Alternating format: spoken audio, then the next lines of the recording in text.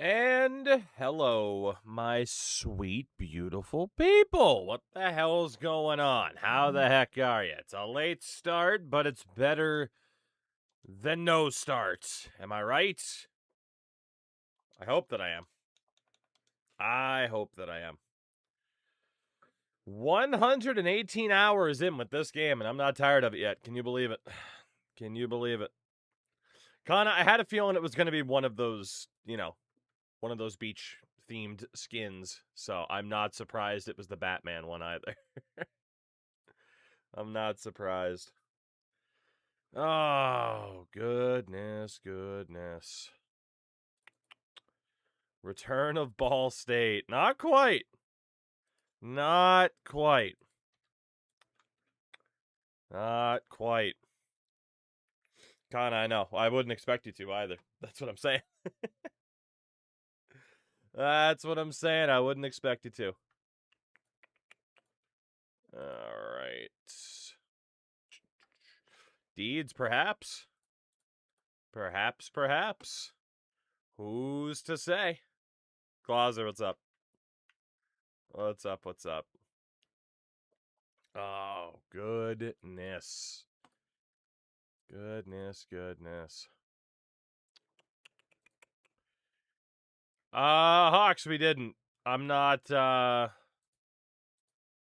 overly hyped for it, so no. Why was it good? Was it good? Let's see. This is annoying. Alright. It was fascinating. Interesting. Fascinating, you say. What was fascinating about the trailer? Field goal only challenge. Let's go. If only I could make the AI do that. I mean, I guess maybe if I put their aggression on 0, they would try to do field goal only. But I can't say for sure. Bolly, what's up? How are you? I think go for the Heisman with a kicker would be funny. I can't imagine how many field goals you would have to kick without missing for the game to give you a Heisman as a kicker. I can't imagine. CW, I know. Thank you for the 27 months and still believing in me, though. Bubba, you can't. You technically do still have to have at least a couple of plays. So, I assume it is programmed to never give it to a kicker. I mean, we didn't see a single defensive player get nominated. Which, in fairness, in terms of defensive players, like, what, only 2 of them have ever won it? And they were both on offense, right? At times, it was Woodson and Travis Hunter. So,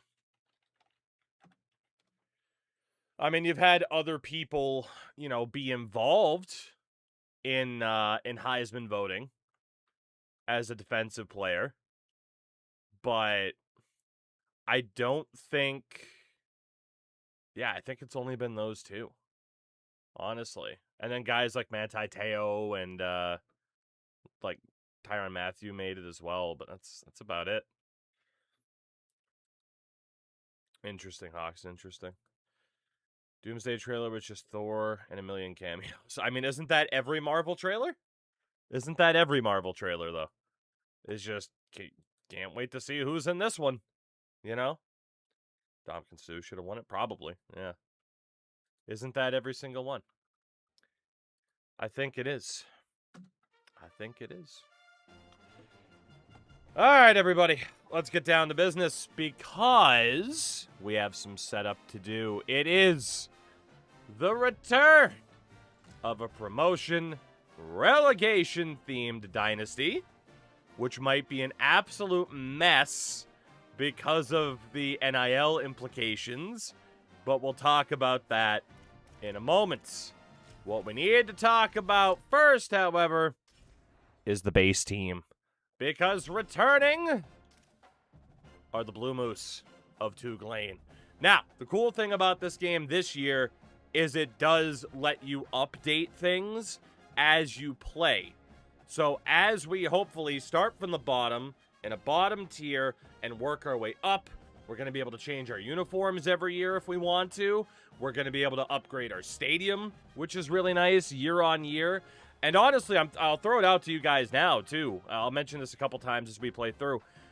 Feel free to go on Team Builder and come up with a theoretical uniform for the Blue Moose. We're not actually in the Big Ten. It just slaps that on there.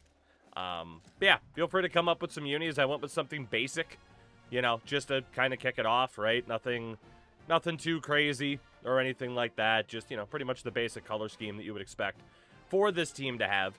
But if anyone wants to go on to Team Builder and kind of come up with a concept uni, I am perfectly fine with that. And yeah, we can add uniforms as we go too, which is really nice. Do you need a game to access Team Builder? No, I don't believe so. I mean, it's through the online side of things. But can I post the logos in the Discord? I can. I can. Are we renaming people? I am also going to be allowing chat to rename our recruits. We're doing all of it. We're doing all of it, except for, like, run only. We're not doing all of it, but we're doing most of it. I will post logos and stuff in the Discord in a moment, and we'll see what's up. It is going to be a Cloud Dynasty.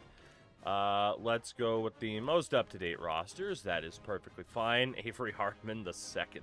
Oh, God. So there is going to be, of course, a lot of setup, right? A lot of setup. But that is just how this goes. But hey, we'll follow along every step of the way. Who are we replacing? We are going to replace UMass because they are a bottom feeder, but they're also based in New England, so that type of thing. You know, we're gonna go ahead and set up with something like that. Nothing too crazy. This might take a while, so we'll see what happens. So we'll see. But yeah, here, let me in Discord. Oh, let's see. General talk, create channel, CFB 27. I will create that channel, and we will post any potential logos, at least the primary logos people might need to, yeah, maybe come up with their own concepts, and we'll see what happens. We'll see what happens. Oh, excuse me. What else? What other logos might I want to include? Oh boy, where are the other ones? There we go. Include that one. I don't know if these are necessarily needed, but I can do that too.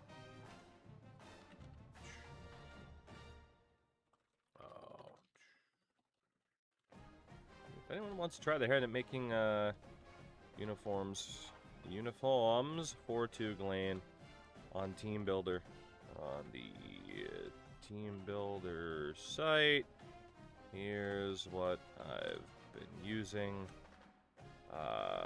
Feel free to post here or message me.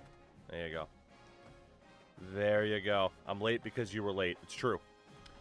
So yeah, new section in the Discord. I'll post like the channel logos there and stuff like that. And if people want to give Team Builder a shot and come up with some uniforms that we might use in the future, thank you, Cynical, for posting that, by the way. We'll be good to go. We'll be good to go. I mean, Raging, they sure do. They sure do value their players. All right. Oh, so, okay. First and foremost, import Team Builder. But yeah, apparently you can update this constantly, which is nice. So season on season. But yeah, we will replace UMass because they're a bottom feeder anyway, and we want to be based in New England. Keep the UMass roster, use the Team Builder. Let's just keep the UMass roster. Ooh. Ender. Glad you made it there safe. I don't even know what you're down there for. I forgot to ask. Do we keep the UMass roster because it's bad anyway? Or do we use the, like, cupcake team roster. Which roster's worse? Honestly, they're pretty bad regardless. Cynical, yes we do. Which is the problem. But since it's a live, like, actively changing budget as well, depending on conferences, there's, there can be problems, you know? But yeah, if anyone, let's see, we're gonna post that Discord link there to the new one, and we'll leave that there for now. Wait for Enter to meet the parents. Fair enough, Ender. Fair enough. UMass roster would be funny because it's like you're so bad you had to relocate. I mean, it is a pretty bad team out of the gates too. No, fuck it. Let's use the UMass roster for them. That's fine. That is fine. 66 overall. Not like they're great. Not like they're great. All right. So Heisman. All right. So going through some of the primary settings, right, before we get into what these conferences are going to look like. Going to play on Heisman like we do. Coach firing is going to be off because this is the story of the team as opposed to the coach. Obviously, there's these new XP settings. I don't know, man. I don't know. Not off CPU only. Yeah, you're right. That should be what we do. But in terms of the coach XP settings... I mean, it's basically like slower, normal, is what it is. You know what? I'm gonna let chat vote on this one. I'm gonna let chat vote on this one. Do we go career, sim, or casual? How quickly am I allowed to upgrade our coach? I will leave this up to you guys. Feel free to vote. He's going to make us pay for the better settings. I'm not going to do that. Player edit permission. Manual XP penalty I'm going to put down on 0 because fuck you. We're going to have another vote coming up as well. So you know what? This might take a little bit. So let's start off. What do we think we should do with these XP settings? What do we think we should do? And if anyone on the YouTube side of things has an opinion, just let me know in chat, and we will factor that in. So, you know. Here's my microtransaction.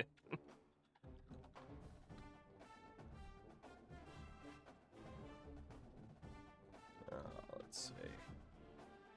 What's it gonna be? Alright, chat voted to be nice. Casual it is. We're going to be allowed to level up a coach. Okay. All right. Next up, the pre-order bonuses. The pre-order bonuses. Are we allowed to use these bonuses or not? Is the question. So that comes down to the Rainmaker archetype, which can help with NIL. We'll leave this up to chat as well. Let you guys have some input here. I mean, the reason why is because we know it's going to be a difficult enough challenge in the first place. But, you know. Anything change jersey stadium-wise? Yeah, so... I mean, jersey-wise, it's pretty similar. Stadium-wise, though, you're able to update things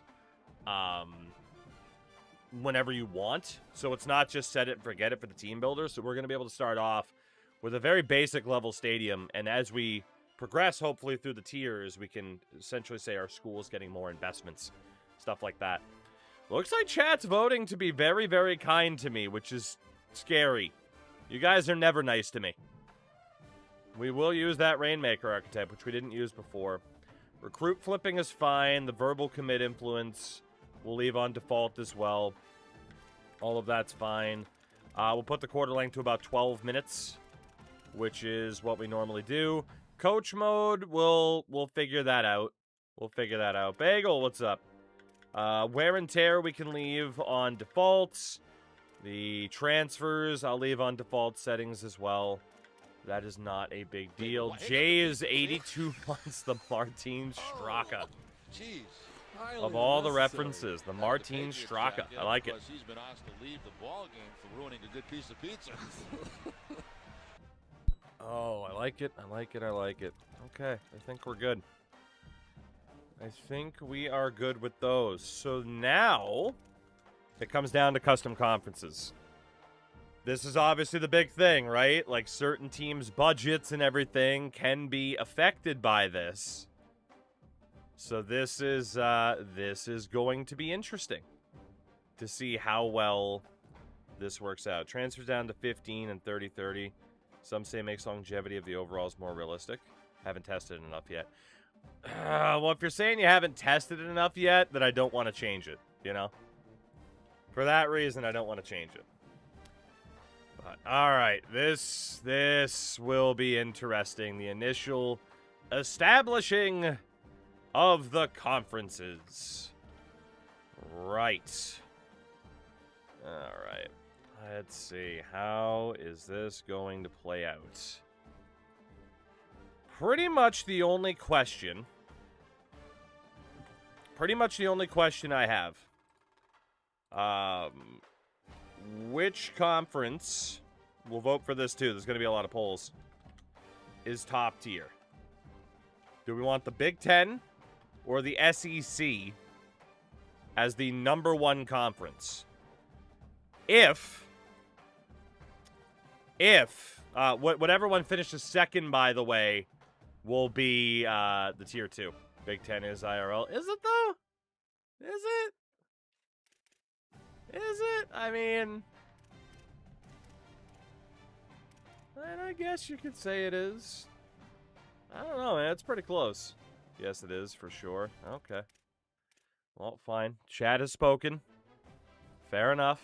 Chad has spoken. Big Ten will be the tippy-top tier. The SEC will be there at number 2. We'll have the Big 12 at number 3. And the ACC at number 4. So then we get the other conferences where we need to decide the order of what we are doing here. So we are talking about the American. We are talking about Conference USA, the MAC, ACC at 6. I don't know if I'd go that way. We got the Mountain West, we got the Pac-12, the SEC, and the Sun Belt. The SEC, Jesus. It's just reading off what was in order. All right, Big Ten number 1, SEC number 2, then the Big 12, then the ACC. What would we consider the 5th most prestigious conference? What is the 5th most prestigious conference? Because I am leaning towards saying the Pac-12.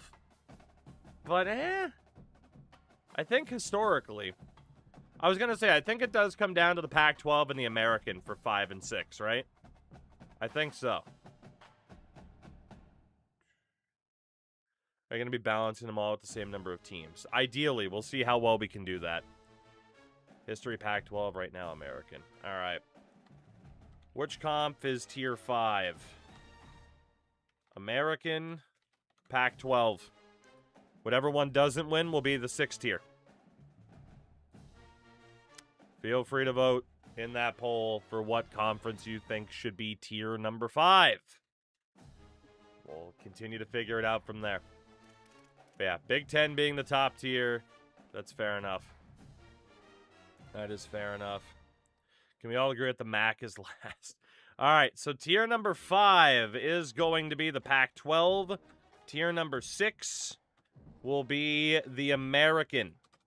We're down to 4. We are down to 4. 7th most prestigious conference. Conference USA, the MAC, Mountain West, or the Sun Belt. I feel like Mountain West is probably number 7. Probably. Right? Oh, now I'll sit here and listen to the slander of the MAC. SA there is not, unfortunately. It is not, unfortunately. ACC is not going to be below the Pac-12. Oh, I read it. ACC is AAC. That's fair. Mountain West number 7. Okay. We will go Mountain West at number 7. Number 8. Conference USA, the MAC, or the Sun Belt. What is Tier 8? We're getting shouts for the MAC.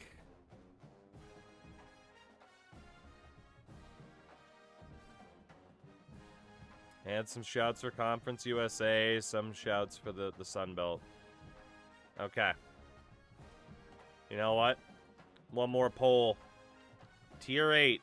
Is it Conference USA, the MAC, or the Sun Belt? Let's see. Let's see what you guys think. What conference should be tier number 8? This is a much closer vote than I thought it would be. A much closer vote than I thought it would be. But it does look like the MAC's going to win. Sunbelt and Conference USA are close, though. Which is interesting. I'm kind of waiting to see. I mean, if that vote's that close, the results of your order. Well, that's what I was thinking, but Conference USA and MAC are separated by 1. All right, Conference USA and the Sunbelt, that is. So, one more vote. One more vote. Which is the higher tier? Conference USA or the Sun Belt? That is the question. But the MAC will be tier 8 as voted on by chat. I'm okay with it. I am okay with it. I don't know if it'll make too much of a difference in the grand scheme of things. All right. We have our running order. We have our running order. Pac-12, American Mountain West, Sunbelt, Conference USA, and MAC. Well, the only real difference we have then is, I mean, Fury, the only real difference that we have is in the bottom 3, which isn't that big of a deal, honestly. Okay. Let's see.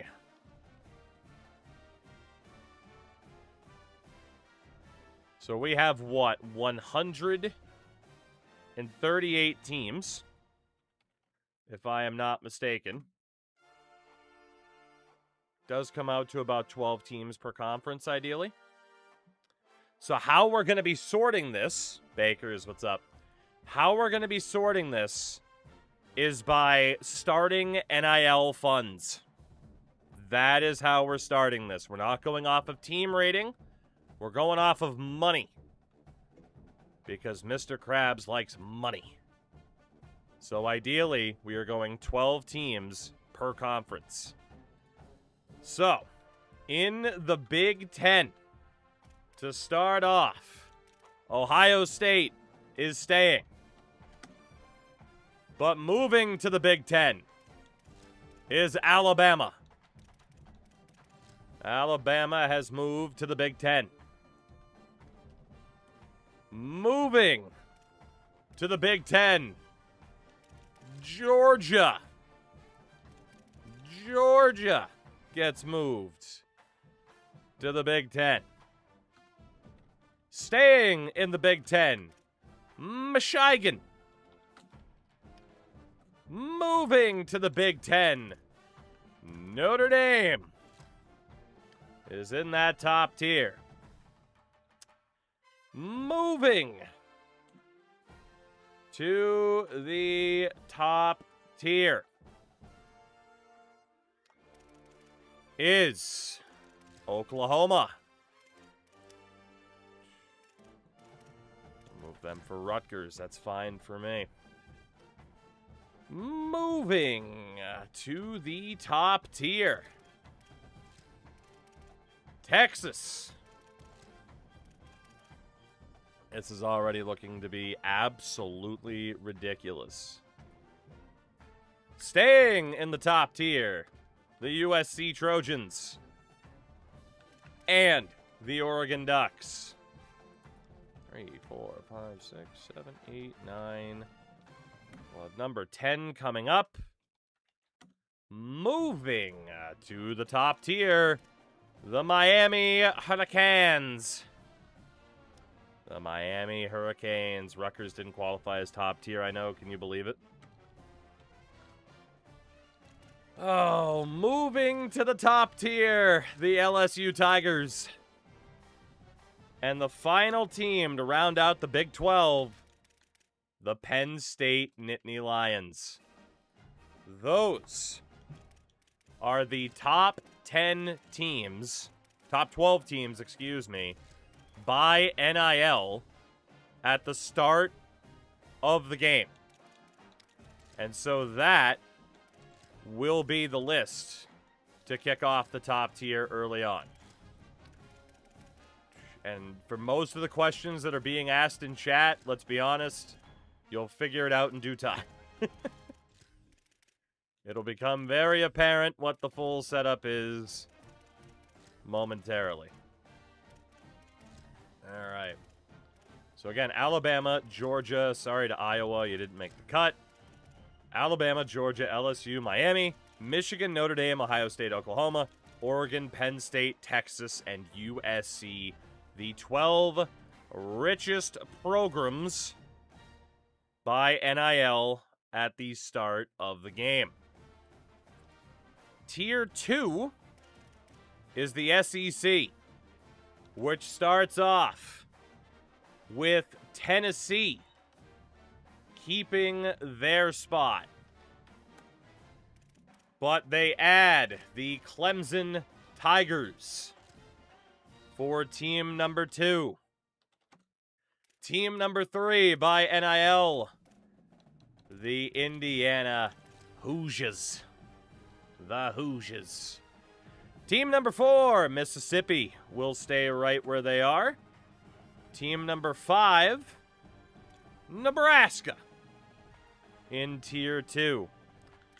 Tier 2, team number 6, Texas A&M, will stay. The Florida Gators will be staying as well. And moving over, the Washington Huskies. Because why not? Poor Dubs is going to sweat to death. Oh, man. Poor Dubs is going to sweat to death. After Washington, another addition. The Iowa Hawkeyes head to tier number 2. And moving over from the ACC, the Florida State Seminoles. Also moving over. The Auburn Tigers are team number 11. And last but not least, our old pals, Texas Tech, moving to the second tier of the SEC. Jet, this is a brand new start. A brand new start. Final, what's going on? Well, everybody filing in. I am sure there is some confusion, and again, we will reiterate what we are doing momentarily, but we have a lot of setup to get through so we can start this. We have a lot of setup to get through so we can start this. As far as the powerhouse that is Arizona, it's not in the SEC. Do you use the best playbooks? Not often, no. I just kind of go with the vibes and use whatever the hell I want. Cynical, I probably will update it, to be honest, to make it a command. That explains it. And then we move out Kentucky. So that is Tier 2 to kick off this edition of the Pro Rel Challenge. Tier number 3 is the Big 12. And actually, let me be nice to myself for future purposes here, given how many conferences we are going to have to go through. We will see. Iron Jet, that seems like a long way to go about the process, but it does sound like a fun process. Yeah, I feel like a wheel spin would be faster. All right. Tier number 3 is the Big 12. And we start off life in the Big 12 with, moving over from independent status, Illinois. The Fighting Illini in tier number 3. As are the Michigan State Spartans, the Cougars of BYU, the Horned Frogs of TCU, and moving over to the Big 12, Minnesota, the Golden Gophers. Also moving over. Are they in independent status? No, they are not. Oh, God, where did I put them? Okay, they are still there. Georgia Tech moves to tier number 3. Also moving to tier 3, the Pittsburgh Panthers. That's right, they're good enough to be tier number 3. And what would be a conference with BYU if not also having Utah in the same conference? A lot of Mormons. Also in the Big 12, staying, the Colorado Buffaloes. And moving over, the Razorbacks of Arkansas. The Bruins of UCLA. And the final team to start off in this top tier, Arizona State. Arizona State. Oh, goodness. Endo, that is apparently a thing. Am I going to let chat pick the schedule? I don't know. We'll see. But yeah, Baylor. We got to move them over to independent status. Houston also temporarily moving to independent status, as is Kansas State. I'm a little bit surprised. Kansas State starts off that low. West Virginia. I mean, most of the schedule will be conference games. Yes, that's how we're going to set it up. Oklahoma State also moves over. Do we need to set conference rules? Yep, and we will. Patience. Patience. But yeah, we will be setting up conference rules and everything afterwards as well. Yeah, just to make sure the vast majority of the games are conference games. And then one other team had to move over, and that was the Kansas Jayhawks. There it is, tier number 3, the Big 12. Kind of surprised by some of these teams a little bit. I mean, the lowest rated is Illinois at 75. Which isn't that bad. Next up, tier number 4, the ACC.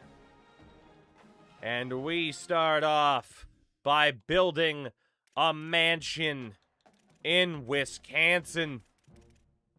Wisconsin to the ACC. They will be joined by me hitting the wrong button. I understand, game. Thank you. They will be joined by the Gamecocks of South Kakalaki. Followed up by Missouri. Mizzou moves to the ACC to start. The California Golden Bears maintain their position, as do the NC State Wolfpack and the Syracuse Orange. So not a crazy amount of movement, all things considered. Iowa State heads to the ACC. And they will be joined by Boise State. What's one more conference for the Broncos? After that, a bit of a surprising one, but again, we are going off of the financials. It is, well, maybe not that surprising, but it's Vanderbilt. We'll see if they fall off like they did in the other playthrough. SMU maintains their position, as does Virginia Tech. And the last team will be the Stanford Cardinal in tier number 4. So poor Boston College guys being dudes. Yeah, Meg, I heard. Apparently I need to start doing the same and offer to put myself through hell. All right, back to the ACC again. Louisville was not there. Is Arizona really that bad in terms of NIL? I guess you'll see. I don't even know where they are yet, actually. Man, the poor Tar Heels as well. Down they go. The poor Tar Heels. The Maryland Terps also move further down. And Wake Forest. I don't think we have any room left in independent status. No, we do. Nope, we don't. Let's see. Back to the ACC. Let's just move Wake Forest to the American for the moment. And the final team that needed to be moved out was Virginia. So that is Tier 4, the ACC. That's an interesting little conference. We'll go over all the conferences again at the end. But that is the situation there. Tier number 5 was voted on as the Pac-12. And we start off with the Cowboys of Oklahoma State, followed by our first military program, the Army Black Knights. They will be joined by the Cardinals of Louisville. Follow that up with the Kansas State Wildcats. Then we also have Kentucky heading to the Pac-12. Former ACC team, the Duke Blue Devils. Team number 6. Team number 7. Mississippi State. Let's see. Team number 8, West Virginia. Team number 9, North Kakalaki. Team 10, another military program, the Midshipmen of Navy. Make it into Tier 5 out of the gates because of financial power. Team number 11 will be the Maryland Terrapins. And team number 12, the Houston Cougars. Utah State moves to independent status for the moment. And we also had to move Washington State. All right, that is tier number 5. Again, we'll go over all of this again. But Army and Navy both find themselves in tier 5 in the Pac-12. Nader, yes, it is. Just curious if playoffs like Champions League. Pretty much, yeah. Pretty much. So, yeah, that's a good way to think about it, right? Is essentially, you know, this is, like, winning the national title still has a ton of benefit, but our ultimate goal is going to be starting in the bottom tier and trying to work our way up. Which, again, the top tier is going to be the Big Ten, which is how that looks out of the gates. How many promotion slots? We'll talk about that in a minute. It'll make more sense. It'll make more sense once we're done. Next up, Tier 6. the American. And the American Conference starts off with our old pals, Purdue. Purdue. They will be joined by our old pals, the Baylor Bears. And, well, some more old friends. Northwestern, also heading into Tier 6. Virginia will maintain that spot. And up next will be, I mean, what's better than that? Guys being dudes. The Boston College Eagles heading to Tier 6. As are the Prides of New Jersey. The Scarlet Knights of Rutgers. Unbelievable. Also in Tier 6, the Arizona Wildcats. You got your answer, Bagel. Tier 6. Not as bad as it could have been. Not great, but not as bad as it could have been. Central Florida will also start off in Tier 6, as will the Bearcats of Cincinnati, the Demon Deacons of Wake Forest, the Kansas Jayhawks, and the final team of this tier, well, it'll be the Green Wave of Tulane. So we need to move the likes of Wake Forest and company over. We can move North Texas out of there. We can move Memphis up on out of there. See what we're dealing with. Where's UCLA? Tier 3. Tier 3. They'll be in the Big 12. Oh, let's see. So Florida Atlantic. Let's move them over to independent status, at least temporarily, or maybe permanently. Time will tell. South Florida. You are also not in this tier. And San Antonio moves out. There we go. That is the starting 6th tier, about midway up the promotional ladder in the American Conference. Is how that goes out. The Mountain West, tier number 7, kicks off with the Oregon State Beavers. After that, East Carolina Tails, California.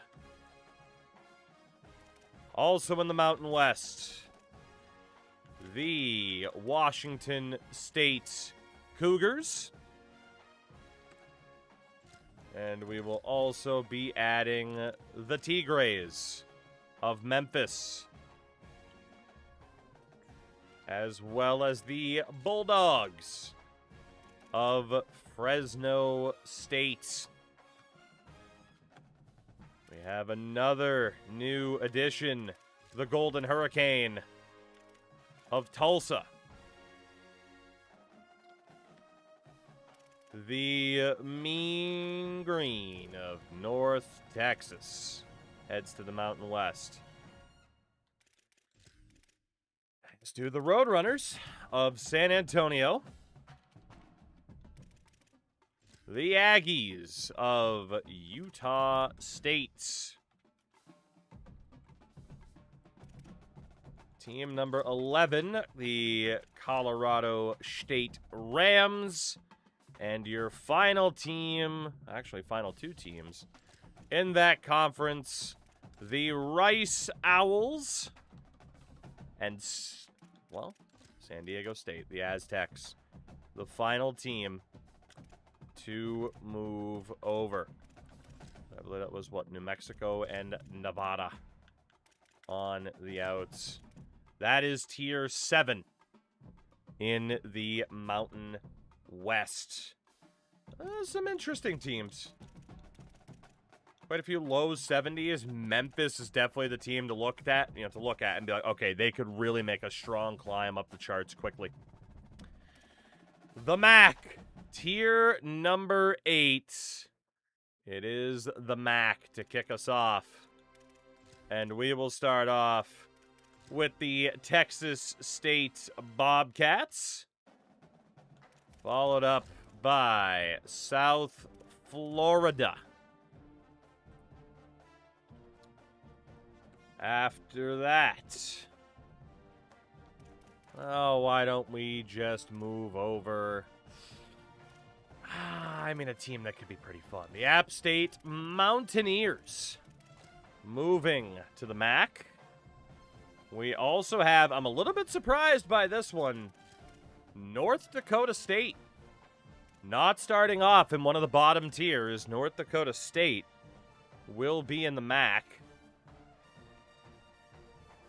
As will the Wyoming Cowboys.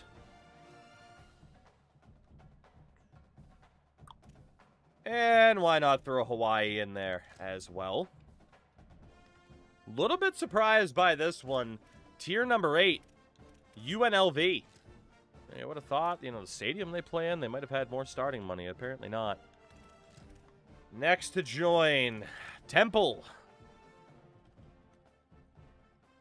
San Jose State. Oops.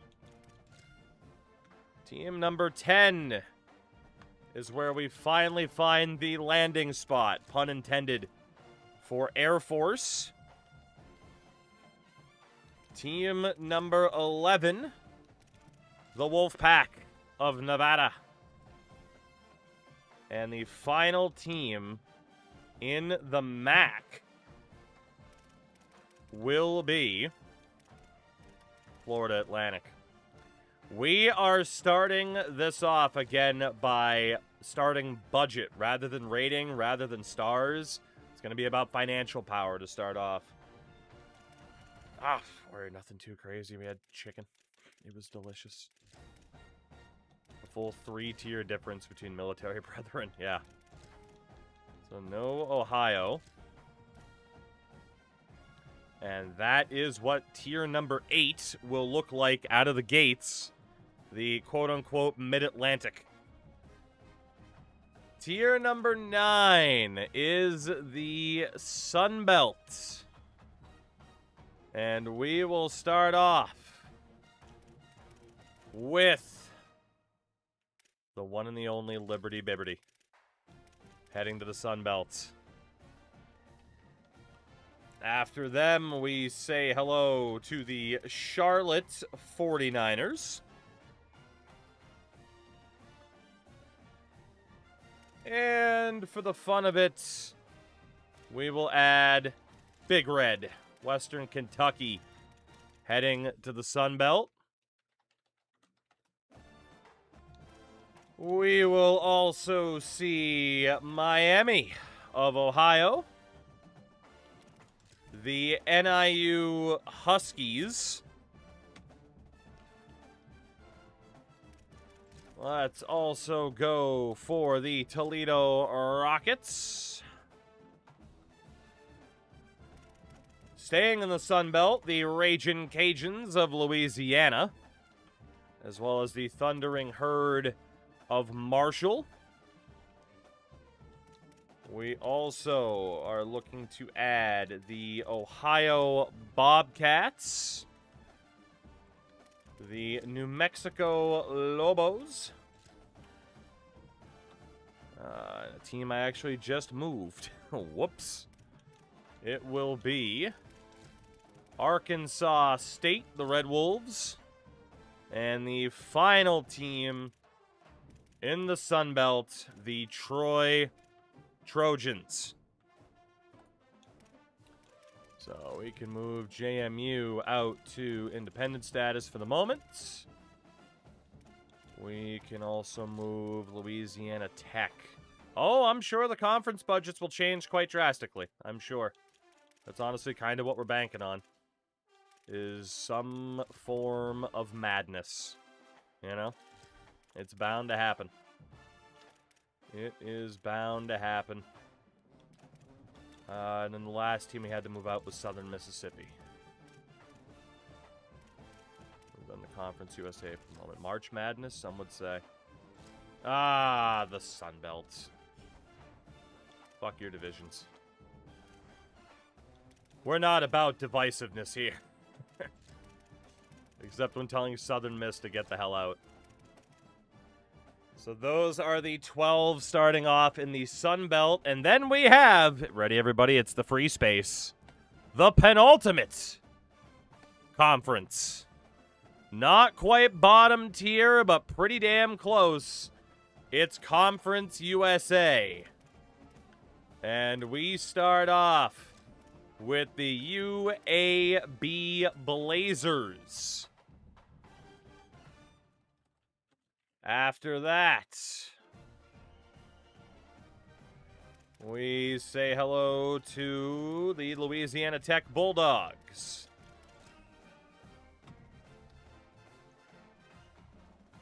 Next up, James Madison. And El Paso.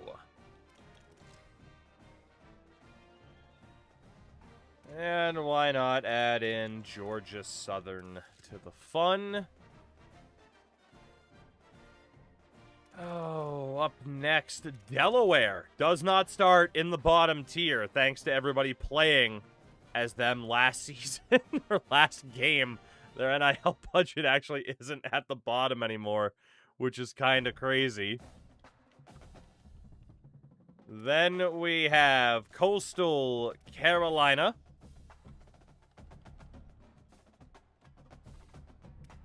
Western Michigan.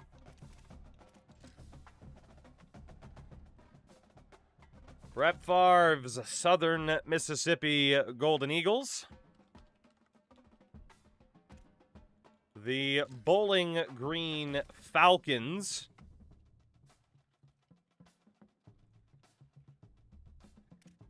And the final two, the Jax State Gamecocks. And the final team not in the bottom tier to start, the Yukon Huskies.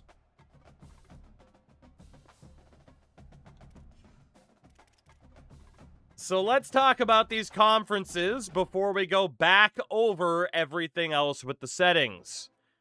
We have 11 tiers. Tier number 1 is the Big Ten.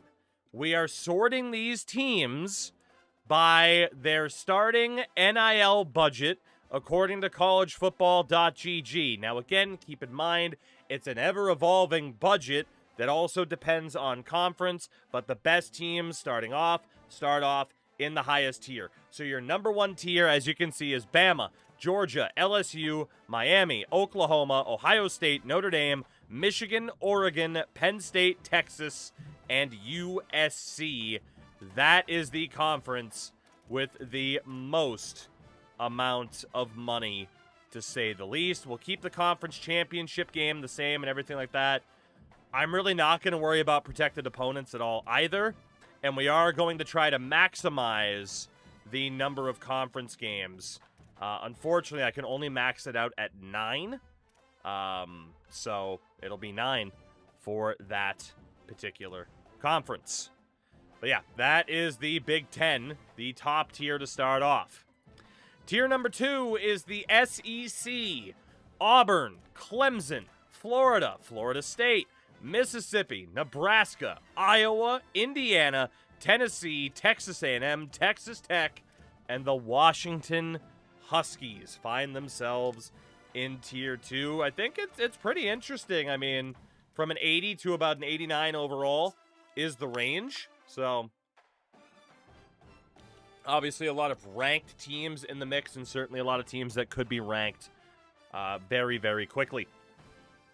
Tier number 3 is the Big 12, with Arizona State, the Arkansas Razorbacks, BYU, Colorado, Minnesota, Michigan State, Illinois, Georgia Tech, Pittsburgh, TCU, UCLA, and Utah. You got some Utah State dominance in tier number 3 of the Big 12. Also for the SEC, I needed to double check that that was on 9 games. Again, everything else can stay the same. And we go back to the Big 12, which again will be tier number 3. Maximize the conference games at 9. If the game doesn't freeze. Thank you. And again, we're not going to worry about protected opponents. That is what it is. So that is tier number 3 to start off. Tier number 4, the ACC, featuring Boise State, California, Iowa State, Missouri, Stanford, South Carolina, SMU, NC State, Syracuse, Vanderbilt, Virginia Tech, and Wisconsin. Again, that is tier 4. You're looking at ratings from anywhere between a 74 and an 85.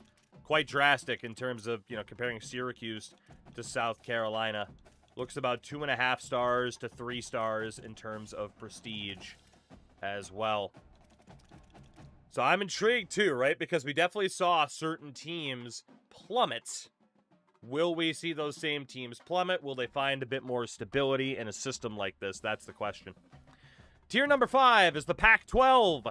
Army, Duke, Houston, Kansas State, Mississippi State, Maryland, Louisville, Kentucky, Navy, North Carolina, Oklahoma State, and West Virginia.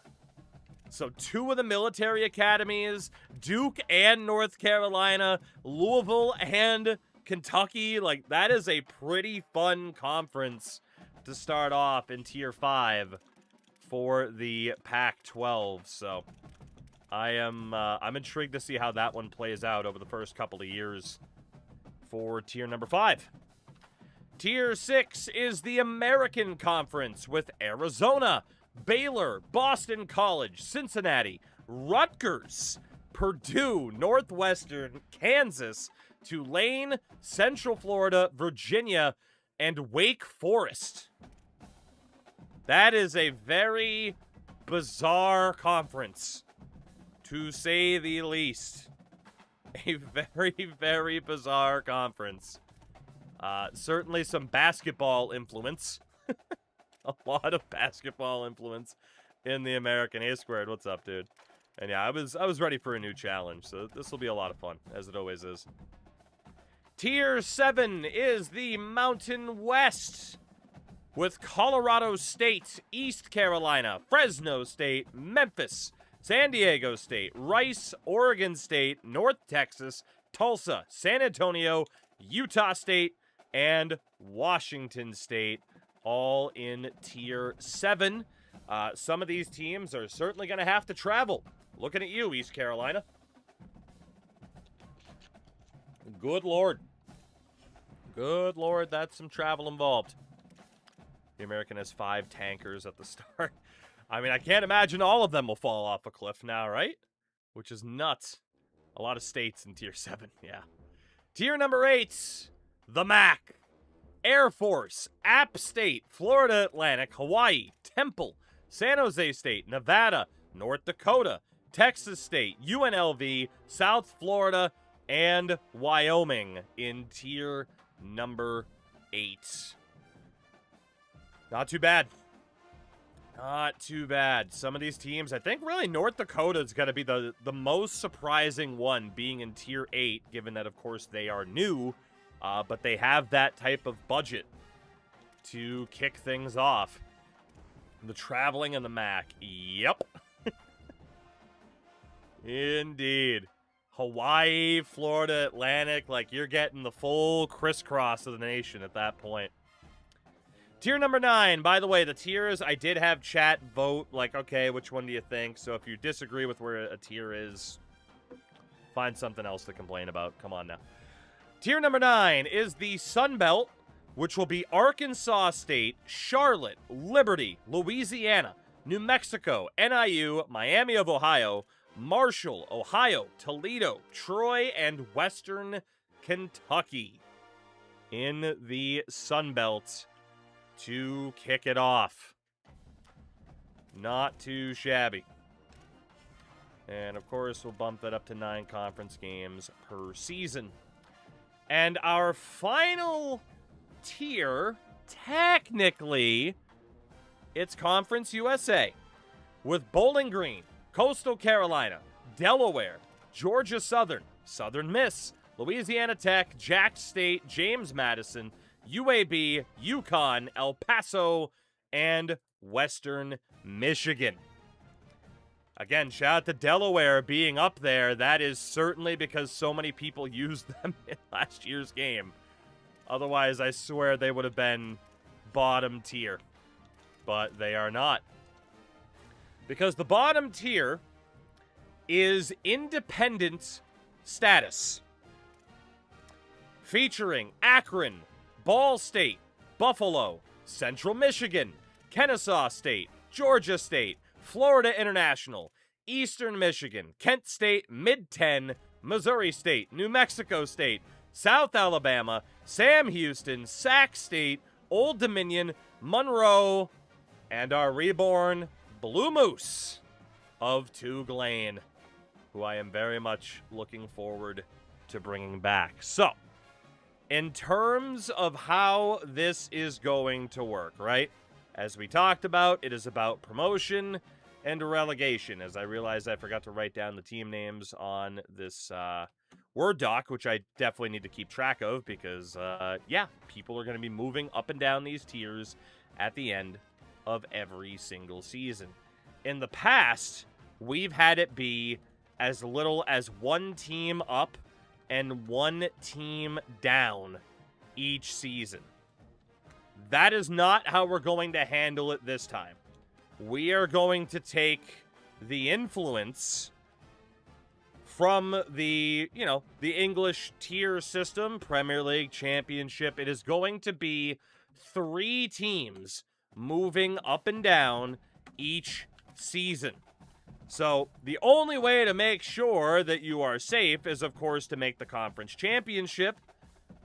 And that normally was what it would be, right? Like the top 2 teams, the ones that make it to the conference championship, are safe. But I want to expand it because there are more teams there now, right? So, for example, Tier 2 being the SEC, the top 3 teams by conference standing will move up to the Big Ten to replace the 3 weakest teams by conference record in that top tier.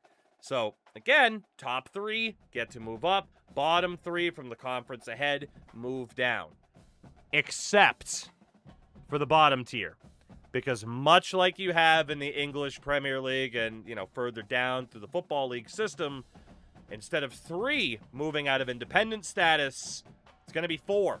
Because there are more teams, and we're going to give more of these teams, ourselves included, but we're going to give more of these teams the opportunity to dig themselves out of trouble, because every other team has 12, or every other conference has 12 teams, and we have 18. So we're going to give people more of a chance. So again, independent status, obviously not a conference, it's going to be based off of overall record. Everything else will be based off of the conference record. Make sense? I'd like to think it does. And of course, I'll be, going through everything as we promote and relegate teams along the way. And obviously, we replaced UMass as well. Going to be based in New England with the old Blue Moose, a long time kind of meme for this channel. So 4 teams will go down from Conference USA. Yes. Indeed. Conference record tiebreaker. Head-to-head? Yes. And if it's not, well, it should be able to be decided through head-to-head, right? And if somehow they didn't play one another, we will go off of point differential. So yeah, Conference USA and independent status will see 4 teams move each year. The other teams will, or the other conferences will see 3 teams move per year. That way, we give teams, more teams out of this bottom tier, the chance to build momentum and try to build themselves up. In that Texas Tech playthrough we just did, I mean, really, it wasn't a Texas Tech playthrough, but it kind of was. We saw Ball State make it to the Final 4 of the playoffs without any conference movement really helping them that I can think of. I mean, you just never quite know what team is going to go on a run to build themselves up and what team might struggle immensely. I talked about the other settings, of course, live in chat. You guys would have seen this already, but this is what chat voted for. We are going to go with Casual Coach XP instead of like career, which is honestly what I thought chat would vote for. Chat also elected to let me use the pre-order bonus, so we will have the Rainmaker archetype, which I have not used. Chat is never this nice to me, so I can't imagine what type of negative karma we are going to see from here, which kind of scares me. So that's that. Do you want to adjust XP and transfers to keep teams from bottoming out, or if they die, they die? I think it's if they die, they die. Honestly. I mean, you know, there was a conversation about, you know, should we change the transfer portal options? You know, there is also the individual player XP sliders as well. I'm kind of cool with leaving it on default, but, you know, if we want to drop it down to 15 from 20, we can do that. I mean, that helps me out. It helps out other teams, though, too. So, I mean, up to you guys if we want to adjust this at all and see how it works from there. I was kind of okay with the default settings, but I get it. Anybody opposed dropping that down to 15 for max transfers per team? Might help out the AI a little bit. The chance down to 30% is recommended too if you're going to 15. Is it? Okay. I'll take your word for it, Lethal. I know you know what you're talking about for the most part. All right. Do we have any disagreement about those transfer settings? 15 per team. We drop the chance down a little bit. Are we good with that? Are we good with that? And obviously, we can adjust if we need to along the way. If you're at the encouraged transfer screen under 85 players, if you turn on auto recruiting for a week, you get walk-ons. So I've heard, actually. So we'll see if we have to do that. I mean, I'll try not to do that, but... Okay, that should be that. Player XP, I'm a little bit more weary about messing around with because it can get out of hand pretty quickly. But we'll see. The Blue Moose are back, baby. We are back, and we are starting off as a bottom feeder. Now, we have elected, chat voted on this too, to take over the UMass roster instead of starting off with the online team builder roster, which in fairness is about as bad as the UMass roster is in the first place. Gotta be honest, there's really not that much of a difference. It does show us as being based in Amherst, Mass, which, whatever. I think I set it to the only one. Actually, I am kind of worried now. Stadium capacity is set to 0. That's interesting. But the year founded should have been the year Hopefully I don't have to redo all of this. But yeah, that should change, I would hope. That said, can it get much worse than UMass? Not really. The key number here is right there. 45 NIL to kick this off.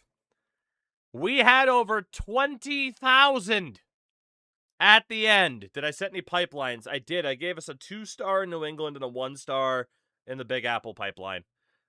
So hopefully the New England pipeline actually shows up. So yeah, 45 NIL. Apparently, our full budget's actually 350, which is a little bit better, thank God. Unspent is 45. And our school grades start off like that.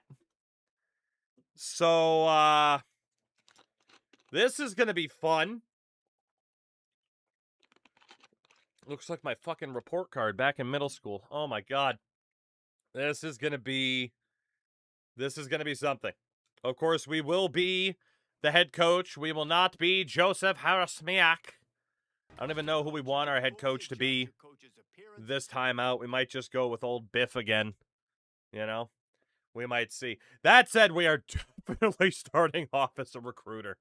Oh my God, are we starting off as a recruiter? We absolutely need to. But, yeah, I don't know. Do we just go with old Biff Below as our coach again? Maybe we do. Crawdad Jenkins for head coach. Please, no. Oh, also, for playbooks, I kind of decided this ahead of time. I want to run an air raid. I want our team to be the best in the country eventually at throwing the football. And defensively, we are going to go full-time with the 4-2-5 zone pressure. That is our game plan on that front. And our alma mater, we'll just set it to Boston College. And again, our own pipeline will also be New England. We'll be throwing all right. Biff is retired. Biff went, 4-2-5, get beat deep. You mean, hell yeah. Hell yeah. He's going to be intense. He is going to be intense. Go Washington State. No, I don't want to. I don't want to. Adaptive AI, we kind of learned that flexible play caller works out pretty well for us. I don't really care about that generic playbook. I always use generic playbooks. We also learned that I want to turn down that freaking aggression a little bit. Oh, what do I want to name you? You know what? We'll think of a name in a minute. I need to know what the hell this guy's going to look like at the end of this. I need to know what our buddy here is going to look like. Let's see. Who's going to speak to me as a head coach? Give me the whitest, fattest man. I mean, Captain Man Bun over here. Let's see. Who is the whitest, huskiest man? I thought generic playbooks were bad. Probably. I also don't care. I don't like to min-max everything I do. Of like, let me make sure I'm using the best playbook and optimizing my pipelines. And that gets boring. That gets very boring to me. Even if it means making life more difficult for myself, that gets very, very boring to me. Are you sure? In this instance, I'm sure. In other instances, I definitely prefer to play that way. I'm not saying min-max. You are, though. You're literally saying, oh, best playbook, air raid, go Washington State. Also, make sure to use this pipeline and, like, you know? I'm just trying to walk through this fucking rap. Yeah, no? Shot to death by Snoo Thought you said generics were bad. They're bad if you don't pair it up with your offensive coordinator properly. Now, let's go with Captain Man Bun over here. Let's go with the Man Bun. Why not?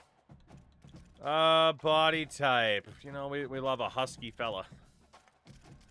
We love a gigantic husky fella. There we go. What a man. What a man. Bun. Now, what this guy's name's going to be, I have no idea. Do we want a headset? We don't want a headset. That takes away... Yeah, we do want a headset. I mean, we don't want to, you know, not showcase the man bun, though. So. Alright, what can we really show off here?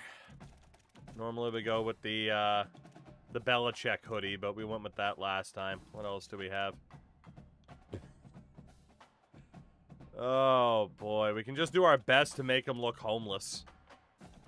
That's for sure. Or very professional.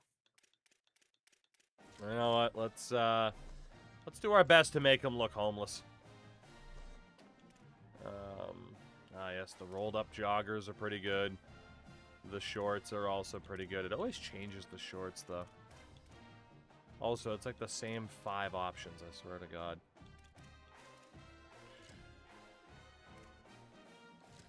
There you go. Put him in the khaki. Put him in the khaki. And give him the white New Balances. Actually, you know what? In fairness.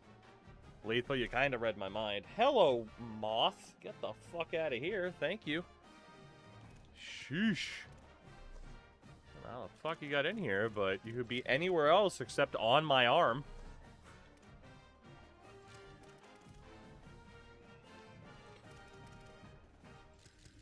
There we go. You know, it'll kind of be like how Donkey Kong just wears a tie. You know? There we go. That's the look right there. That's the look right there. Let's see. You know what? We're just gonna name him Donkey Kong Jr. Me during Zoom meetings. There he is. Donkey Kong. That's, you know what? I like that. I like that. That's good. Yeah, that's good. Oh, Donkey Chomp. Let's see. I like it. I like it. Our coach is in the books. I think everything's set up. Mr. Don Kong Jr. What's not to love? What is not to love? What a man. Last name Kong is crazy. Make sure to review. Yeah, shut up. Let's hope those goals in the bottom right aren't actually our goals. Average at least 20 points per game this season, win a road game this year, be ranked in the top 25 within the next 3 seasons. You're out of your fucking mind if you think that's going to happen. Good Lord, you are out of your goddamn mind if you think we're going to be top 25 at any time this decade, let alone anything else. But because of the pre-order, again, chat elected to be nice. We will have Rainmaker, which I have not used. I don't even really know what the hell it does. And we also start off with some coach coins to invest. So thank you, chat, for being kind for once. Like I said, XP sliders, we'll see. We'll see. I don't know. I mean, I guess we could bump everybody up at least a little bit. But I don't know. Like, I got the idea that there aren't, like, that many 99s and stuff like that, but I'd recommend moving to Coach XP. Yep, the Coach XP is maxed for us right now. It is maxed. Okay. Well, how are we going to use these coach skills first and foremost? Oh, I know, Cynical.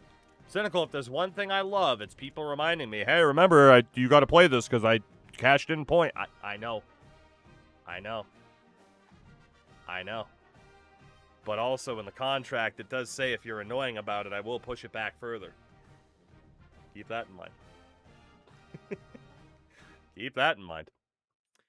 So what the hell does Rainmaker even do? I haven't even looked this up. What do you do? Increase recruiting influence from NIL offers. I mean, we have no fucking NIL. Increase Dynasty points from my school grades.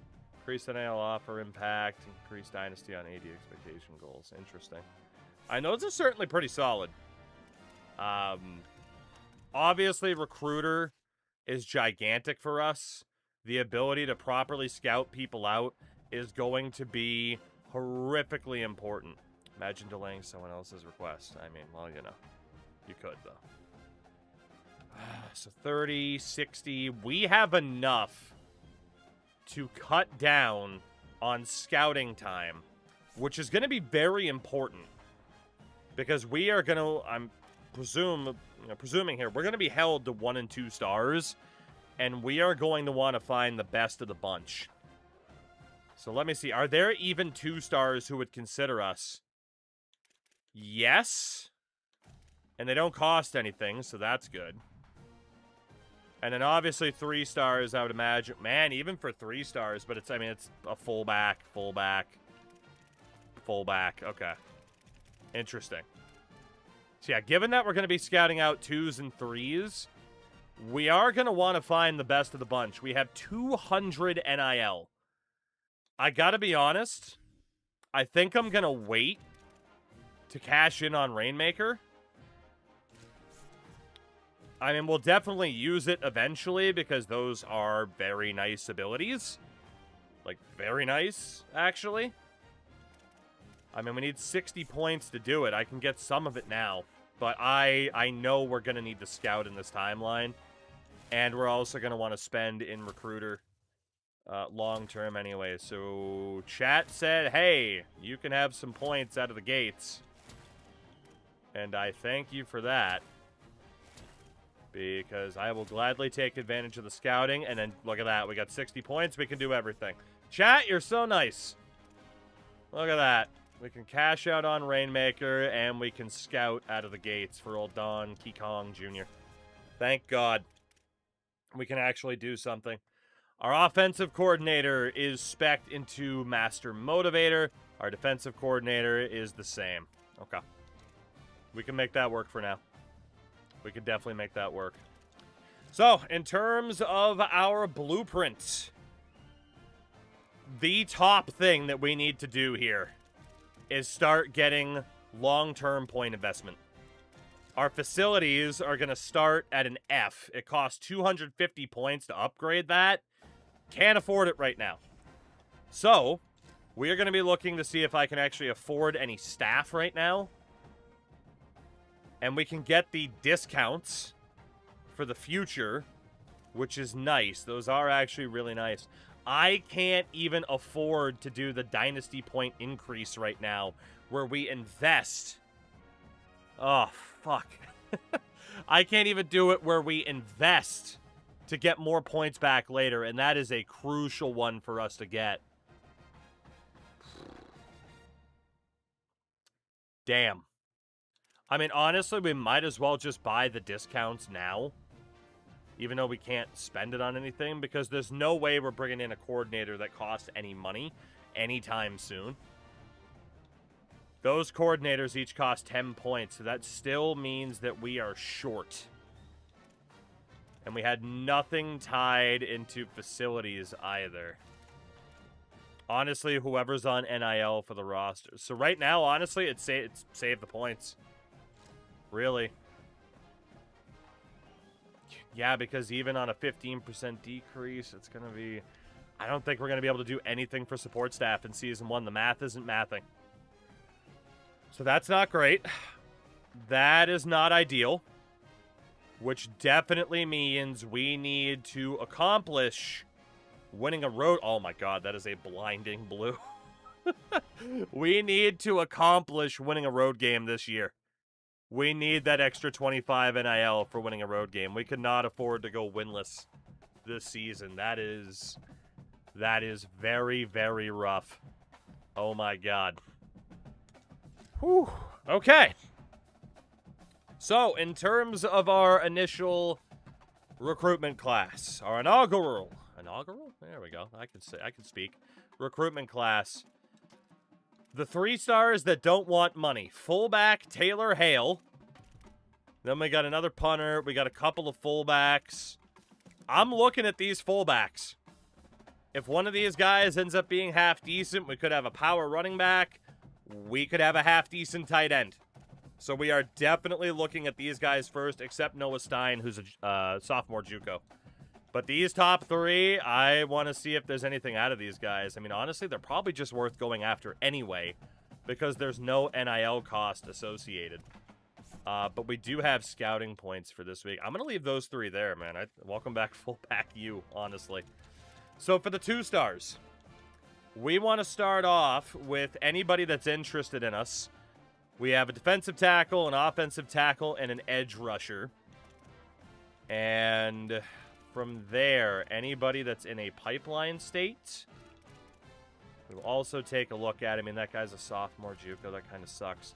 But yeah, anybody from New England will be in a 2-star pipeline to start. I didn't want to put it as a 5. And then anybody from, like, New York, New Jersey, they will be in a 1-star pipeline for us. So let's add those guys to the board, and that is where we will start for the 2 stars. Can you add in pipelines? I believe you can. Like, you can update Team Builder between seasons and do what you got to do. So yeah, we should still be able to upgrade the pipelines after. So this defensive tackle, Landon Wiggins. Not a gem, but not a bust. That's good. What about offensive tackle, Nick Stork? Not a gem, not a bust. That's fine, too. Eric Shoemaker. Same thing. 51 awareness, my god. Quarterback, Lane Baquette. With 79 throw power. Oh, Chad Vasher and his mustache. Wideout, Trayvon Brink. At least has 86 speed. 49 awareness, though. Wideout, Cam Boudreau. I mean, we're not finding any busts, so, I mean, there's a chance of at least impact dev. Apparently, we added a 2-star punter. Not worried about that. Corner, Dextrell Jordan. 86 speed, 38 awareness. And then Quentin Teal will get our final 10 points for the moment. So, humble beginnings on that front. In terms of the schedule, let's be honest, we need to keep it as easy as it can be. It's a fully open schedule, pretty much against other teams of independent status, which works for me, right? I think all of these teams were independent except Toledo. And then we don't want to play FCS East twice over. I mean, I'm just going to call you Trooper because that's great. Why is Sac State locked in? I don't know. It might be a glitch. We'll see. We will see. But yeah, I want to get Rutgers off of that schedule because they are much higher up than we are. So let's look at another 0-star. I mean, right now, we need to give ourselves the best chance, Hooper. But everyone sees Trooper. LOL. You know what? That makes sense now, but I'm still calling you Trooper. Or I can just call you Hooper. Thank you very much for the follow, though. Welcome in. Let's get Monroe onto the schedule. Why not? I don't want to play an FCS East team if I don't have to. So who else can we go for here? An actual program, lowest rated. Let's get South Bama in there. And then FCS East again. We'll take them out. And we will go for Kent State. Is this the first season? It sure is. I feel like Toledo was higher up. Let me look at this. Yeah, Toledo was a Tier 9 program. Again, we're in Tier 11. I'm not playing a Tier 9 program. Get out of here. At least unless I can guarantee they're a bottom feeder. Like Missouri State should have faced UMass. We are UMass. So Eastern Michigan's fine. Bowling Green's also a tier above us. I'd prefer not to face them if I can help it. We'll put NIU on the board, which in fairness, I think NIU are actually ahead of us as well, so we might not have much of a choice. And Buffalo is in the same tier. Old Dominion's in the same tier. Got to get Vandy out of there, that's for sure. Everybody else should be fine. So instead of Vandy, we'll take on Charlotte. Does that say LL Bean Stadium? It sure does. It sure does. All right, and we will just probably alternate between home and away. Why not? I mean, you know, we have the full freedom of an open schedule when we're down at this tier. We will start week 0 at home, and we will alternate from there. And then, yeah, I don't know why it's showing us having to absolutely play Sacramento State, but we'll see what happens with that one. That's a little bit weird. And then going over what this team is, which again, it is the UMass roster to start off. It's fucking coach, man. Actually, you know what? Before that, I forget where I can see what my coordinators prefer to run. Where can I see that? Because you can't see it here. I forget where to look to find that information. It's not under XP goals either, is it? No, it's not. Where is that information to find what my coordinators prefer to play? I forget where I can see that. And I don't remember. Damn. Do the Irish play the other independent team once a year? Maybe it's that. Yeah, it could be that. You're able to rename your coordinators? No. All right, so this roster, because we got to go through the red shirts as well, actually. Like I said, even if we did like a cupcake roster on Team Builder, it's about the same level. Keep going to the wrong spot. I'm frazzled by the coordinator thing. My bad. So, at quarterback. Okay. All right.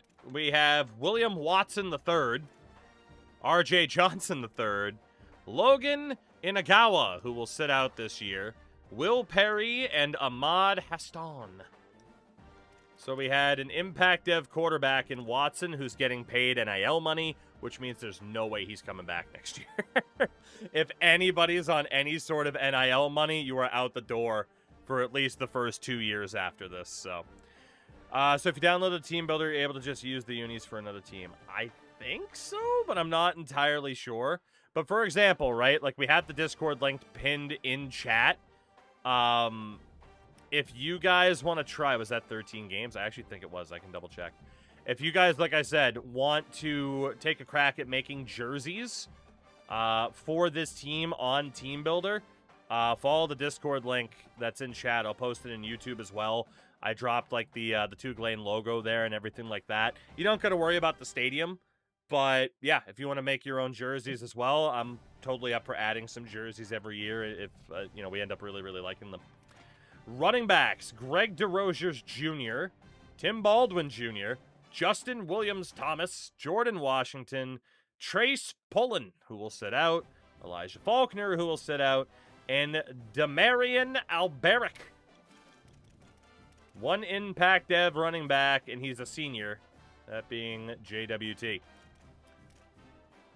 Oh, boy. Wideouts: Joseph Griffin Jr., T.Y. Harding, not even Ty Harding.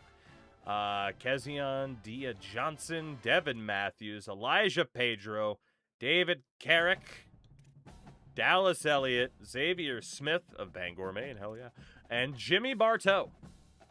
Right. 2 impact devs, one's a senior at the top, and then Dia Johnson as well, who currently isn't getting paid anything, so that's nice. The tight ends: Reese Adkins, Matthew Ogani, I'm guessing, Max Dowling, Owen Anderson, Jax Markovich, and Cooper Proctor. 1 impact dev, that being Ogani. At least he's not getting paid anything right now. That might help us. Left tackle: Greg Knox, Jackson King, and Gavin Wilson. Left guard.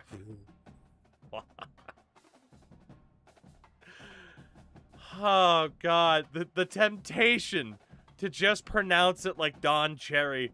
Aitor Onion Baranekia. Tanner Burlingame. Burlingame? Who knows? Burlingame.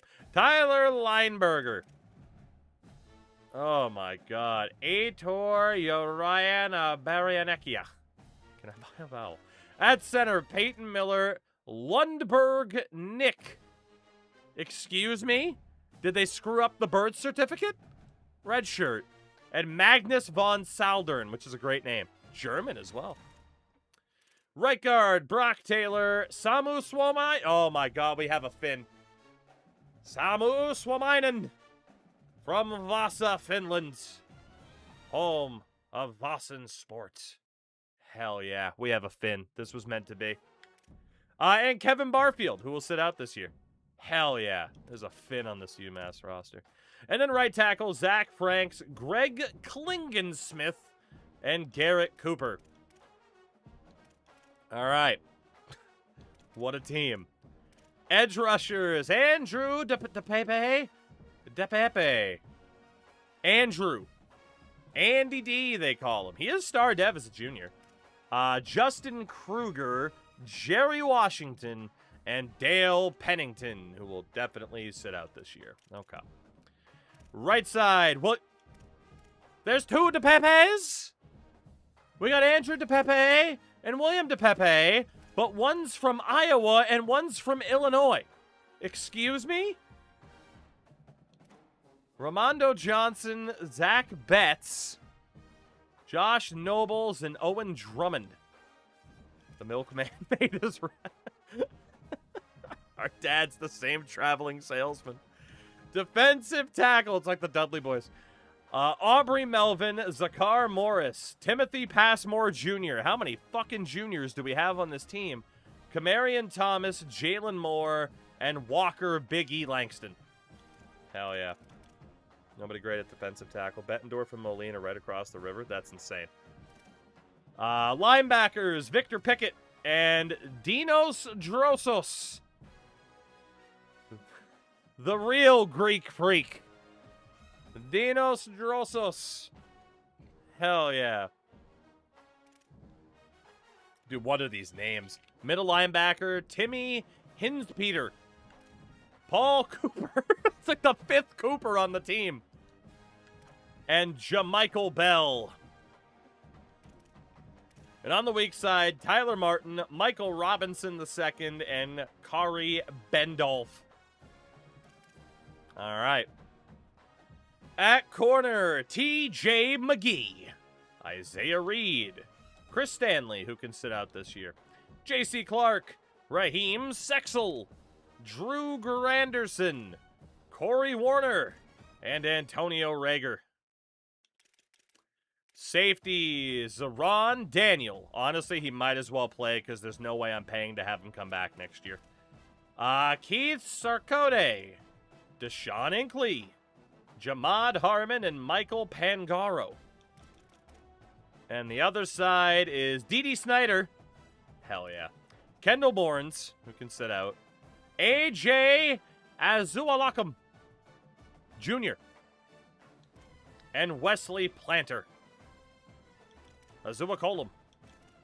Kickers. Okay. Derek Morris, the hockey player. And Remy Gomez.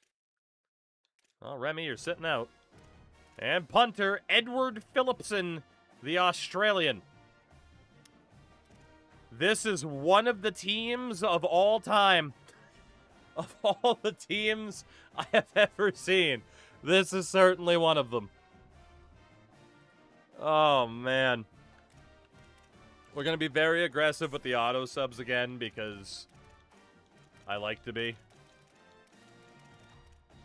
This is certainly a team of all time. Dee Snyder, isn't that the guy from Twisted Sister? No, it's his son who started a band called Even More Twisted Sister. Oh, man, just make it to the Pop-Tart Bowl. We are light years away from the Pop-Tart Bowl. But it's wishful thinking. All right, quarterback this year is either Watson or Johnson.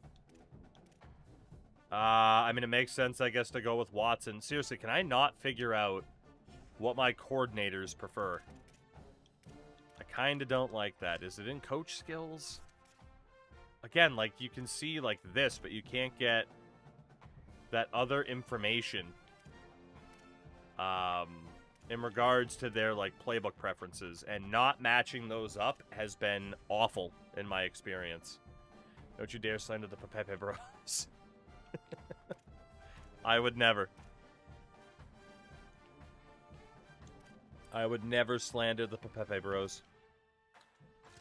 You know what? Under coach stats is a good shout, Mikey. Very, very good shout. Very, very good shout. So our offensive coordinator. Pro-style offense. Oh, boy. Pro-style offense. And a multiple defense. Okay. That's what we're running. That's what's happening, at least for Season 1, and then we'll adjust from there to what I would prefer to have happen. So multiple defense and a pro-style offense. Connor, what's up? Carlos, hello. We'll see how that works out for us. I'm hoping for one road win this year. That's it. All right. Well, if we're going with the pro-style offense, I mean, screw it. We might as well just run with William Watson, right? We might as well. I mean, throw power is an 80 for both of them. Much more awareness for RJ, but Watson has way more speed. Better throw on the run. Yeah, I mean, whatever. We'll just give Watson the chance. Running backs. We got ball security on DeRozier, so we'll probably leave him in. And then that dude's a senior, so nothing else really matters there. Might have to play the red shirt guy. He can throw at least. I mean, I'm not expecting much this year. But you're right. Logan Inagawa can at least throw the ball. You know what, though, too, with the money he's looking for, I don't think we're bringing him back. So, you know, I think you're right. I think you're right, CW. Another good shout there. I mean, Hockey Kid, they've been in, but, like, when you hire a defensive coordinator, it doesn't actually show what they prefer to play. It's not great. You know, that's one of the things I think people would be talking about a ton had it not been for some of the other massive, you know, mistakes they've made with this game.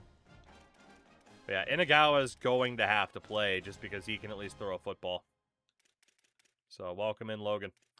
Running backs. Again, we'll go with the Roziers because of the ball security. Aside from that, we will just go for speed and awareness. And honestly, it's fine the way that it is. Using my backseating is annoying. Like I said, I mean, the idea of like, oh, don't backseat. Like, yeah, if it's helpful, I don't care. If someone's like, you know, you missed somebody on a throw. Yeah, probably. That is bound to happen at a certain point, right? Like, that's the type where it's like, hey, you missed it. This guy was wide open. Like, cool. Yeah, that would have been pretty nice if I realized he was. That would have been real cool, right? Can you be fired? Firing is off. Unfortunately, it kind of needs to be. Otherwise, we would get deleted immediately.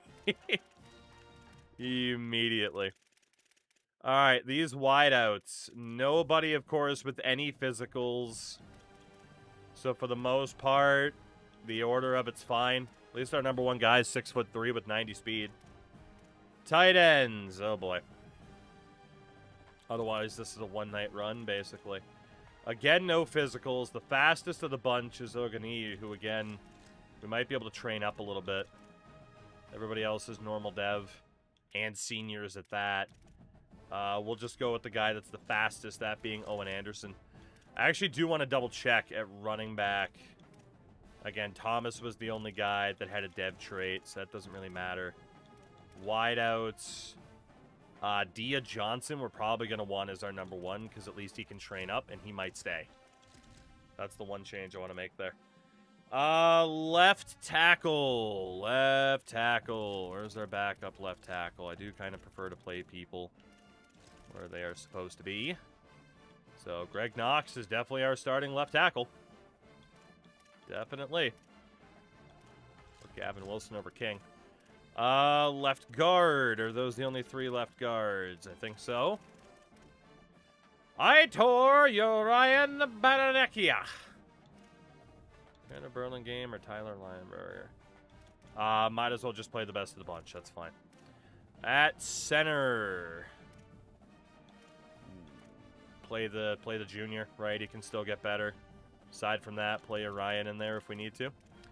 Right guard. I mean, I really do want to go with the Finn, but the smarter move is Brock Taylor. We'll keep Lineberger in there, I guess, as a backup if need be, or Uranekia. String that, we do. And then right tackle. Again, this will be a challenge, too, right? I'll let you guys rename fresh recruits. I mean, we're doing a lot of our memes in one shot. Edge rusher. There's a guy on the team from a town with a population of 237. Christ. All right, edge rusher. I mean, we definitely got to go with Andrew DePepe. DePepe? Only recruits. Yeah, you can't rename real players in the game. So, like, there's no point. You literally can't rename the players that are right here. Because we took over the UMass roster. Alright, well, DePepe is in. And DePepe is in. All DePepe. All the time. Behind him will be Romando Johnson. Defensive tackle. Who is the smartest to use here? They're all normal dev. Quite a few of them have workhorse at least. That guy is a senior, so screw it. Put the freshman in above him. First recruit is Father DePepe. We're going to win a national championship one DePepe at a time. Ooh, impact dev for Dinos Drosos with house call, gold house call. He's definitely in. He is definitely in. And I imagine Martin and company are the starters on the other side, so we'll get Robinson in there. Middle linebackers, we don't really have any. So Hinspeter is definitely in, which means it is Pickett, Robinson, and then I guess Martin if need be. God damn this bug. And then weak side. Weak side. Probably Martin as the starter from the looks of it. Congratulations, Mr. Martin. And the backup will be Victor Pickett. Corners. Oh, God. There has to be another corner available, right? Nope. Okay. I lied. When we got some seniors at the top of the board,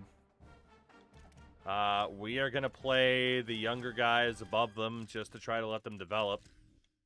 To think about the future, at least a little bit. I mean, these two guys will still play, but, you know. And Daniel will step in if need be, I guess. Free safeties. Any others on the board? Pangaro is normal dev. So is Harmon as a junior, but Pangaro's a little bit younger, so let's get him in there. We got no choice but to play Zeron Daniel. He's just way too good. I mean, you can make that same argument about the corners. You know what? I think I am going to change my mind there. We do want to make sure we still win, hopefully. And then strong safety side. AJ does have a layout, and he's a freshman. We'll start him, though, over D.D. Snyder. Kicker is what he is. Punter is what he is. Kick return, we might not be too bad because of Devin Matthews. Same on the punt return. Kickoffs, Derek Morris. Long snapper, nobody has better than a 12. And then, like, third down back, power back, we'll just leave that as is. Slot receiver, honestly, just go with the guys that have the highest rating. And then same for these positions here. Although we'll go to gadget, we'll go to nose tackle. So yeah, slot corner. Looks like Daniel will play corner a little bit, which is okay. Sub linebacker. Honestly, I'm usually just pretty cool with just being like, yep, highest rated dudes are in those spots. Let the AI figure it out based off of stamina. But it looks like it will be the DePepes getting some time. The DePepes. And Martin and the other DePepe. Fucking hell. We're just not going to be able to escape the DePepes. It's not going to happen. Team DePepe for life, brother. Okay. Well, for better or worse, the depth chart is sorted. The team is sorted. We did discover, again, and thanks to the suggestion, right, coach stats to see what our coordinators are good at. So it, again, is a pro-style offense and a multiple defense this year. For better or worse. And talking about the conference standings and what we're up against, right? Top 3 teams by overall record get promoted. You have quite a few 67s. You got FIU at a 69. And a 71 for the Sac State Hornets. The Warhawks down at a 62 to kick things off. So this will be interesting. It did just show us with the base 4-3, but we know that's not true. Right. So yeah, hopefully we don't actually play 13 games. I guess we'll see if that part at the bottom is glitched. And again, there's literally nothing we can do for our blueprint until after this season, where hopefully we can invest and do what we got to do. It's true, Jay Benny. It's true. But yeah, hopefully we'll be able to get a little bit of money from letting go of people that demand NIL. And we'll be okay. Hopefully. But this challenge is on. Our first game at home. It's expected to rain on our parade, which is great. Very, very fitting. But let's see what else we have from the recruiting standpoint first. We wanted to finish looking at Quentin Teal, who's a gem. Our first gem, perhaps. Quentin Teal. And then DeMarco Kenoy, 90 speed. Okay, so all the 2-stars that were at least interested in us, they all look pretty good. And then we got those 3-star fullbacks, which we might as well go for. Running back, wide out, tight end, whatever. But Quentin Teal, 86 speed, 5'11", 205. I might like him more as a safety, but we are definitely going for this guy. Again, ideally, no money committed, right? Just points is what we're doing there. And beyond that, I'm going after these fullbacks. I'm definitely going after these fullbacks. Let's offer everybody a scholarship. Let me also make sure everyone was on 0 NIL, and they are. We are definitely going to have to play the long game here in terms of speccing into the support staff. But again, we do not have the money to do so right now. So we are going to have to wait a year before that process can really begin. So this year is just all about whether or not we can kind of overperform and maybe do okay in that time frame. And then the question is, do we want to put points on these guys or start scouting? I think we might start scouting out even more. The big question is, do we look at 2 stars that are not interested in us at all, because there'll be a million of them? Or do we look at the 1 stars that are interested? There's also going to be a million of them. I think we go for the 2s. I think we go for the 2s. And spend some time. God, there's so many of them.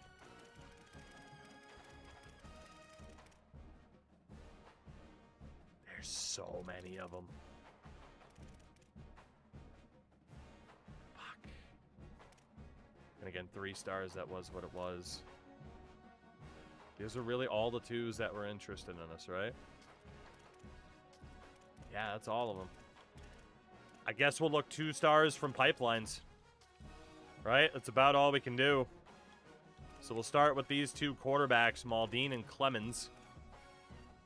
Anybody that is a 2-star that is in a pipeline. Which we don't have the strongest pipelines, but we'll do what we got to do. Any 3s interested that don't want NIL. That was the other direction I was tempted to go. Unfortunately, most do. The only 3s were really fullbacks and special teams. So that's why we're going after those other fullbacks, but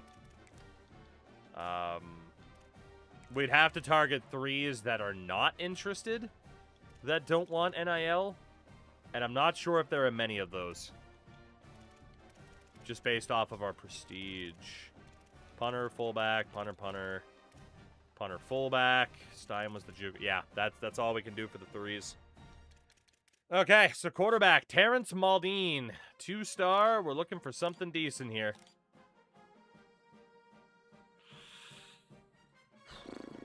Is he worth going after because he's not a gem? Right? At least he's a 2-star that's not a bust, but is he going to be worth going after? We still are probably going to be gem hunting quite a bit. But it is time for our first ever home game for the Blue Moose. Again, in terms of the unis, I didn't do anything too crazy, right? Just pretty simple, pretty clean. And like I said, Discord link for your chance to maybe design something for us here that we could use in a subsequent season. But yeah, nothing too crazy, right? Pretty straightforward, pretty simple. And we also have some crowd patterns as well, which is nice. Let's go for the stripe out for the first game. Let's do it. It is time to christen LL Bean Field.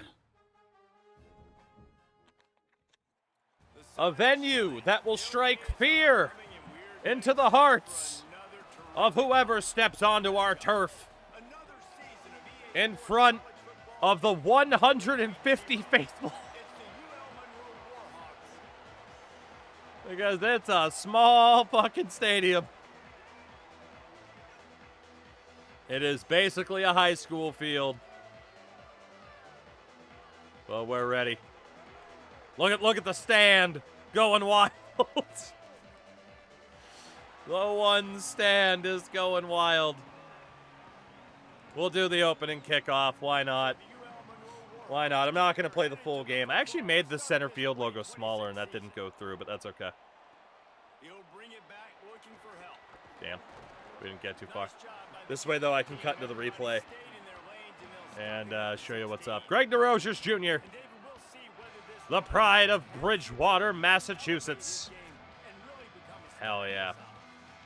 But yeah, this is this is LL Bean Field. We have the stand and the smaller stand for the away audience. This is what we have. This is what we have to start. Of course, some field details, right? We I kind of forgot that we slapped the moose onto the pole. I kind of forgot about that. I like it. I like it. We got a building out behind. You got the real woodsy vibe there. Some different lines. We got the state there. Like I said, eventually I'll probably have to remember to make that logo a little bit smaller. But then we got Blue Moose on that side. Look at that. Look at that building. What a building. That's our building. But yeah, that is it. Humble beginnings. We will hopefully eventually work our way into a bigger stadium. But that's it. Look at that stripe out, baby. Look at that stripe out. You have more viewers on Twitch than you do in the stands. Oh, God. All right. Well, as we do, in case you are not aware, I do like to make a lot of progress. We will simulate. If the team's in a position where I can jump in to try to help them win, I will do that. But if they can win on their own, I will also allow them to do that. That way, the recruiting matters that much more. You know, that way the players that we get, it's about how good they are as opposed to how good or bad I might be at the game. And we have a very, very close first game here. Very close indeed. 5:13 left, and you know what? Case in point, let's run it. Let's run it.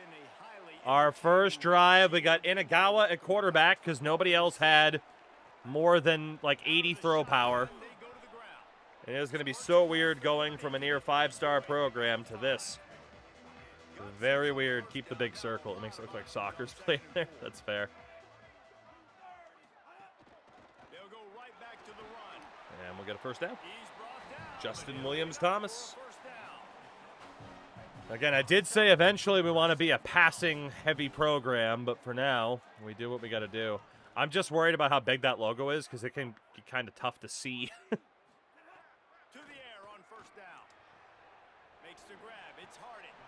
Yeah, we got a yard. Inagawa, 191 yards, 2 touchdowns. That's not too bad. Man, it is playing Sandstorm a ton. I'm going to get DMCA'd. Oh, good run. Good run. Get rid of the dark blue and light blue circle, just the moose. That's not a bad idea.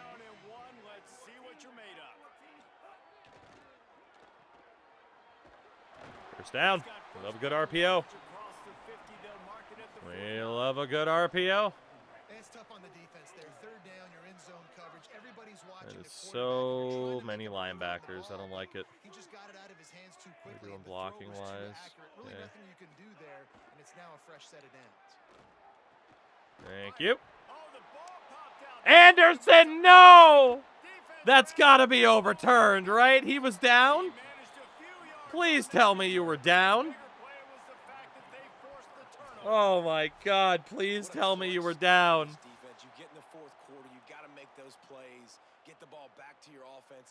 Oh, yeah, he's down. We're challenging. We're challenging. He was down.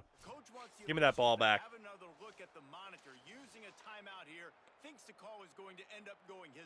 Big boy, I'm intrigued to see what you're coming up with. That's for sure. What's going on? Now that you've gone from natty start to finish, what are your final thoughts on the mode? I mean, there are definitely some things that need to be addressed, right? But I have enjoyed the game quite a bit this year so far. It's not perfect by any means, but you know, I can't lie and just be like, well, because the microtransactions, I've had a bad time. Like, no, the microtransaction bullshit they're trying to get away with fucking sucks. And it's a shame because the game itself is actually pretty damn solid. So they're just, you know, you got the bigwigs completely overriding the work of the dev team. Actually did pretty well this year, you know? But that's the way it goes. Lining up from the 34 on first down. All right. Oh, yeah, we got room to run here. DeRozier's, let's see what we can do, buddy. Might as well give it to him again. There we go. Just run the ball right down their throats, you know?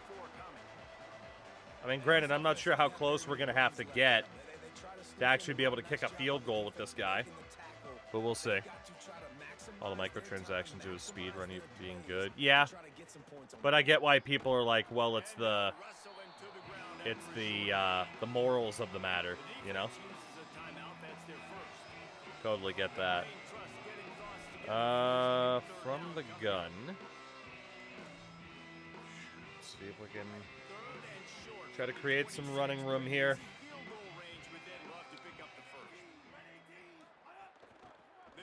Yep. Oh, we got some running room, all right, baby. Mr. Williams Thomas all the way to the house.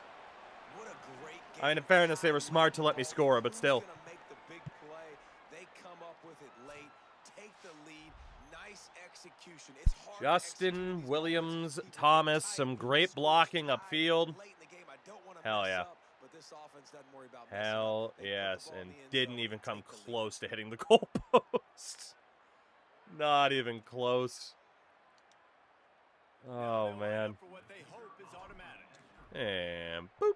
Number 99, the The greatest. extra point is good, and now in the fourth Well, quarter, we could do a little bit on offense against Monroe, but can we play any defense? That's the question. Oh, shit. A terrific 26-yard touchdown run. And a special teams miscue as the kickoff goes out of bounds.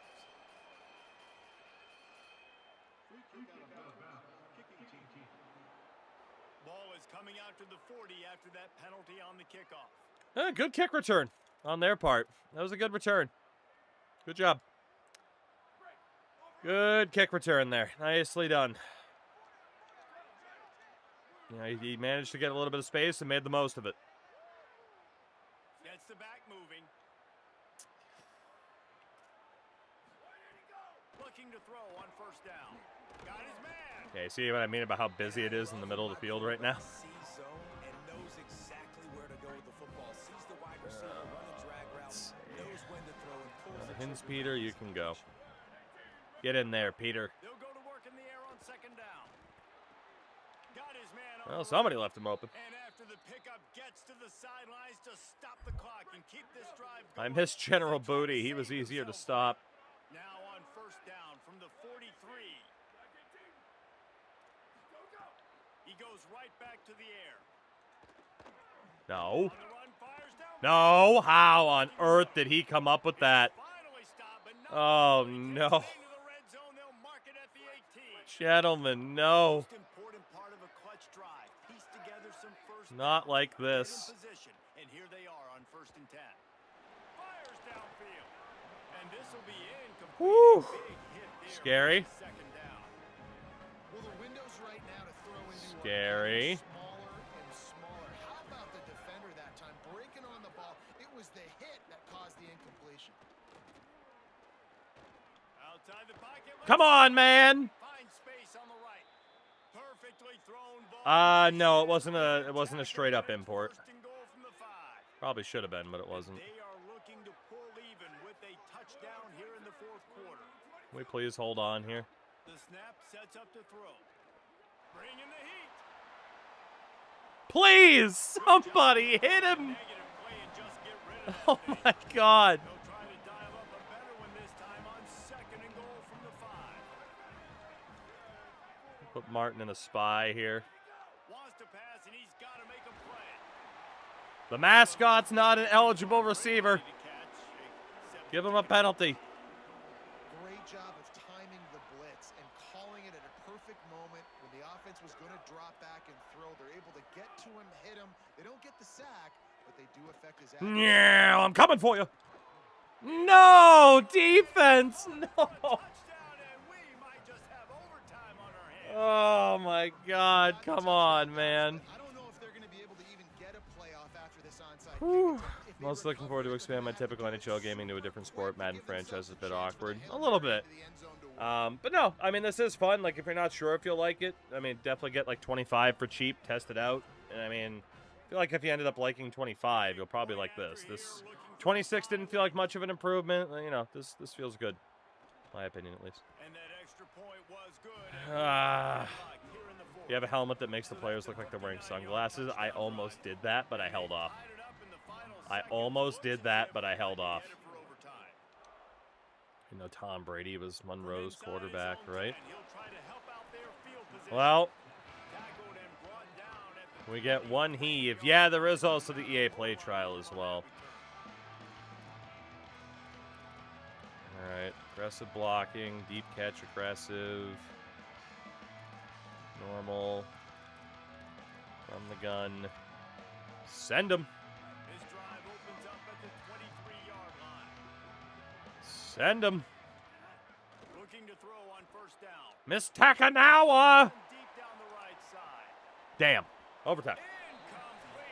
Overtime in our first game ever. That sounds about right. That sounds about right. I'm so sad our defense couldn't hold. Definitely a sign of things to come, right? Definitely. Overtime. And you want to play defense What's first it gonna because be? you want to know what you need. That's a key Freaking philosophical overtime in our approach first game. for most teams We when it won the comes to toss. overtime. That's good. Yeah, and remember the rule change a couple years ago too, and the second overtime and 2-point conversion. You don't even go here. All this stuff is situational type football. Just grab somebody out of the stands and said, hey, wave these pom-poms, please. All right, we're going to play defense again, which is a little bit scary because we could not get the stop last time. How long does setup take this year? An hour? I can't believe that one dude that was standing there didn't do anything. That's crazy. And their quarterback has 4 touchdowns already today. That's crazy.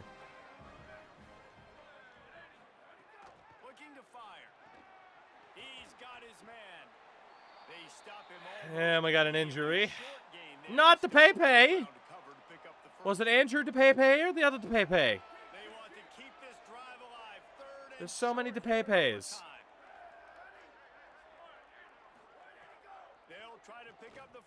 Give me that. Nope. Or I just won't have my guy jump for it at all. Never mind. Never mind. I didn't want to jump for it anyway. You're right. The Warhawks come to the line with a fresh set of downs. Yeah, that's right. You better go in motion. You better. Looking to throw again. Yeah. Here comes the pressure. Damn it. No. Powers through. Good throw and catch. Takes it down to the 5 as the offense. It was William DePepe on the injury. He'll be back, though. Second down coming up on this red zone opportunity. We love Kelly Clarkson. The run inside. No. It's James. Yes. They get him on the ground at the Oh. 3-yard line, but this defense is Come on now, taking one more some stop. touches. And after that I'm run, on that they were 5-2. still down on the field. Now to keep this overtime drive going on 3rd and short. Come on, Harmon, hype him up. They turn to the The passing loud game on 12. 3rd and short. Yes! Yes! No! We couldn't recover the fumble. And those are Oh, that would have been the game if we recovered it. We're still going to try to ice him here. They can cough it up. Timeout. The other team recover it. All right, all 12 of you, fucking get loud. Sticks to the All 12 of you, get loud. We need him to miss this. Trying to save time on Miss defense, it. they use their second timeout. Miss it. He didn't miss it. Okay, we can win with the touchdown. Absolutely center cut. We can win with a touchdown. That's not bad. Now have the lead. That's not bad. My Bluetooth speaker's as loud as it'll go. That's given effort. Hell yeah. All right. Fuck it. Aggressive blocking. Risk penalties. It's fine. It's fine. Down by 3, it's their turn. Okay. Overtime, a touchdown will win it. Here's first down.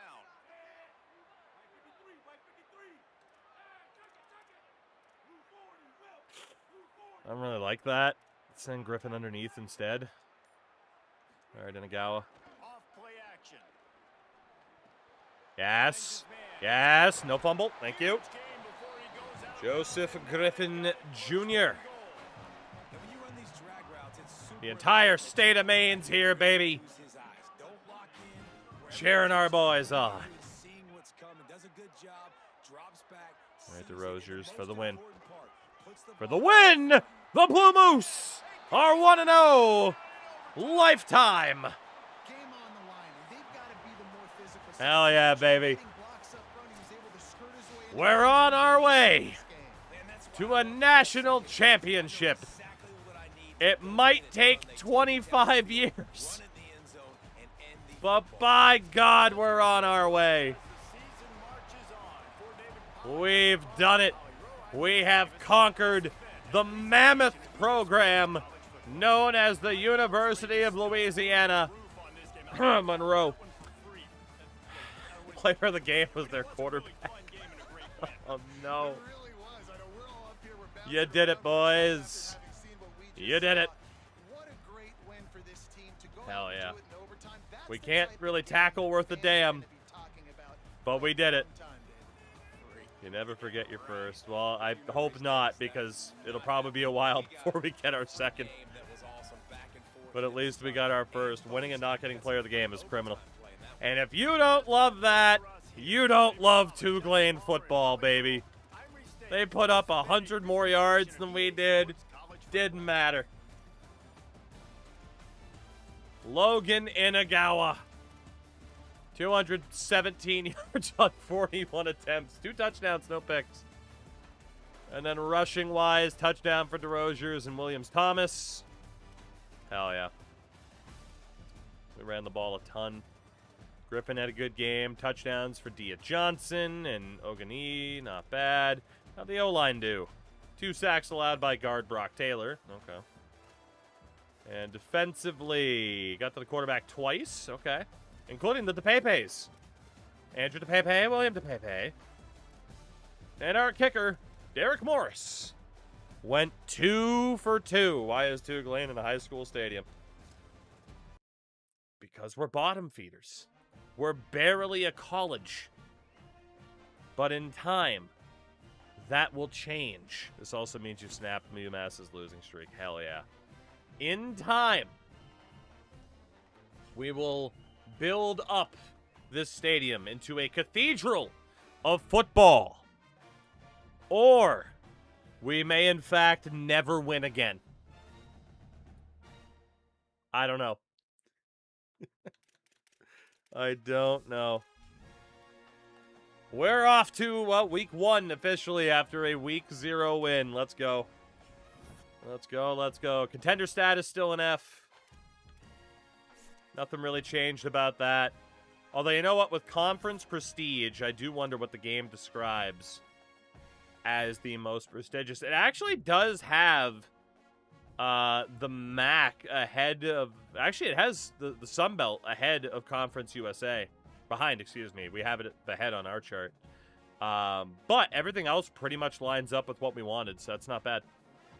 That is not bad. Not at all. Why is your DC also the school janitor? Look, man, it's a team effort, okay? It's a team effort. Torn labrum for Devin Matthews. It is a full team effort. It takes an entire community, college, to build up a good football program, okay? Oh, ye of little faith. We have 25 more points here. Let's go. Is there anything else I want to do on recruiting? I mean, typically, I'm kind of cool with that. I mean, the extra sways would be nice, too. That said, we got to get to level 10 before we can unlock Motivator. Saving up for that would not be the worst thing in the world. Not at all. Obviously, the sways would be nice. The increased starting interest. I think we're going to save points for a while. I feel like that's the smarter way to go. So in terms of recruitment, we are in first for Teal. Some of these guys we sent scholarships to. It's not looking too good. Kansas is going after this fullback. Fuck.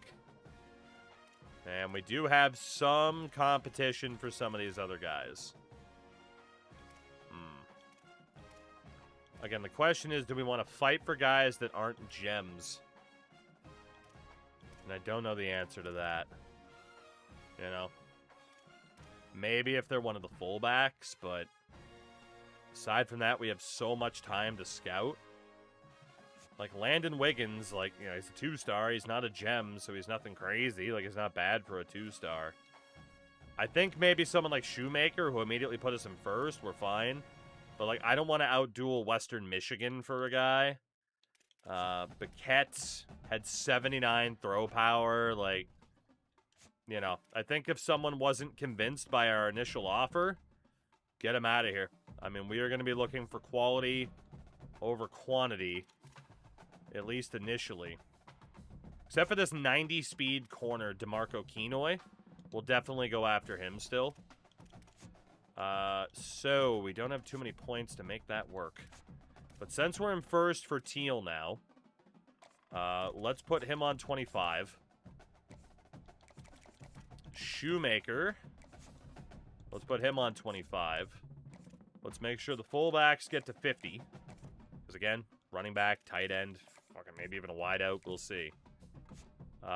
This tackle, we technically have a bit of a fight for. And then Kenoi, we would also have to fight for a little bit. That is all we have. Okay, you know what? Fair enough. Fair enough. I'm all right with playing it this way. So someone like Terrence Malden's definitely going to be gone. Anybody else that already got an offer from a different school, we're just not even going to bother fighting for you. We are going to try to find the best of the rest. The guys that other teams don't want. Those are definitely going to be our targets. It needs to be quality. For what we can consider quality right now, right? Which obviously is not too crazy, but in due time. In due time. Contender status up to a D-. Hell yeah, we're not even the worst team in the country. We're not even the worst team in the country. Average 20 points per game. We're at 34. We do need to win a road game this year. That is the key. Points per game would be nice, but the road game, 25 extra NIL for accomplishing that, we need that. And it's South Bama on the road next. Fair enough. Fair enough. We're still only missing that one guy right now. But plus the bonus from Rainmaker. True. True, we do have that as well. You're right. Okay, so T.O. we're still in first for. Shoemaker we're in first for. Taylor Hale is taking some convincing. Shipman has an offer from Louisville, so we'll bow out. We're still in first for Stork. Now we're in first for Kenoi.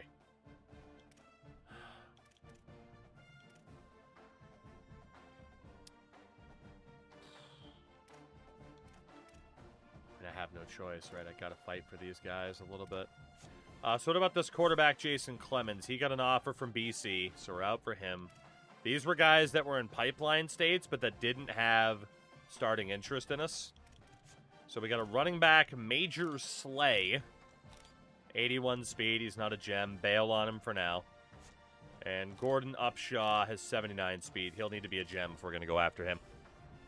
Wonder if a whopping 5 NIL would lock some of these guys up. Maybe, but again, our total blueprint is 350 points. I don't think we can spare even a nickel. So that way we can focus on the support staff. And what we need to do is the point investment one every time. We need to start getting that point investment, right? Sacrifice a little bit to get more down the road. That is going to be our best way to build up easily. Kaner, what's up, though? South Bama is next in our second career game. They do have an overall point edge. The offense is pretty even. And we'll go with our pretty basic bitch road unis. Again, I didn't want to do anything too crazy either for any uniforms out of the gates, right? We're a starting program, you know? Kaner with the nickel. Let's go. That's what we needed. We can now get one player. Hell yeah. How many fucking helmets do they have? Jesus, fine. I'll wear the dark helmet this time. Hell yeah. 10 NIL on 0, guys, is equivalent to send the house. You're not wrong. You're not wrong. All right, let's see if we can get this road game out of the way immediately. This road win. Man, everywhere we go, it rains. Who are we, fucking Charlie Brown? This is nuts. Christmas time is here. All right, the South Alabama Jaguars, who are also an independent program, meaning bottom tier at the moment. We'll see what we can do here. Let's go, fellas. We're looking for the big 2-0. Again, top 4 teams in independent status move up to tier 10. So it's all about our overall record right now. Yours rain cloud follows you everywhere. Oh, God. Kaner, honestly, you wouldn't have a bad time at any of them. Nashville's probably number 1 for the party vibe, but yeah, you wouldn't have a bad time at any of them, from what I have heard. Another close game here. I mean, it's fair, right? We are about... Oh, shit. Ah, shit. Okay. I thought we were screwed, but maybe not. If they score here, we're definitely in trouble. 7 minutes left. I'm going to give the boys one more chance on offense. We immediately punted. Please don't score. Please don't score. Please don't score. Oh my God, they didn't. They went for it on 4th and 2 from the 10 instead of kicking the field goal to make it a 2-possession game. You absolute idiots. We have a chance. We have a chance because there are some big dum-dums at the head of South Bama. Big dum-dums. They hired your old Texas Tech option, right? All right, boys, come on. You can't be intimidated by the stadium pulse here. Ah, shit, I hit the wrong button. We're going to have to pass now. Griffin could be open, though. Oops, someone moved just a bit early, and the offense is going to pick up a penalty. We're getting intimidated by the South Alabama atmosphere. Jesus Christ.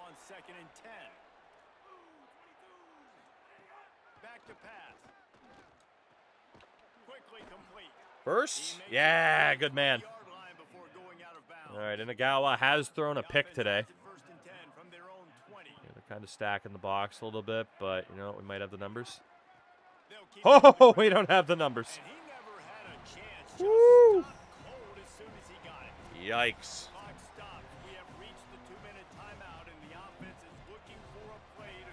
Okay. Plenty of distance between them and the sticks here on 2nd down. Looking to fire. Pressure coming. Fuck. Just nowhere to go. Nowhere to go.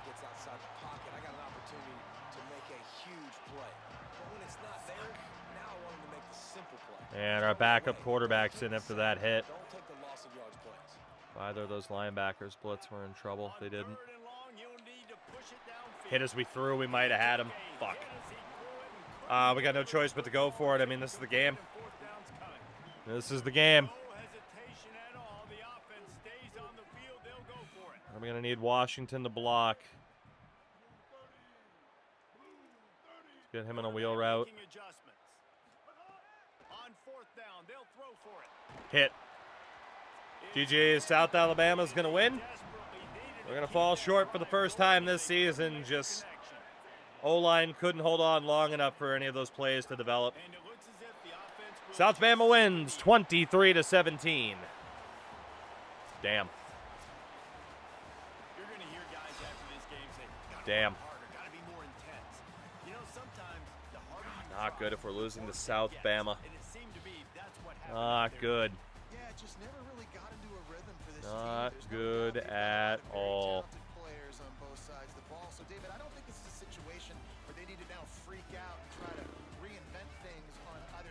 Okay. I mean, in fairness, my expectations are very low for this first season with this team. But yeah, and it's just finding a couple of those plays. What do I do really well? Let's continue. Yeah, I mean, yardage was pretty close. 15 first downs to just 8. Unfortunately, the key difference was Inagawa threw a pick. Just can't do it. Just can't do that. Rogers was okay on the ground, but Williams-Thomas didn't get anywhere. We were pretty good in the air when we completed passes, but only 1 sack allowed, but you know the hurry-ups were brutal.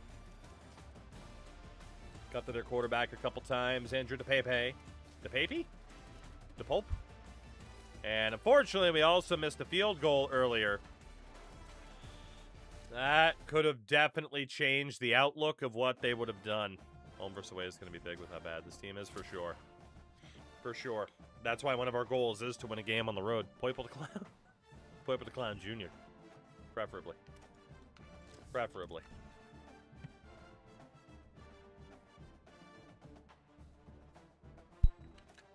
Yeah, Kaner, that would be my recommendation. You can go to big party city of, Calgary, Alberta. Kent State up next. Both teams 1-1. Obviously, we'll take a look at what's going on in other conferences once we're a little bit further down the road. Still early days of this first season. We're up to 50 points, so it's not bad. Recruiting-wise, what do we have here? Swing and Teal, we're still in first for Shoemaker. Hale. Are we going to be able to outduel Cincinnati? I don't think so. He's from Ohio. I know we're in first now, but I think we're going to bail on Hale. Stork's not bad. Keno is not bad. So this running back, Gordon Upshaw. 79 speed, not a gem. Get rid of him. And then what about Chester Wilder? 80 speed, not a gem. Get rid of him for now. Okay. Shit. All right, back to the twos. And we're over to tight ends in a pipeline that are non-JUCOs, ideally. We got 3 of them here. We have Jamerson B. 71 speed, not a gem. Get rid of him for now. Caleb Crook. 70 speed, not a gem. Get rid of him for now. Yeah. I mean, again, we're trying to find the best of the best that we can, if possible, for the 2 stars. Kent State at home. Again, we'll be alternating home and away pretty much all season. And, for this one, let's debut the old Black Bear, the Blackout. Why not? I guess I didn't have the Blackout for the pattern. Let's go dark blue on that one. Let's rock it. Let's rock it, let's rock it, let's rock it. See what we can do. Is there really anything better than immersing yourself? These look very Utah Mammoth, honestly. But I'm okay with that. Gotta love wearing a dress shirt in the rain. Is it gonna rain every game? Oh my god. All it does is rain. Stop. Stop raining. What, am I in the Pacific Northwest? Good lord. We're going to be well hydrated at the very least. Eventually, it'll snow. You did go with Rainmaker. You know what? I can't complain. You have a point.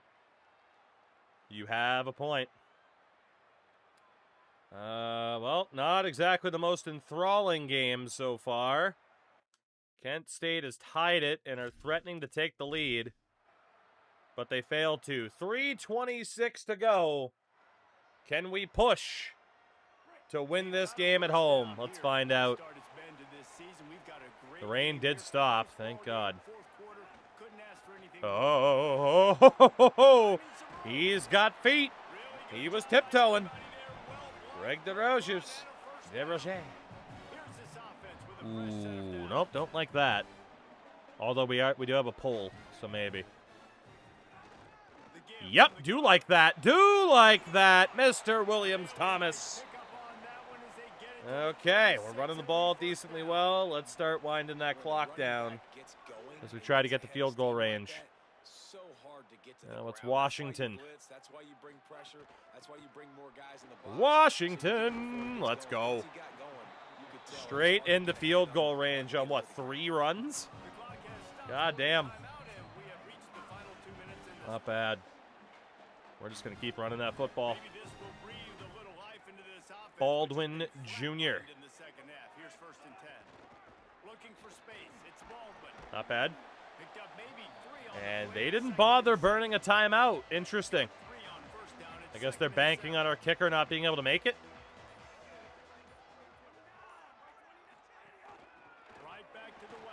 Well, that was probably not a good bet on their part. There's their first timeout. Running back by committee, damn right. Stubby, again, I am going to allow you guys to rename players, so when the time comes with our new recruits, it'll be a raffle system. If your name's drawn, you can name someone pretty much anything within reason, you know? I reserve the right to reject if you're going to, not saying you, but if someone elects to be a douche about it, then obviously I'm not going to use that suggestion, but, Faulkner is in. Jesus Christ, every running back gets a chance. Nice. That's their final timeout. They're in a good spot. One run up the middle. If we score, we score. If not, we kick the field goal.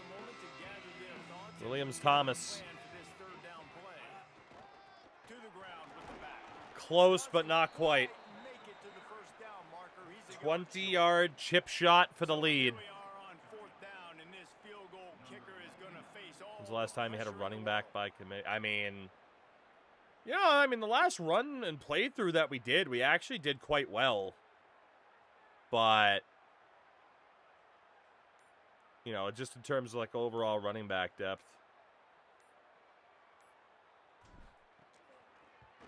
Bang. Okay, we're close, but we're not there yet. We're close, but we're not there yet. I need to not fuck up this kickoff this time. Kaboom. Exactly what you're getting in for. One more stop, and this one's over. All right. We beat Monroe, and we lost to South Alabama.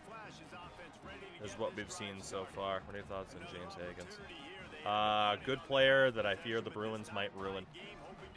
I always forget about these extra fucking strategies. I really do. Short routes left open. I'm not too worried about that. Plaster. Go. You handsome devil, you. How are you, good sir? Thank you very, very much for the raid. How'd the stream go tonight? Bring us some luck here as we look to win.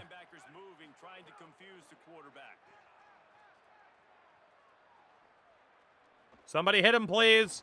Yes! No! How many times is it going to be a fumble without us being able to recover?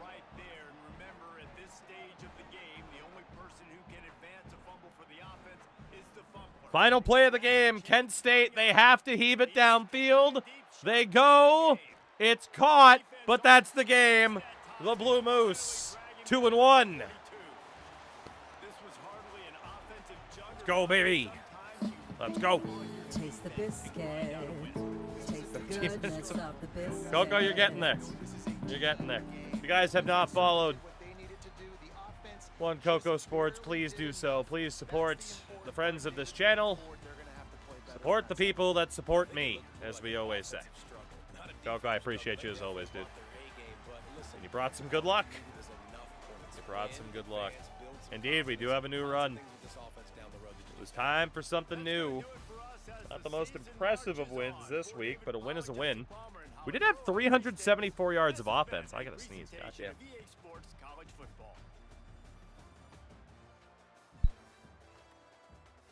That hurt. I might be dying. Not a great game for Logan Inagawa, but he was all right. It's the running game for us for sure. DeRozier's, William Thomas, like, we're doing okay in that ground game. I mean, pro-style offense, it makes sense, right? Try to run the ball if you can. So, yeah, I'm intrigued to see if anybody does ultimately try to put together a uniform set that maybe we end up using. I mean, I'll probably try to do something as well, a little bit more innovative, but I feel like we're in a good spot for the start. Nick Storks in his top 5. Average at least 20 points a game. We're now at 21. Nothing really changed there. Okay. Putting one together as we speak. Ooh. Missouri State up next. 1-3. Will that be our best chance this year to win a road game? We have to win at least one. I hope we, again, get that out of the way early. Win a road game, score at least 20 points per game, and we're in a pretty good spot from there. And again, we are saving our coach coins right now for a little bit. Oh, Big Boy's making one too. Let's go. All right, Quentin Teal, we're looking okay. Shoemaker, again, already had some decent starting interest. Then there's Stork, Kenoy. What about this tight end, Dave Childs? Not a gem, so we'll get him out of there for now. And then hopefully we have time to maybe scout out some of the 1-stars as well. But you could argue just go for the 2-stars, right? Even if they're not, you know, as long as they're not a bust. So pipeline is just this guy, Miles Clemens. At guard, nobody in a pipeline. At center, nobody left in a pipeline. Edge rusher, we already looked at... No, we didn't look at DeMarcus Butts. And there's also Dimitri Ricks. And again, we'll avoid the JUCOs just because less time. Defensive tackle, Desmond Whipple. Starting park, it won't be until next preseason. Middle linebacker, if I had all the sounds, I'd be a real lunatic and make every noise random. Big boy, I might have done a little bit of that with the stadium audio. Fuck, I accidentally took our... God damn it, I have to start over with Teal. That's annoying. At least it let me add him back immediately. God, I hate that. Couple of free safeties. No strong safeties. Jimothy might not be trending. I am sure you will get your wish of naming somebody Jimothy. Don't worry. Alright, Teal. Let's go back to being fully invested with you since we're still in first. It's the only 2-star gem that we found so far. We did have to waste 5 points on him. So right tackle, Miles Clemens. Anything special? He's not god-awful for a 2-star, but again, we'll take him out for now. What about DeMarcus Butts? Again, we could go for him later if he's still there. What about Dimitri Ricks? We're out of points. Okay. Okay. Missouri State it is. Let's do it. Looking to go 3-1, and to get that elusive road win, we are dead even in terms of rating. Do you have a dark helmet? Yes, you do. Good. Because we would like to wear our alternates. It's a color rush, baby! It's a color rush. DeMarcus Butts, son of Seymour. Oh, Richard Seymour? Great player for the Patriots. Ghost, what's going on, by the way? Good to see you. How's your face? Look at this yogi-ass bear. This yogi-ass bear.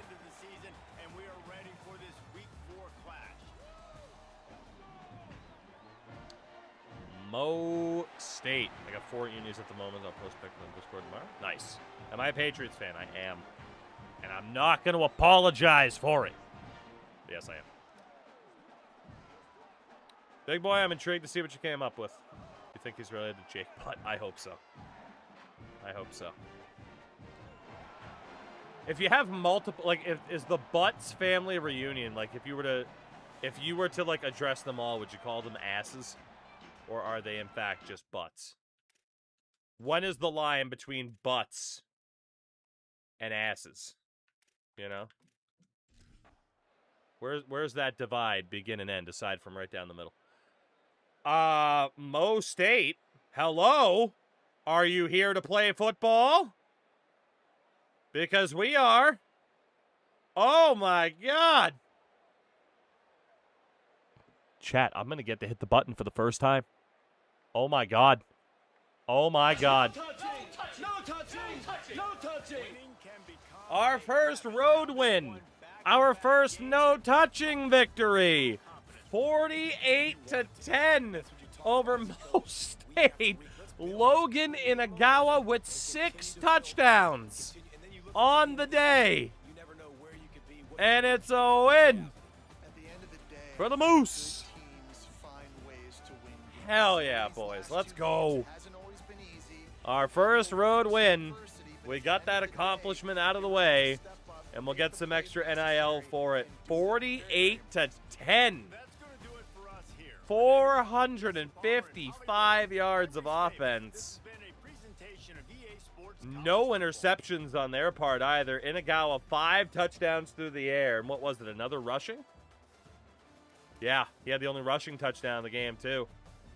Shout out to the call from Chad of just being like, yeah, play Logan Inagawa because he can actually throw a football. Very good call. Very good call. 3 touchdowns on the day for senior wideout Joseph Griffin Jr. Hell yeah. That's easily going to be the best performance we have all season. I'll be shocked if it isn't. Not to mention the points per game on offense. That number just went up. We didn't even get to the quarterback at all, and we missed a field goal.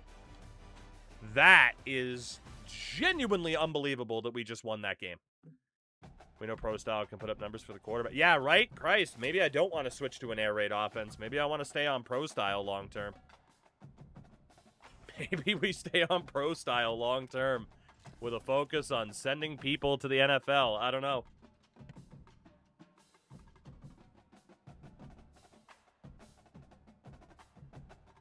That was absolutely ridiculous.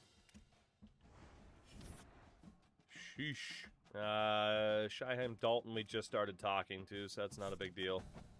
And there it is. We will get the 25 points of NIL for winning our first road game. Logan Inagawa was the independent offensive player of the week. God, playing as Notre Dame must be annoying. You must get that every single week. And up next will be Eastern Michigan. Eastern Michigan will be up next. Oh, fucking onion Torah labrum. The most common injury.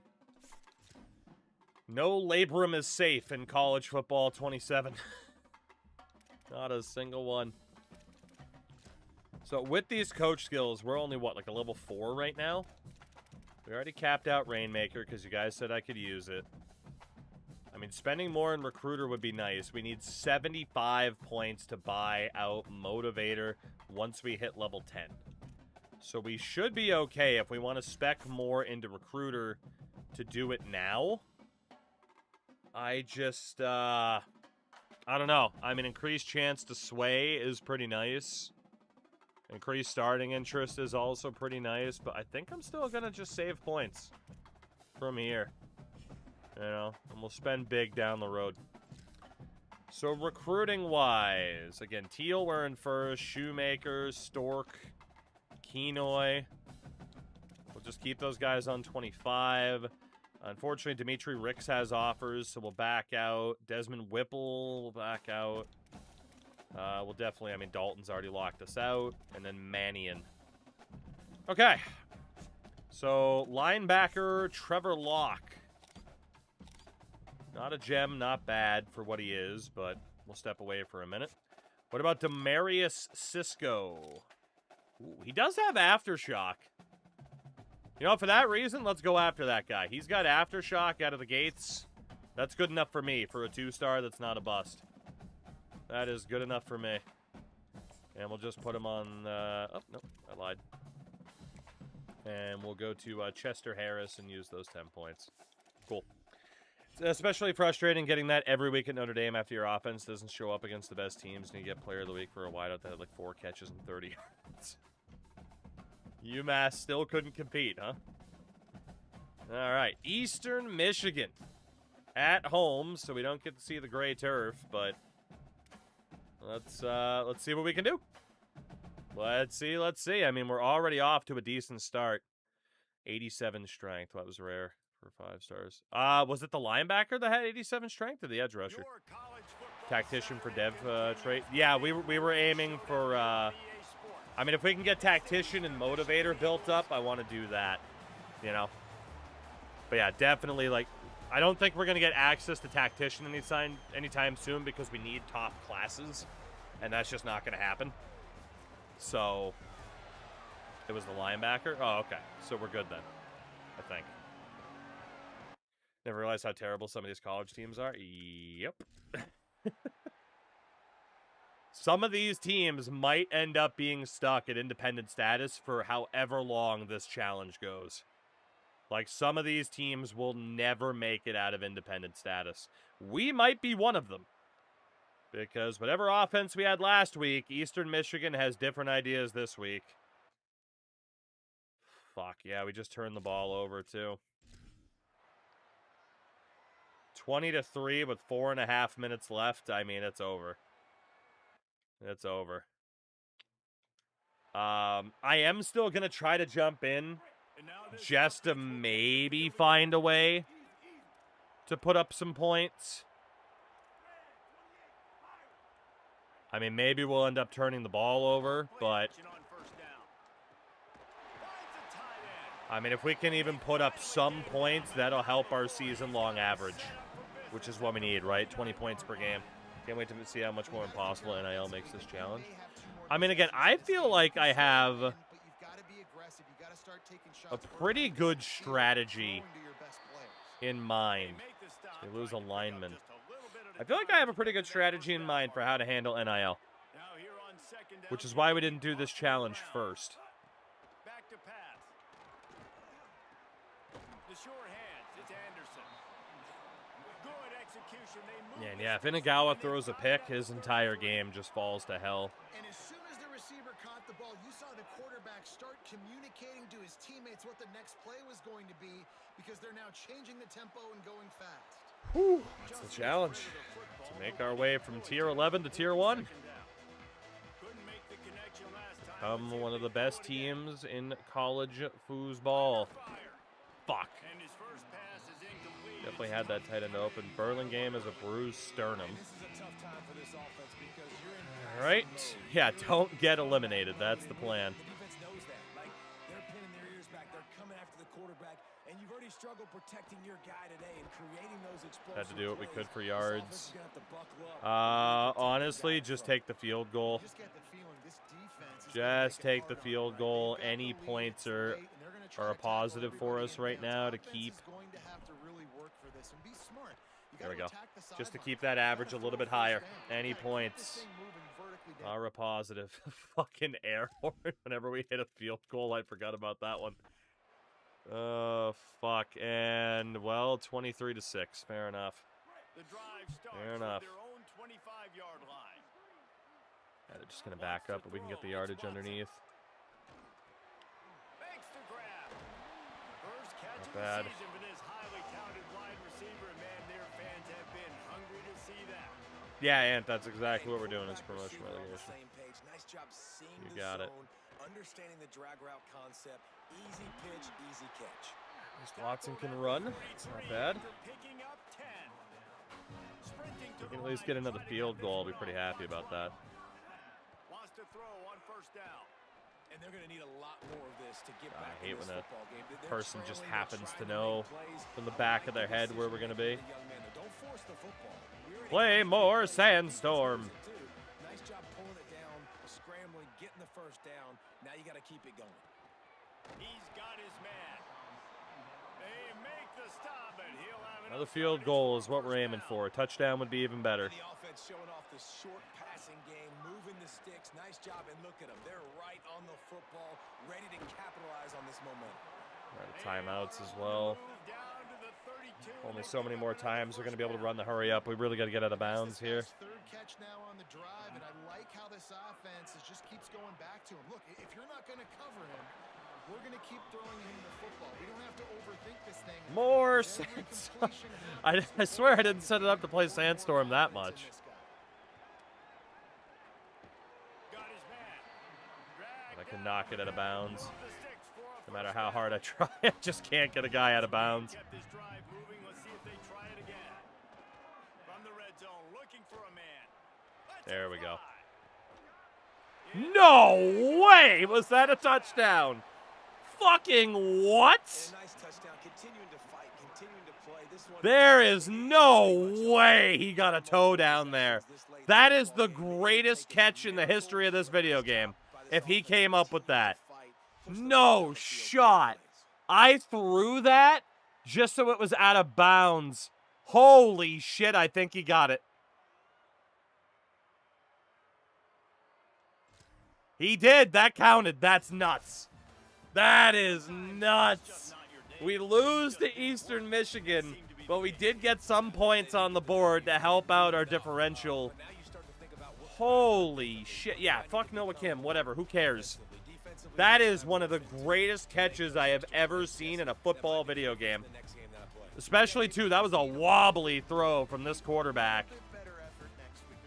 Again, just heave it to the corner where it can't be picked. He mosses the guy. A little bit more to ensure this Tomahawk. This has been a Oh my presentation God. of college football for David That is the greatest touchdown I think I've ever thrown. And it's in a loss to Eastern Michigan. Eat your heart out, Santonio Holmes. Holy hell. That's crazy, man. Unreal. I can't put that on a poster. That's my new fucking desktop wallpaper right there. Holy shit.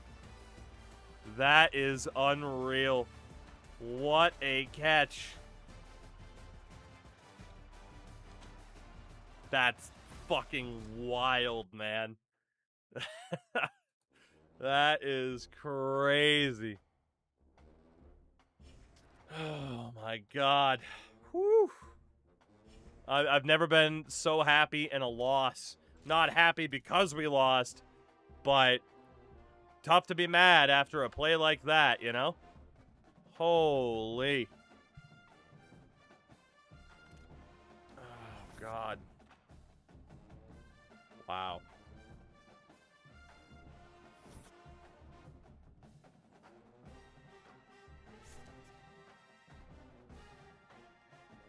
Just crazy. Absolutely crazy. Duba get drafted IRL just for that catch, right? God damn, I cannot believe he caught that. I cannot believe he caught that. That is so sick. We play NIU in the following week. Crazy.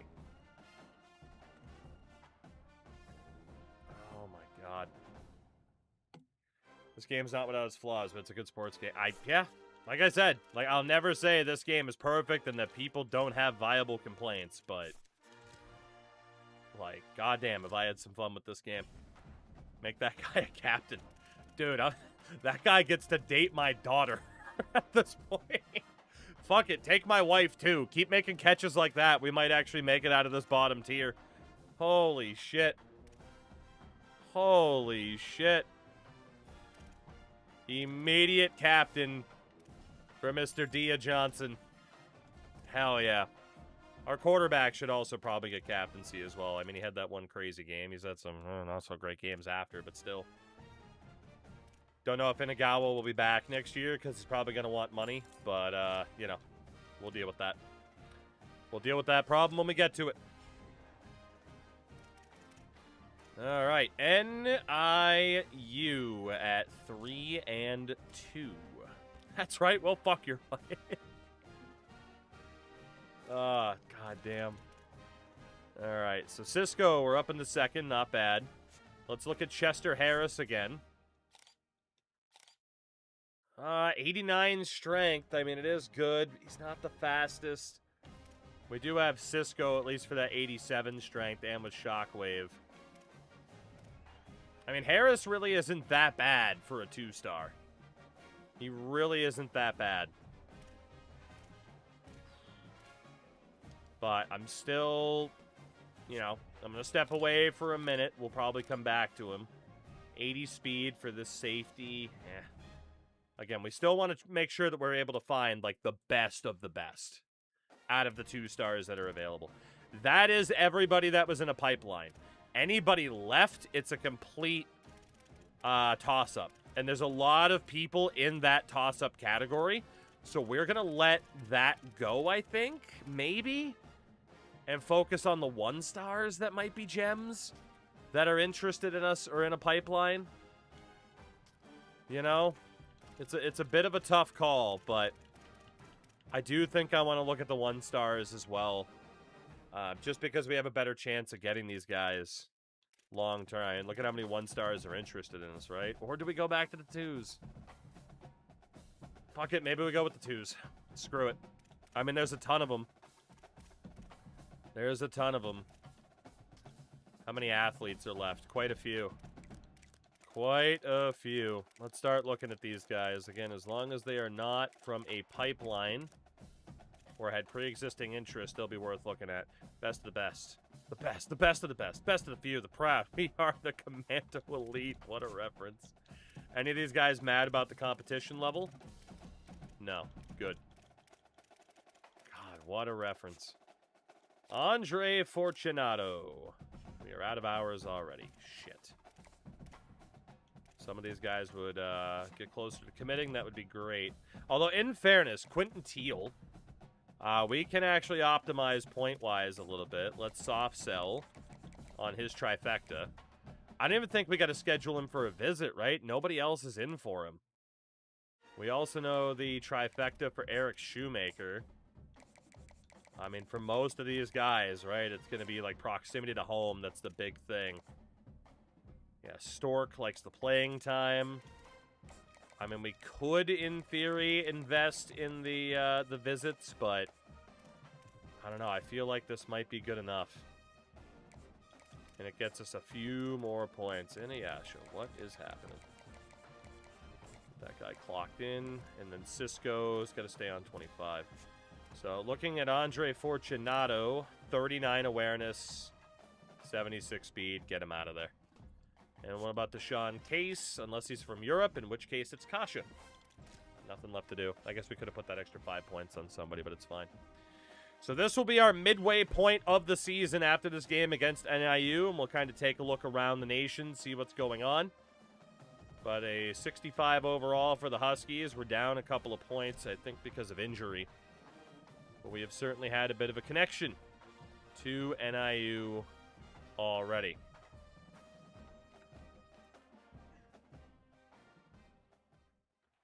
Welcome to Husky Stadium in DeKalb, Illinois. EA Sports college football coverage continues on this Saturday with a mid-afternoon clash. It ought to be a sensational game.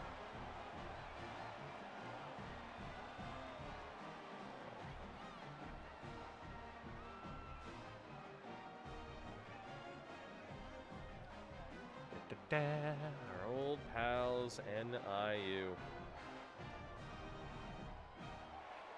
Alright. What is it gonna be?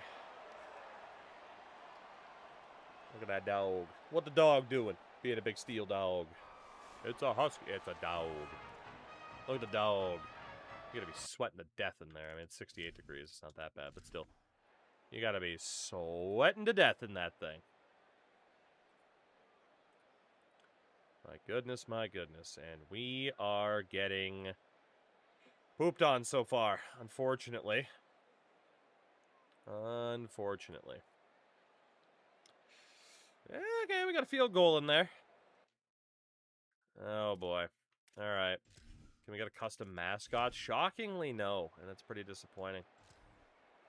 All right, 5:19 to go, starting at the 49-yard line. We definitely have some work to do. Let's try to get him on the play action. Off the play fake on first down. Nothing's there.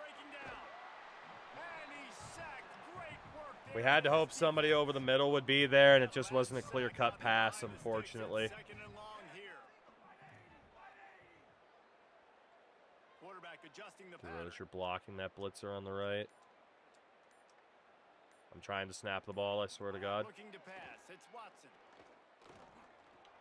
Quickly out to the tight end. Get some yardage back. Stop him almost Curious about the team immediately. stats at this point, me Short too. gain there, and still a little ground to cover. But I mean, offensively, we've definitely had some struggles in more recent games here, so. Third and long. Here's a heat. And he makes the grab, but he's Throw out to the sideline. There's nobody there. That pass not closes. He Definitely don't have the most talented receivers in the world. These guys are really struggling to get open. He'll try to throw and pick up the first down. Intercepted. Big And unfortunately, that getting down. wideout made the bad choice.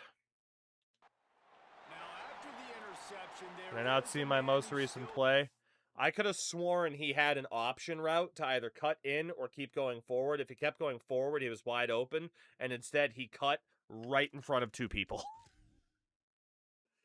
Right in front of two people. We do get the ball back again, though. Obviously less time than before, but NIU's offense is really stalled out, too.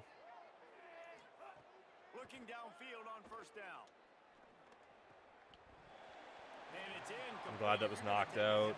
Man, we are really struggling to have anybody on this team get open. Here on second and long. Looking to fire. Rushes on him. Barely got rid of it in time. Drilled just as he released Muted, the what's pass. up, dude? Incomplete. How are ya? Need 10 yards on this third down, and they're backed up inside their own 20. Where's the pressure coming from? If anybody from that linebacker core From the blitzes, gun, nobody wants to did. pass. Here comes the heat. Tough to get a rhythm off the bench. Y was in single coverage, but it wasn't open. I'm dragging my quarterbacks a little bit too far out of the pocket as well, but also, I mean, quite a few times we've had this. Then we missed them. Yeah, I can't get anything going on offense here. Man, they still haven't. Okay, they did score. I was gonna say, Jesus. I mean, I'm doing pretty good. Excited for this new challenge. They'll start this drive going God, to we the got a air. lefty. Got a man. It's Harding. Good pick Well, up. unfortunately, we would need to score quickly and then secure an onside kick, but if we can get any points on the board, it's a good thing. Dropping back, it's Perry. Throws for the tight end. Hauls it in. Nice grab. Good job running that route to get past the sticks. Even if it's a field goal, it should help our totals, so. To the air on first down. Fires There we to go. the big Just out of fella. bounds, get different And they'll personnel shoot him out there. of bounds after the short gain. Nice catch by the big target. Those big tight ends, you can tell in football, are just becoming more and more of a weapon on every single team. Makes Nice the grab. along the sidelines Just and our they 8th get first enough down for of the the game. first Not down. great.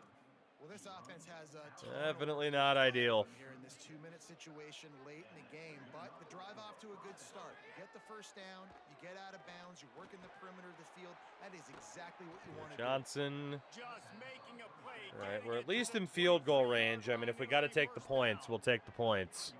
A nice passing Anything to game by keep this us that offense. much The closer to quarterback and 20 receiver on points the per same game. page. In We're time. going down. Nowhere to go. Well, there it goes. Defense falls on the ball. Completely uncontested pass rush, and GG's. No points for us. After back-to-back losses, this team A is 17-3 loss against NIU. We'll look at the season stats in a moment anyway up to this point, so we'll worry about that in a moment. But, you know. Damn. And NIU is a tough team. I mean, we're still 3-3 through our first 6 games as essentially UMass, so it could be a hell of a lot worse. Showing us as 14th right now in independent status, though. Oof. Oof. Isaiah Reed was the... Dude, we had a quarterback with... Or a fucking corner with 3 interceptions, and we still just could not put up any points, man. Oh, my God. So much for that pro-style offense, huh? Isaiah Reed was the National Defensive Player of the Week with those picks. And we couldn't do a damn thing offensively. You hate to see it. Reed is a senior. But a hell of a game for him. That's captain material right there, buddy. Not that the C ends up on the uniform or anything, but that's okay. So, up to this point. Taking a look at our stats for the season. At quarterback, Inagawa. 46% completion, 1,200 yards, 9 touchdowns, 3 picks. I mean, he's throwing the ball a lot, but obviously his accuracy leaves quite a bit to be desired. Like 5 of those touchdowns were in one game. So, I mean, you could argue whether or not we should switch to Watson or Johnson, but I don't even know if it's going to matter. Rushing-wise, DeRozier's been pretty good when given the chance. 6.1 yards a carry. Williams-Thomas up there as well. You know, the running game's still been pretty decent. And then in the air, I mean, when we get the ball to our targets, we do pretty well. But it's, you know, sub 50% accuracy right now. 5 sacks led by left tackle Greg Knox in 6 games. Not ideal. Not ideal. And then Gone to the quarterback 4.5 times with Andrew DePepe. Or Depeipe. Audrey Melvin. Alright, and then picks. Yeah, all 3 for Isaiah Reed. Prior to that, we had 1 interception on the season. And our kicker is 10 of 17 so far this year, so. Humble beginnings indeed. In terms of the conference standings, let's get an early look at independent status, where right now the top 3 teams are South Alabama, Florida International, and then you have Eastern Michigan and Sac State both at 4-1. So right now, all 4 of those teams are looking at promotion. We would have to do very well in the back half of this season to get promoted at this rate. Like, we're not the worst, right? That would be Ball State, actually. We're not the worst, but we're a step below the best so far. I mean, we lost to both South Bama and Eastern Michigan.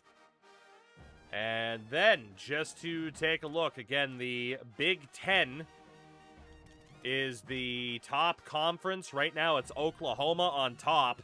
So, in theory, they would be the Premier League champions, whereas the, you know, as it was defined, right, the national championship, the college football playoffs is kind of like the Champions League in this timeline.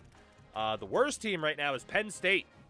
It's them, and then you have this group of 1 and 2s. Again, 3 teams are going to get relegated from this top tier. And Miami, Ohio State, and Michigan are in those trouble spots right now. Notre Dame and Oregon also looking a little bit shaky. In the ACC, right now it's Boise State, South Carolina on top. You got Virginia Tech and SMU up there. And at the bottom, Syracuse is in big trouble. Syracuse is in big trouble in terms of getting relegated. Then a bunch of teams on 1 win. For the American, Kansas. Okay. Kansas at 4-1. Yeah, Wake Forest, Cincinnati at 3-1. Baylor okay. And then Purdue and Rutgers. Oh, man. Purdue and Rutgers, Tulane. You might have your 3 relegated teams right there. What, like, did my fucking screen pop out of my window? It's a fucking Safari in here. What is going on? Oh, but summer's great. Yeah, no, it's awesome. Big 12. Nobody really running away with it yet. You do have UCLA at 3-1. How do you feel about if a team's not in the top 2 tiers and they win the Natty, going up 2 tiers? So, you beat me to the punch. In the past, we have said if a team wins the national title, they go up a tier as kind of a reward. I think for ourselves in the past, we also said, you know, if we win maybe a playoff game or something like that. But yeah, there is a cheat code, and that is winning a national title, you can move up. So you kind of beat me to the punch on that one. But that'll definitely be a factor as well, yeah, to maybe help out some of these teams. Could also really screw over somebody else, but, you know, that's the fun of it. We love the wild card. Conference USA, Coastal Carolina, Western Michigan, UAB up top. Quite a few teams in the mix. Quite a few teams in the mix for potential relegation here, including Louisiana Tech. Again, this is the conference where 4 teams drop and 4 come up from independent status instead of the usual 3. So, and then the MAC, it's App State, USF, North Dakota State, all looking pretty good so far. UNLV's 3-0. A lot of teams on just 1 win. That's going to be a bloodbath. Again, tiebreakers are head-to-head, and if it's not that, it's point differential. Mountain West, Fresno, and Memphis doing well. A lot of expectations for Memphis to do well here. Rice, currently at 0-6 in conference. Yeah, they're gonna be dropped down a tier. You play 9 conference games a year, they are probably boned at this rate. Pac-12, Maryland and Houston leading the way at 4-0. Bottom half, though, is Navy, winless in conference. Kentucky and Army. Man, Kentucky. I didn't expect Kentucky to be one of the teams struggling, but they are. And then the SEC, which is Tier 2, it's Auburn, Florida, A&M, Indiana leading the way. Down at the bottom, likes of Tennessee, Iowa, Texas Tech, Washington, and Florida State, all with 1 win in conference. Sunbelt, Liberty, Miami, Western Kentucky, all doing okay. It's the Charlotte 49ers who are in a lot of trouble. A lot. And that is your update on the conferences at the midway point of the year. We'll have to see what else and how else things play out from here. But yeah, we are certainly going to have to figure something out. I don't know if we want to try a scheme change or if we're just kind of resigned to our fate. Maybe test out a different quarterback. But yeah, we're not in the best spot to get promoted in Season 1. Which isn't surprising. I mean, sometimes in this challenge we have gotten promoted early. Other times, not so much. I'm expecting it to take a couple of years to get out of this bottom tier. So Deshaun Case, let's look at you still. 82 speed, 85 acceleration. What about Landry Surratt? Quarterback, not a gem, 78 throw power. Does have 87 speed. So, I mean, might not play him at quarterback, but might be able to play him somewhere else, right? That's not too bad, but... What about Alex Gogan? 78 speed. I just want to say I've never even thought of running a dynasty with this concept. It's pretty awesome. I mean, we've been doing this for quite a few years now, honestly. This is one of my favorite series that I look forward to doing every year, though. Honestly. I mean, and you know that because you've been here forever with your A Very Hard Man alt account. So, you know. But I'll never tell you to apologize for the hype, you know? Alright, we're going to stick with who we have for the moment. We're going to keep our schemes the way they are. Quarterback-wise...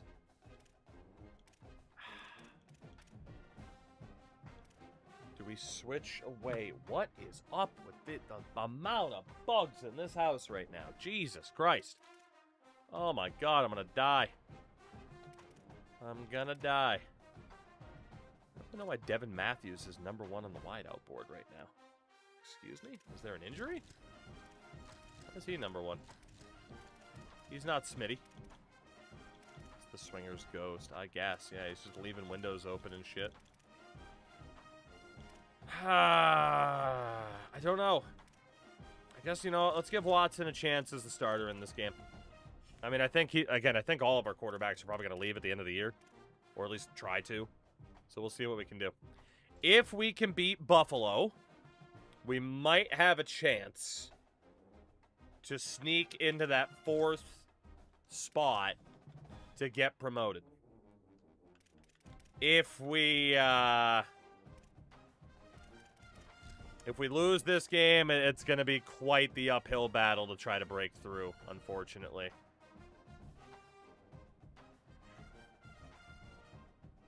So I am Just about to turn the corner into the back half of the I'm season intrigued. here on EA Sports College Football. I'm intrigued to see what we can do.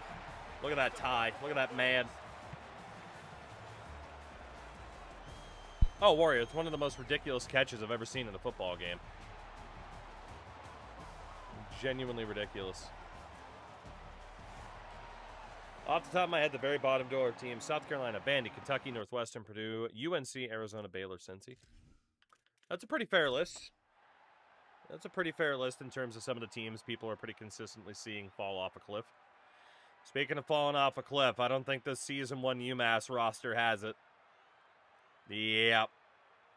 I don't think we're getting promoted in Season 1 unless we have a hell of a comeback in the 4th quarter. It's over. Okay. The reverse no touching. It's a 10-point game.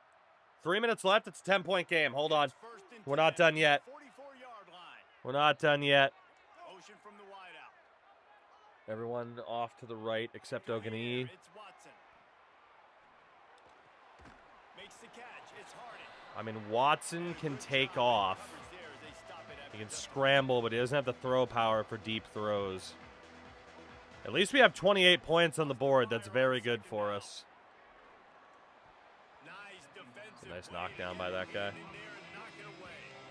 Couldn't All right. find his man last time, and that leaves him Ia with a Johnson, 4-6. Harding, or anybody Lost underneath. control again. Oh, they're after him. Oh, what a grab. There's a flag, though.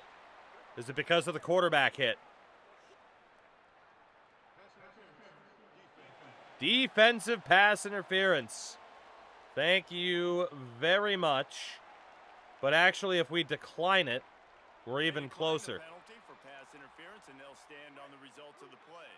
The Get a offense couple comes extra back yards out off with of a that. new set of downs after the penalty. Looking to throw on first down. Here's the pressure. Brought down after a good pickup, and they're in the red zone at the 20. Come on. They get to the line quickly. Come on. Looking for a chunk play on second and short. Go, go, go, go, go, go, go. Thank God he didn't fumble. Man, we got him killed. 2-minute warning. We have our timeouts. So if we can score quickly here, we might be okay. Pretty big if, though. Position with a fresh set of downs.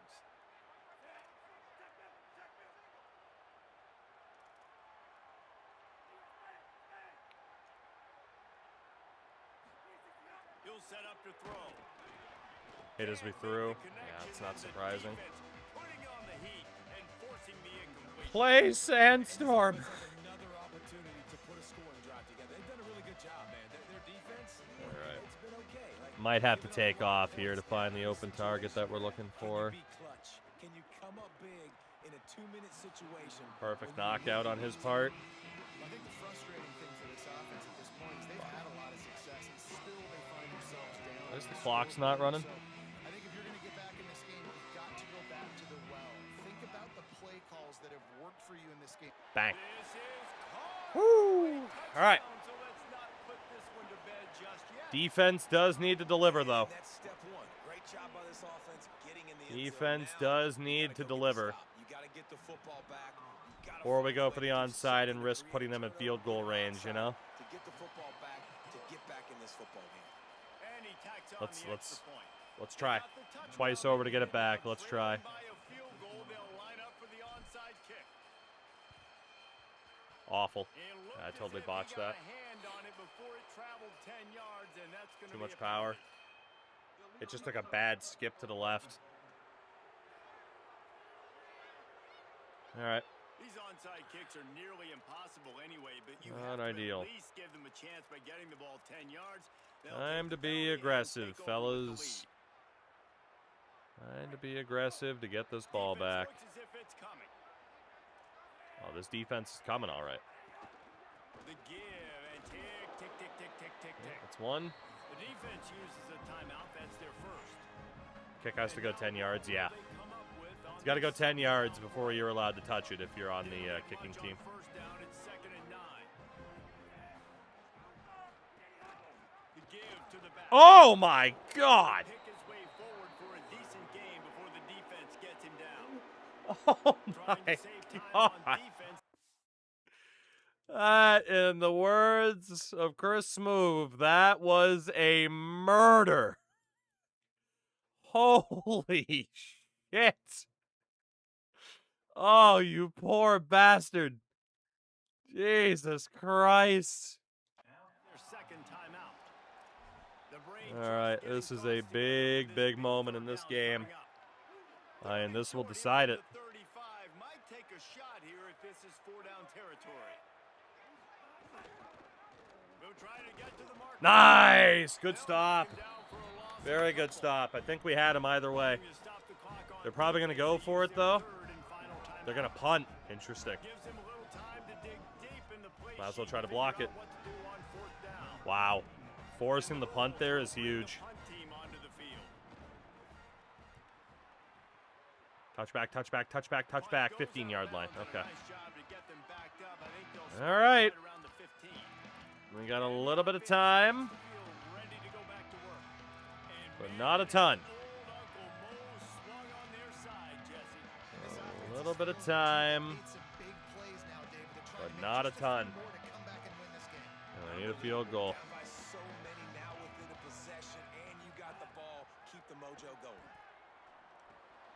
Underneath, step out. He'll go out of bounds at the 28-yard line and deep in your own end. You need plays like that.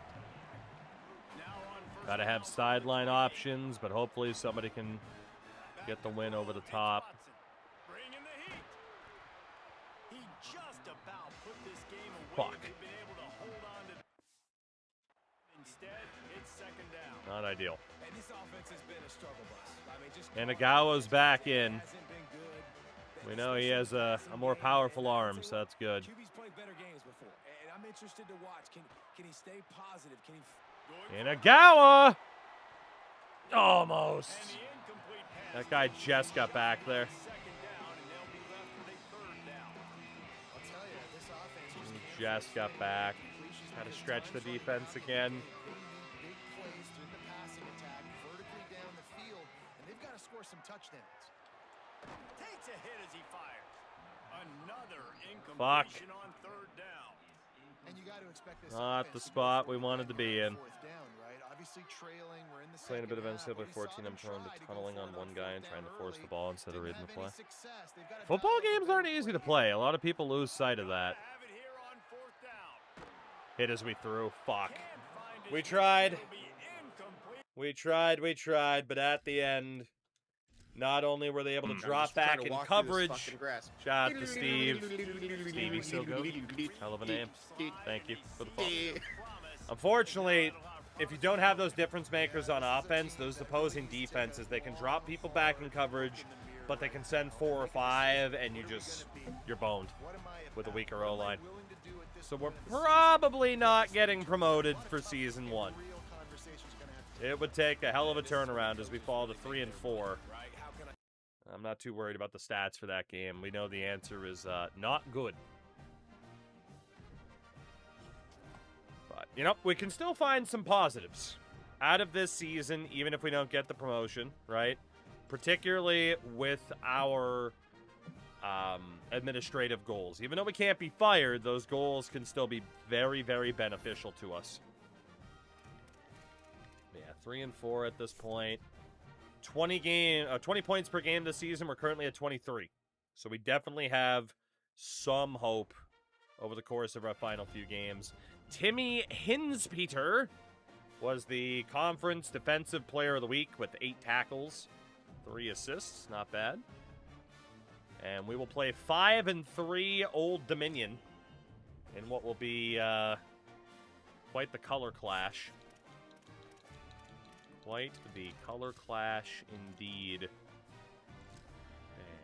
And then recruitment-wise as well. Again, we're trying to wait until we hit level 10 before spending any more coach coins. So everybody there is looking okay. Cisco stays on 25. Let's keep looking for some of these gems if we can find them. Marcel Smith, 70 speed. No, thank you. Tavares Easy. 80 speed, not a gem, no thank you. Max Brooks. Decent for an offensive lineman. I'm still going to hold off for now. What about Josh Mandarino? We won't be able to do enough there. Let's add the extra 5 points to Cisco. We always have that kind of carryover. So Summer's good stuff. Just going to keep chipping away at it. You're streaming at hours where I'm just not available, but good stuff and keep it up, As long as you're having fun with it, it's worth doing, I would say.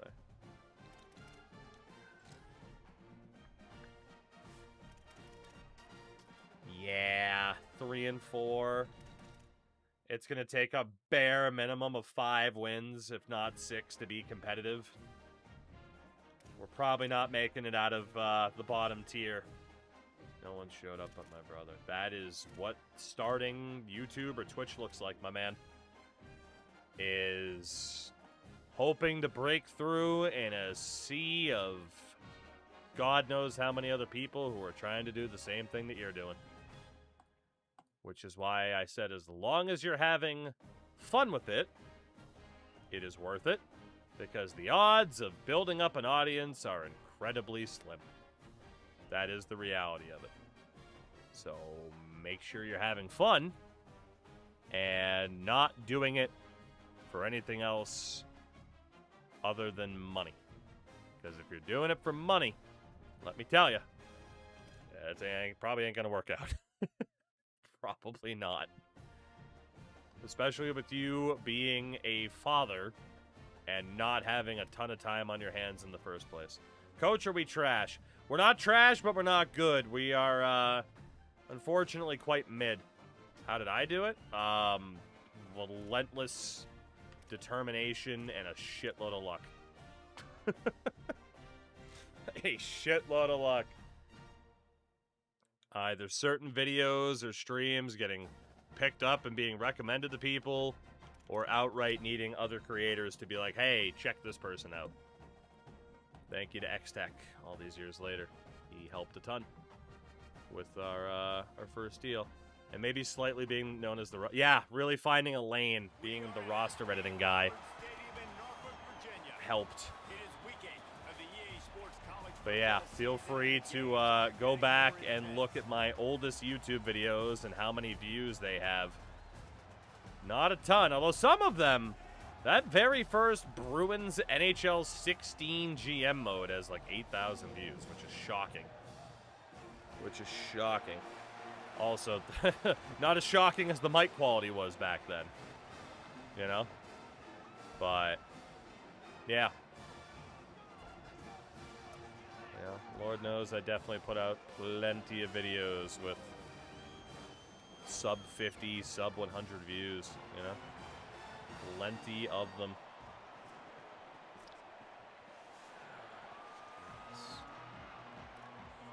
Old Dominion. We lose this game. We confirm what we already know, that we're not getting promoted this year. It does not mean that it can't be a positive season for us. But we definitely would love to win again. Just got to commit for my first 4-star. Nice. When was your first NHL that you played and owned? My first NHL that I played and owned? Oh my god, we're going to win this game, by the way. No touching? No touching? No touching! No touching! No touching! 20-3 over ODU. Timmy Hinspeter, player of the game with 5 tackles. That's our second no-touching win of the season. That's not bad at all. Let's fucking go. Let's go. Cynical, there are some other stadium songs. It's not the most, like, ridiculous list in the world, though. I can't remember off the top of my head, though. First NHL that I played and owned. I mean, when I started doing YouTube, it was like NHL 16 or 17. So I've been at it for quite a while now that I think about it.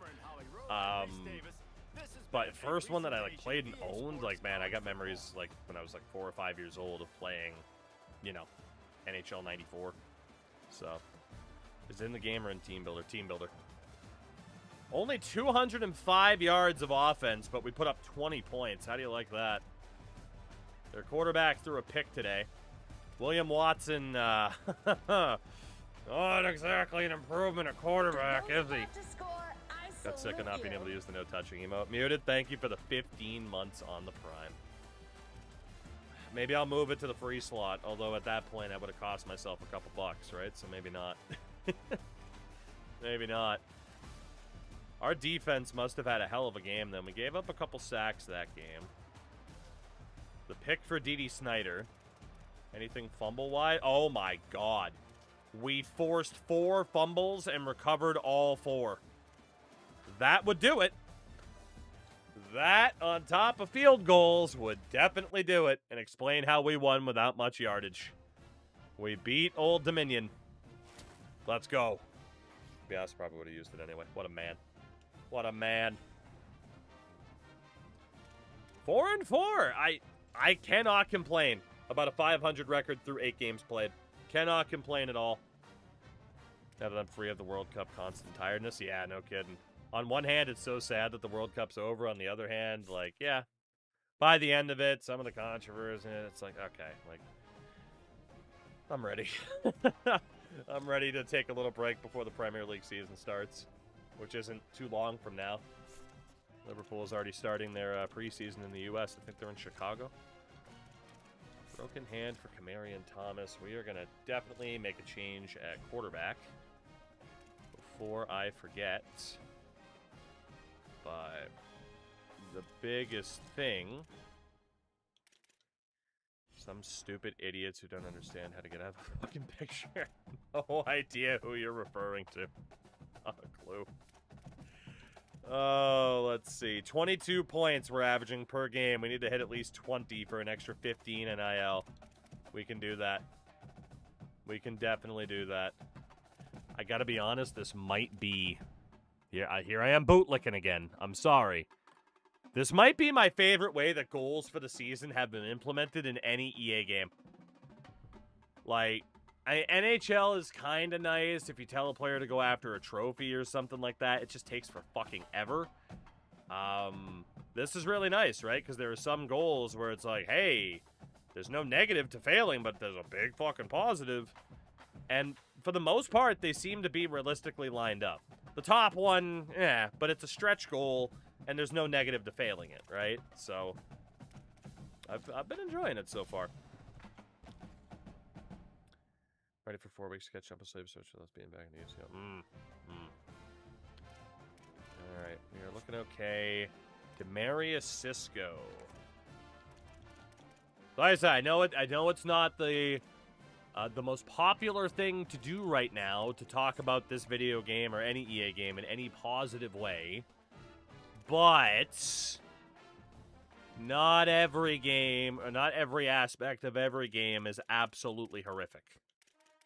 But pretty much every EA game has aspects to it that are absolutely horrific. That's the trade-off. Hello, 89 throw power athlete. Yep. We're going after that guy. I don't know how many quarterbacks we're going to be able to find that have better than 89 throw power. Our top guy right now has an 88. So, Connor might have to be the guy. Very French, Mr. Connor Baguette. What about Rashawn Mechie? 84 speed. Alex Tejas, give him 5 NIL. I'm not even going to give him any NIL, but we will give him the base scholarship offer for the moment. Alex Tejas, 82 speed, 6'4". Severe lack of gems as expected, but obviously we're going to know, like, at the end of this season who the best of the best are that are left over. But honestly, I think we can kind of risk it now, right? Like, Teal, nobody else has gone in for this guy. Let's just do 5 points. Let's be a little bit risky. No one else has gone in for any of these other guys. We'll essentially just keep tabs on them.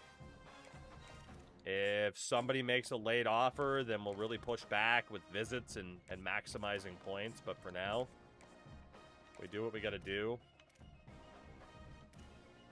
I mean, technically with Kenoy, we might still want to fight, but yeah, even Demarius Cisco. Let's just drop him down a little bit. All right, so Connor Baguette is definitely worth looking at. What about Deshaun Achan, Etienne, whatever you prefer? Get him out of there. Sony Woodhead. Her name is Sony. Damn. And what about Chad Alligator? 87 speed. We'll see if he's anything special next week. The Charlotte 49ers. If we win this game, then you never know.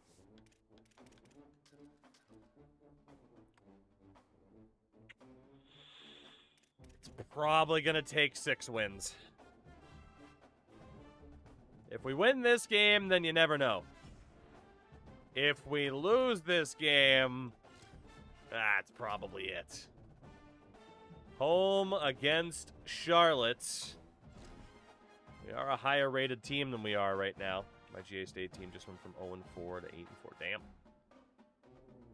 Damn. That is quite the turnaround. You mentioned the 4-star. What was your expectation this season? Mid-table, if not worse. Like, genuinely mid-table, if not worse. Honestly, I would have been very, very happy had we gotten promoted. Very surprised.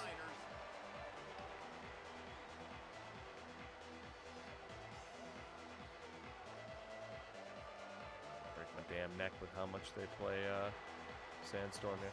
It's at 99 throw power quarterback, 91 speed, decommitted, lost in the preseason. Oof.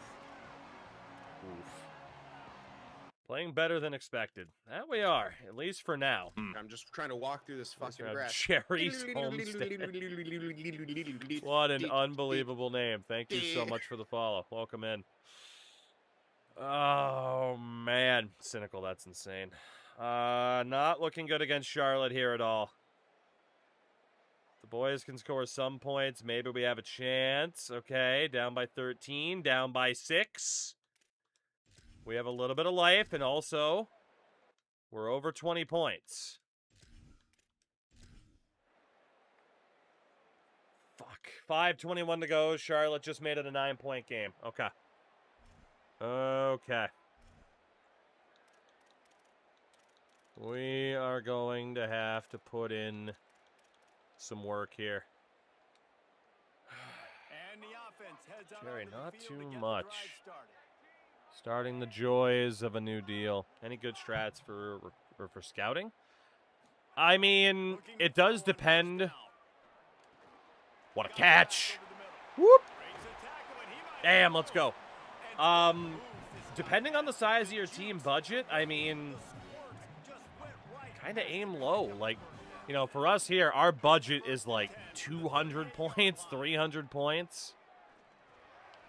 So, oh my God, the cut. Let's go. So, like, for this season, right, because we're so poor, I'm not going after anybody that's requesting any NIL. I always start looking at guys that are interested or in a pipeline state. That was the dumbest thing I could have done. My fucking finger slipped. My fucking finger slipped. I was going up to Y, and my frickin' fingers slipped and hit X instead. GG's. There goes the season. There goes the neighborhood. My heart is broken. Doing a Vanderbilt rebuild? Okay. So you should have like a decent enough budget, right? But so for a school of that size, I did a lot of looking at 3-stars that didn't want a ton of NIL and trying to find the guys that were gems. But at the same time, like, it doesn't necessarily have to be that way, but it was definitely trying to keep the team pretty cheap. Definitely investing in support staff. And then, you know, start making your way towards spending the money on more recruits. And as Muted mentioned too, right? If it's somebody that's looking... I'm going to get cooked. No, I'm not! No, I'm not! Run, Harmon! We're right back in it. Let's go. But yeah, if you're offering someone on 0 NIL, you offer them 5, their interest is going to be boosted massively. So that's definitely another way. Ooh, we needed that pick. Let's go. I got bailed.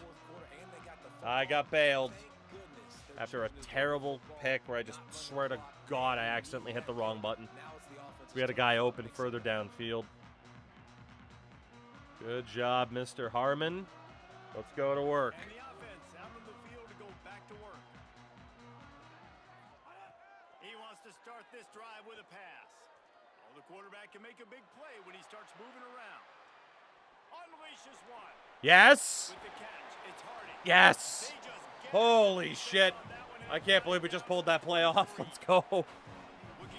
William DePepe has cramps. Good start to this drive, and they'll need much more if they're going to give him a finish. Go underneath. Another broken tackle. Oh my God. Okay, I don't need to hear about William DePepe anymore. Thank you. I'm going to keep having to hear about the DePepe. Oh, let's go. Wide open. All right, we are right back in it. No reason. Well, I mean, I guess we could go for 2 here if we wanted to. No reason to not go for 1, though. Tight end, Owen Anderson. First reception of the game. And we are right back in this one. Does NIL money carry over in the next season? Quick strike offense. No. So if you're, what you want to take a look at in your blueprint is your total budget. It'll be like in the middle of the, the graph. So if you have money left over, it does not add to that budget. It's just counting as unspent money. What a group of plays from the interception to the touchdown. Oh, I know. If we go for the onside kick and we get it, we're in a great spot. Otherwise, we got to trust our defense to bail. We could surrender field goal position. Fuck it, we're going for it. Let's go aggressive. And they finish it by firing one in from the It's been a 13 while for since the I've tried a score. high kick, but we're trying it. Oh, we caught it clean. Bouncing around, but the hands team Was is worth able a to shot. balance. If that bounces off that guy's hands, we have it, but... Onside kick. They got their hands team on the field. They're able to Okay. jump on the ball and Let's go, defense. Win it back one more time. Ask for better starting field position for One this more offense. time. Rides to back and leaves it. Fights off a defender. Not great, but we don't have to call a timeout yet. As they pick up 5 on the line, and they're still able to run up the middle. That sucks. Clock continues to run, and they'll be happy to wind it all the way down before they snap it. I'm going to save the timeout in case they... Looking for a man. It's Harrell. I knew he was going to go there. I knew that... Oh, the sweet juke gets him free. I knew that center back was somehow not going to be able to pick him up in time. One of the reasons this offense Well, we is didn't so surrender a exciting to field watch, goal, they've got guys that are dangerous but we athletes. could not make a If this stop. quarterback gets through his progression, It's not over yet because we did keep all of our timeouts, Man, it's your job to do the but it is now a 9-point lead again. So we're right back to where we were a minute ago. Makes it so easy, the connection between Shit. quarterback, wide receiver. You can tell this is a Turnable good for one. That's why they got Matthews. 6 on that play. He'll bring it back from inside his 5. Oh my God. Go, go, go, go, go. Power, don't fumble. Oh, returns like that just swing the momentum almost. Got to go for the touchdown here. Temptation to say get closer, try to kick the field goal, but let's go for it. Want that guy underneath. I want Williams Thomas blocking. Wasting no time throwing up Bang. the slide. Gets open down the middle. All down, but they'll move the Tight sticks window, as but he it picks worked. up the first down. Gonna look for Ogani down in the corner. Wants to throw it again, and why not? Yeah, that was a mess. Just as he was I thought the edge had fallen out on the left side, so I tried to move up, and then we missed a really tight window to throw. after the incompletion, back to the passing game. Oh no! We dropped it. Holy shit, that guy was open, but the After throw was incomplete botched. pass, there is a player down on the Holy field. hell, are That we is their playing with junior fire right now? defensive end, and they hope he's just rattled momentarily. How he God will damn, under I his thought for condition sure we had that touchdown there. Now facing a 3rd and long. They just keep firing. He's got him. He is stopped well short of the first down marker at the 15, and let's see what they do on 4th. I mean, obviously the field goal here gives us a chance.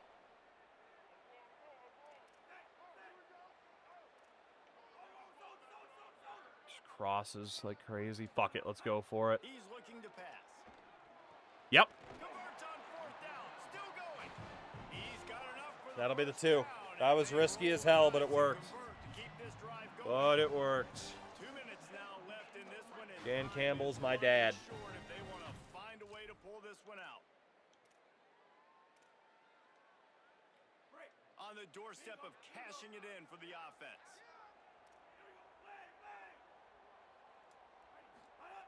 They want to throw it. Looking for the score. Let's go. And Just snuck it behind that linebacker. how about this? It's Woo. not over yet. Holy hell, that was close. You're just trying to apply some pressure on the I mean, opponent. cynical, the Right modding now, you're community down for this right game now, but already you is can crazy. Find a way to get the ball back with some time on the clock. Another field goal. They're within striking distance With a still point to after. win this game. Do And we with the dare extra risk another point, onside every kick? little bit counts as they get I think we closer. do. So that scoring drive took only 6 plays. I think Now again we'll down go for the by high 2, kick. Inside a minute to go. If they can get this onside kick, maybe they could get into field goal range. Damn, he Went caught for it the clean. onside kick and executed perfectly, and they secure the football. Caught it clean. All right, this is Charlotte it. has the ball back. The 49ers offense will return to the field. This is it. This is where the pressure can start to build a little bit, trying to hold on to a 2-point lead, Jesse. You're right, Reese. After giving up a score in that last possession, you just feel the sense of Get there, urgency nice. now. It's really, really high, and David, this offense, they've got to answer. Yeah, but you got to remember, it's okay. Let's go, They'll man still bun. have the You lead. tell 'em. Now just go out and execute. You tell 'em, man bun. Let them do their thing. Didn't get much done on that first Donna, play hello. drive. It's I hope you second and survived the 5. rain. Back to the ground with the running back. Fumble! Fumble! Fumble! No! No! Oh my God! Are you fucking kidding me? Oh my God, that is a punch straight to the penis. Holy. Oh my God. Breaks a tackle, we light him up. The only thing I can think to do is challenge whether or not that was even a fumble to get it overturned. That's all I can do is challenge and hope it's not a fumble. Otherwise, we're dead. Give him the ball back. Give me my other timeout back, too. I need this to not be a fumble. Oh, shit. I think it's a fumble. I think we're dead. Yep. First down. GG's. That is unreal. What a heartbreaking way to lose a game from something so promising.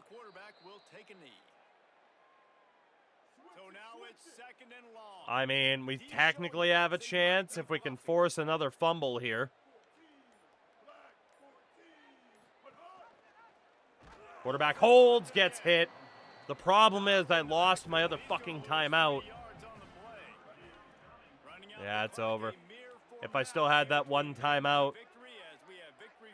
that was the risk. And the 49ers win it by 2. What an absolute heartbreaker. If we would have been better off not forcing the fumble. Their quarterback with 4 touchdowns on the day. Dicks indeed. That hurts. That really, really hurts. Well, all but confirms we will spend a second season in the bottom tier. Damn, man. In NFL rule, you can't advance a fumble, or what rule am I thinking of? I'm not sure what rule you're thinking of. Oh, man. I wanted the ball back one more time. Didn't get it. And speaking of balls, Ball State is next. I re-uploaded my team. Or I uploaded my team. I tried to put a baseball diamond on the field, but I couldn't get it under the field lines. That's fair. I'll have to take a look at it, Razor. If you added, like, anything that was uploaded through Team Builder, make sure to send those assets to me just in case. In case I have to, like, recreate it myself. You know, but I'll have the general idea of what you had in mind. Is that confirmation that we're cooked? Yeah, probably. It's gonna take 6 wins, that's it. We're not making it this year. We're not making it this year. Shit. Okay. Well, now we play for pride. Now we play for the goal. We're doing what we got to do. In college, it's only on 4th down. Okay, that's what you were thinking of. Fair. K-pop update, good and bad. Oh, God. Chad Gator, 87 speed. It's certainly not bad, but... What about Frank Izian? 85 throw power, but not a gem. We'll stick with the other guy instead. Marvin Ebiketie. 88 speed, 93 acceleration. I mean, he is pretty fast. What about Nelson Hawker? Fuck.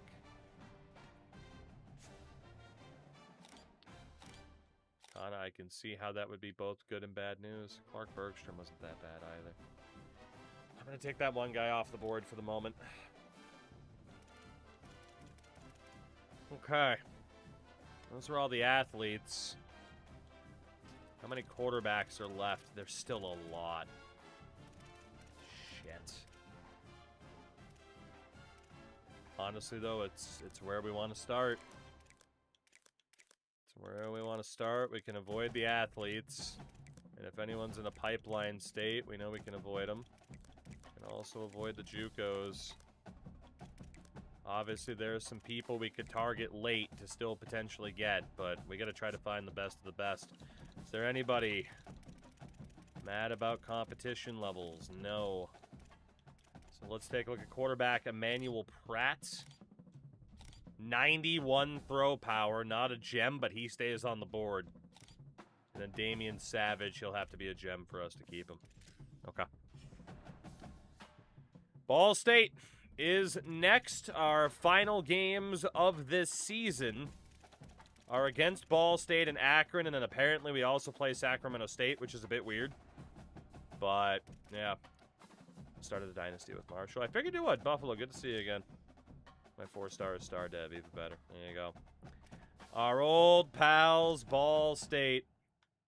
We spent many a year in control of Ball State.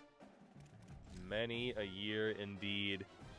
We are playing for pride. Most likely our promotion chances are done, at least for this year. But again, it has still been a very, very, very good season for us.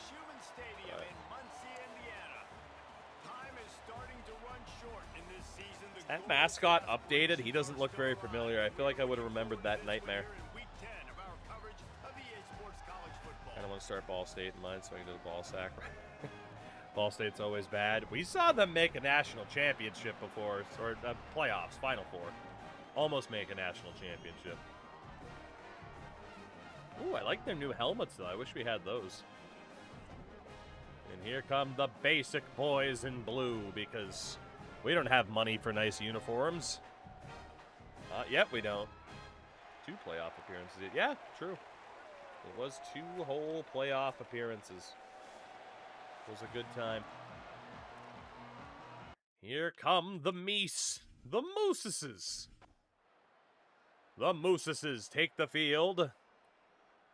Looking to put up at least 20 points on the day. Don't know if they're going to do that, though. Oh, boy. Oh, boy. Oh, boy. Oh, boy. Well, we got 10 points there. I mean, this game's definitely over, but I'll play the offense. Actually, it might not be over. They turned it over. We still have a chance here. We need some things to go our way. But we do have a chance here.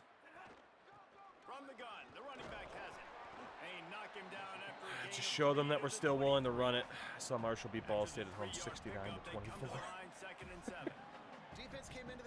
I mean, having Randy Moss certainly would help there, wouldn't it? Nice. Logan E, man. If that guy sticks around, he looks like a pretty damn solid tight end.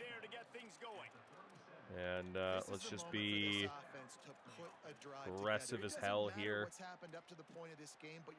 And try to find a deep option, but obviously look underneath for Dia Johnson. Or Anderson if we need to.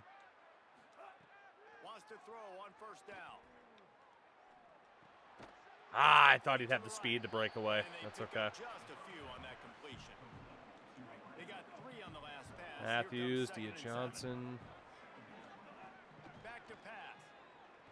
Oh my God, B might have been there. B might have been there. Their defenders stumbled. We're going down. Frank's just pro-rel for the moment. Fuck. Inagawa, coach chat. Let's get rid of that cold streak you got going on. Hit immediately. Fuck. And our defense gives up some points. GG's. I tried.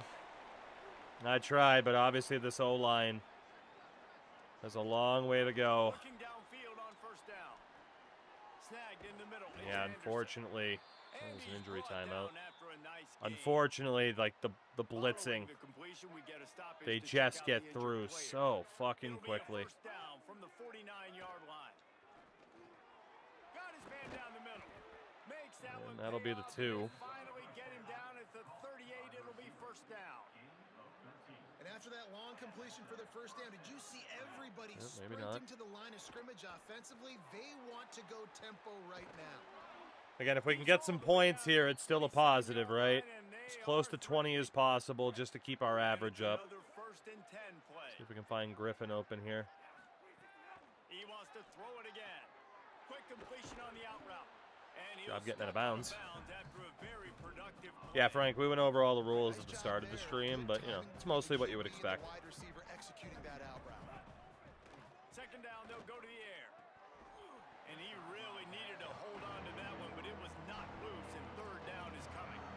You see an incompletion there. I think a big reason why this team is in such a hole right now in the fourth quarter is they have just not been able to find the explosive plays throwing the ball. You got to wonder at this point, is it too little, Find too late? Ogani over the middle. After the incompletion on second down, it's third and inches.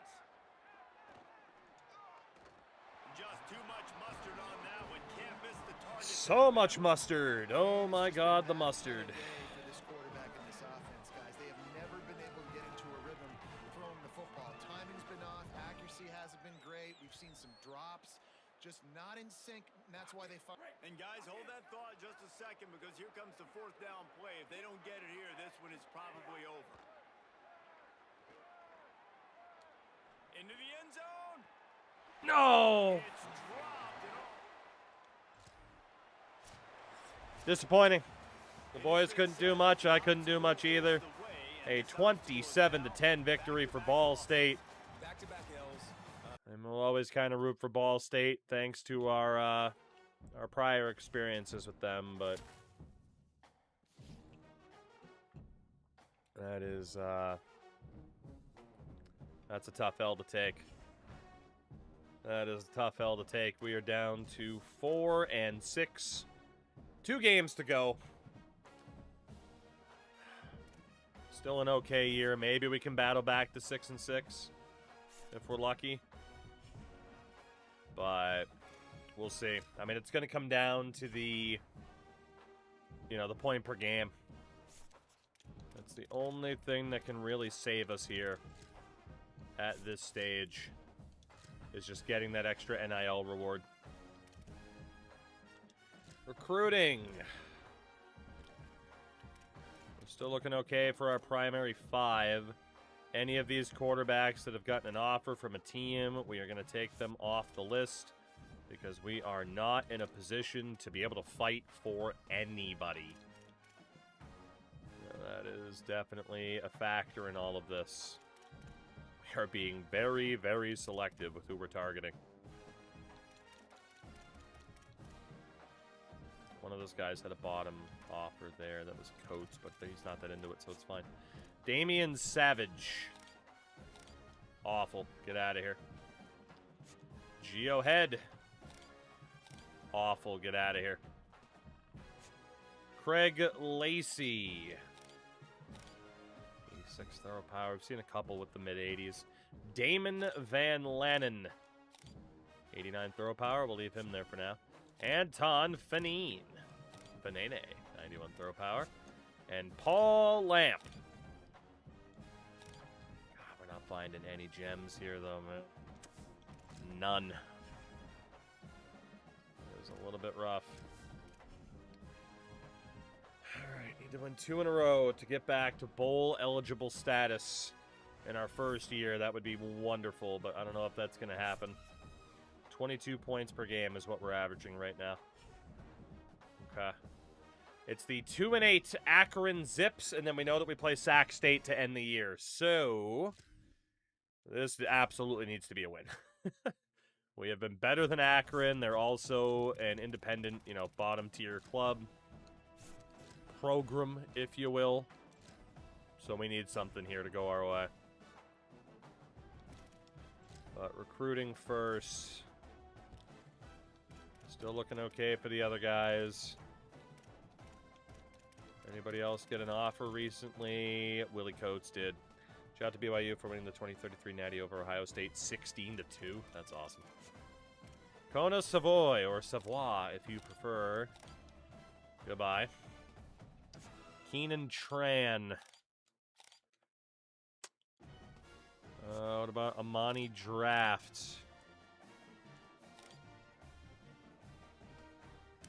Benji Leon.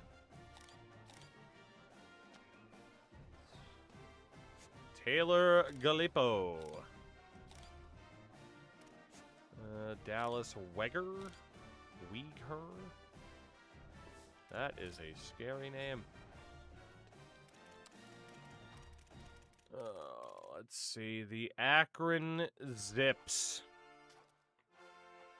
67 overall to ours 66. They have a defensive advantage. Can we beat them? That is the question. Can we beat them to keep some hopes alive? Yeah, Benny, I kept those guys that had the 90 throw power on the board at the very least. At least we'll know we'll have a couple of options, but we're definitely having to, you know, gamble instead of, you know, knowing for sure that someone's at least going to be half decent, which isn't what I wanted, but... Question for you or chat. Oh, boy. These could always be a little bit scary, you know? It could always be a little bit scary.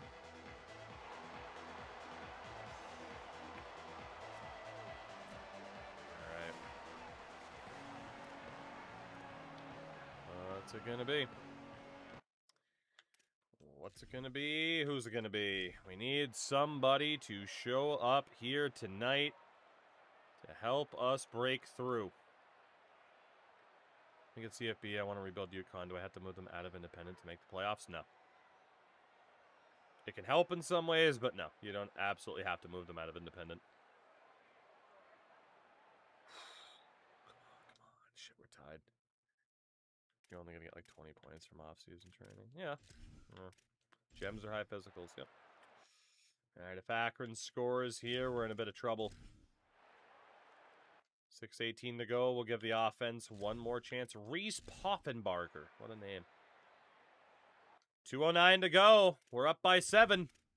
28 points on the board. Akron do not score. And it should be a no-touching win for the Blue Moose.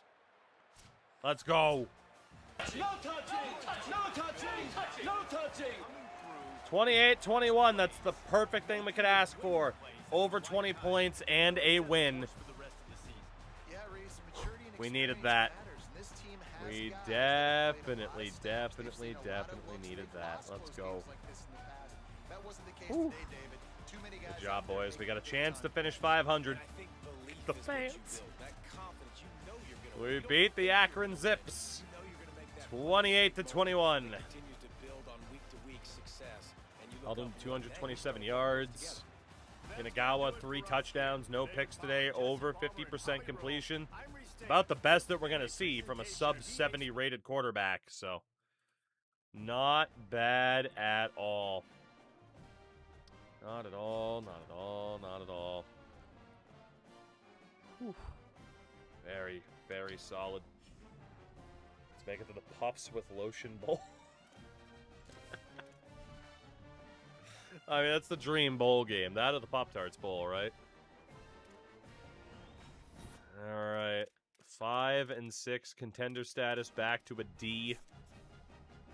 23 points per game average. We got 1 game left against Sacramento State. I think I just said USC beat UCLA, who were the #2 team in the country. And we definitely still have some injuries. Broken collarbone for right guard Brock Taylor. Not ideal when the O-line's already iffy enough. So in terms of the recruits, mid-10 is gaining on us for Stork. So let's up our investment for him. with at least a soft sell. And then NIU started talking to DeMarco Kenoy. We'll also up how many points we're assigning to you. Another soft sell. Then Cisco, we're okay. All right, Dallas. Are you any good at quarterback? Not as good as the others. Nick Bofelli. Friends call him Bofa. I call him a mid-quarterback. And then Lester Heflin. Okay. There are a couple of decent quarterbacks we could go after late. It's nobody that I'm immediately going to target this second because we want the space on the board. But there are definitely some late targets.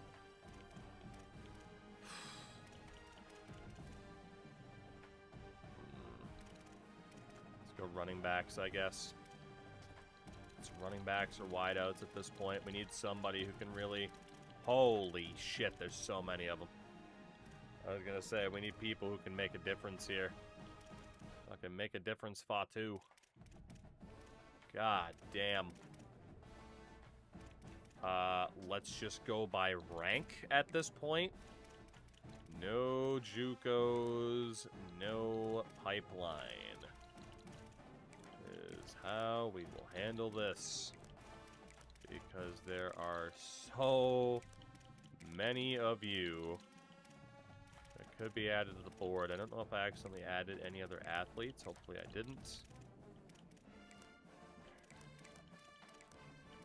There are a lot of damn running backs, man. There's no way we're going to be able to look at all these guys before the portal opens, but that's okay. We have so many players that at the last minute we can just be like, hey, here's a scholarship offer, and they'll take it. So, right now, it is just find any sort of offensive difference maker if we can. Butcher, so we're not looking inside the top 3,000. 2,950. 2,950 is going to be the number to remember. Anybody upset with any sort of competition level? Apparently we already looked at Upshaw as well. We'll get rid of him. Alright, we're looking okay. So what about Nick Newton? Nah. What about Jeff Falk?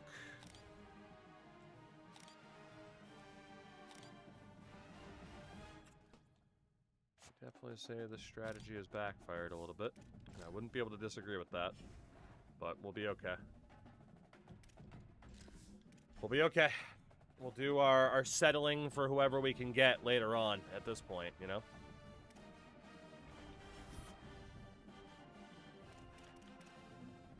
Bunch of those running backs just locked us out as well. That's okay.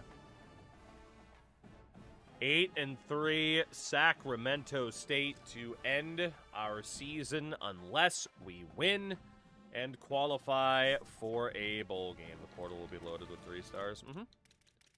Oh yeah, I mean, we'll definitely be trying for those guys too, right? Like, if we can.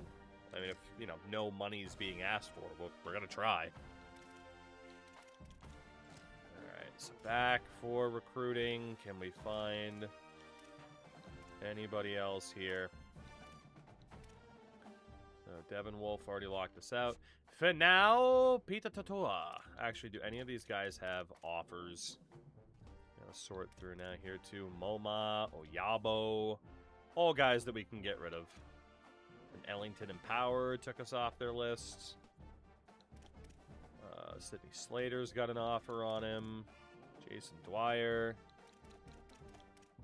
Get rid of Paul Hepburn. Zeke Keener, Mr. Ramon Hicks, Lavalaise. Oh my God, not Joe Cheeseman. I didn't want to get rid of Joe Cheeseman. All right, Finau Pita Watua, 85 speed, not a gem. What about Nolan Grimes? 74 speed, has balanced because he's at least a power back, but oh man. What about John Durbin?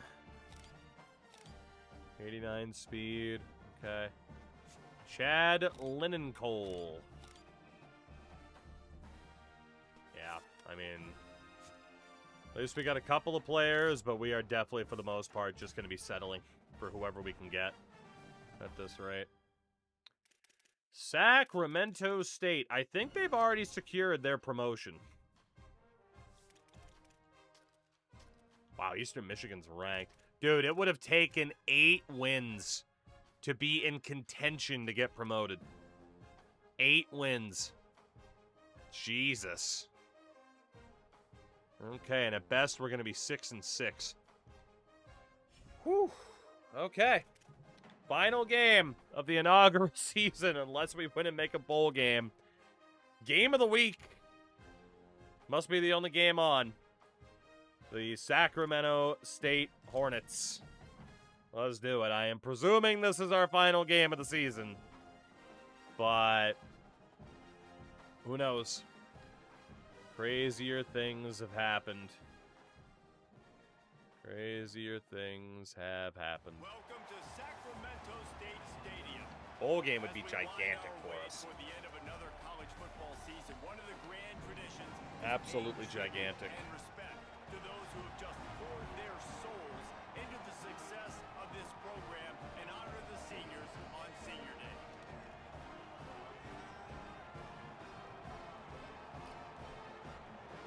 All right, gentlemen.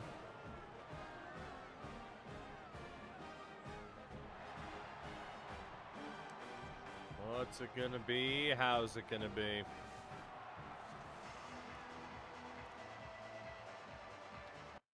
More sandstorm.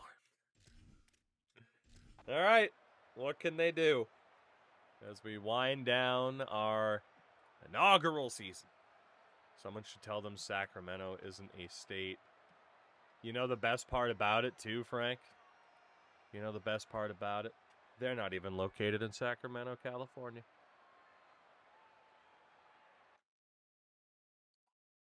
I'm just kidding. They are. I wanted to fool the Australian who wouldn't know any better. They are in Sacramento. Let's see. Down by 2 with 7:44 to go. We threw an interception. Make that down by 9 with 6:30 to go. Shit.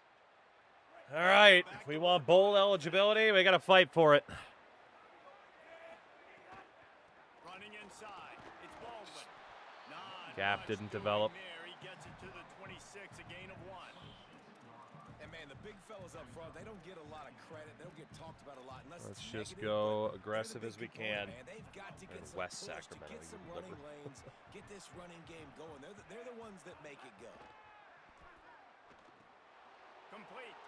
There he goes. First down. Thank He's you. run out of bounds, but he's And got Agawa enough with a to move pick the against sticks. today. We know that's normally the And death this knell offense for the is gonna have to team. Come up clutch, man. Like late in the football game, you are trailing. This is why you get paid the big bucks. This is why the quarterback is the glamour position. Like you've got to trust him. He's Really wish got that to guy come had through. They blocked a gotta bit put few better. drives together here to South get back in Carolina's this on the football tear. game. I didn't see. Really helps Kent the State play beat calling Eastern when you get Michigan, in on so first down. It's 2nd and 2. ranked no more. Looking to fire.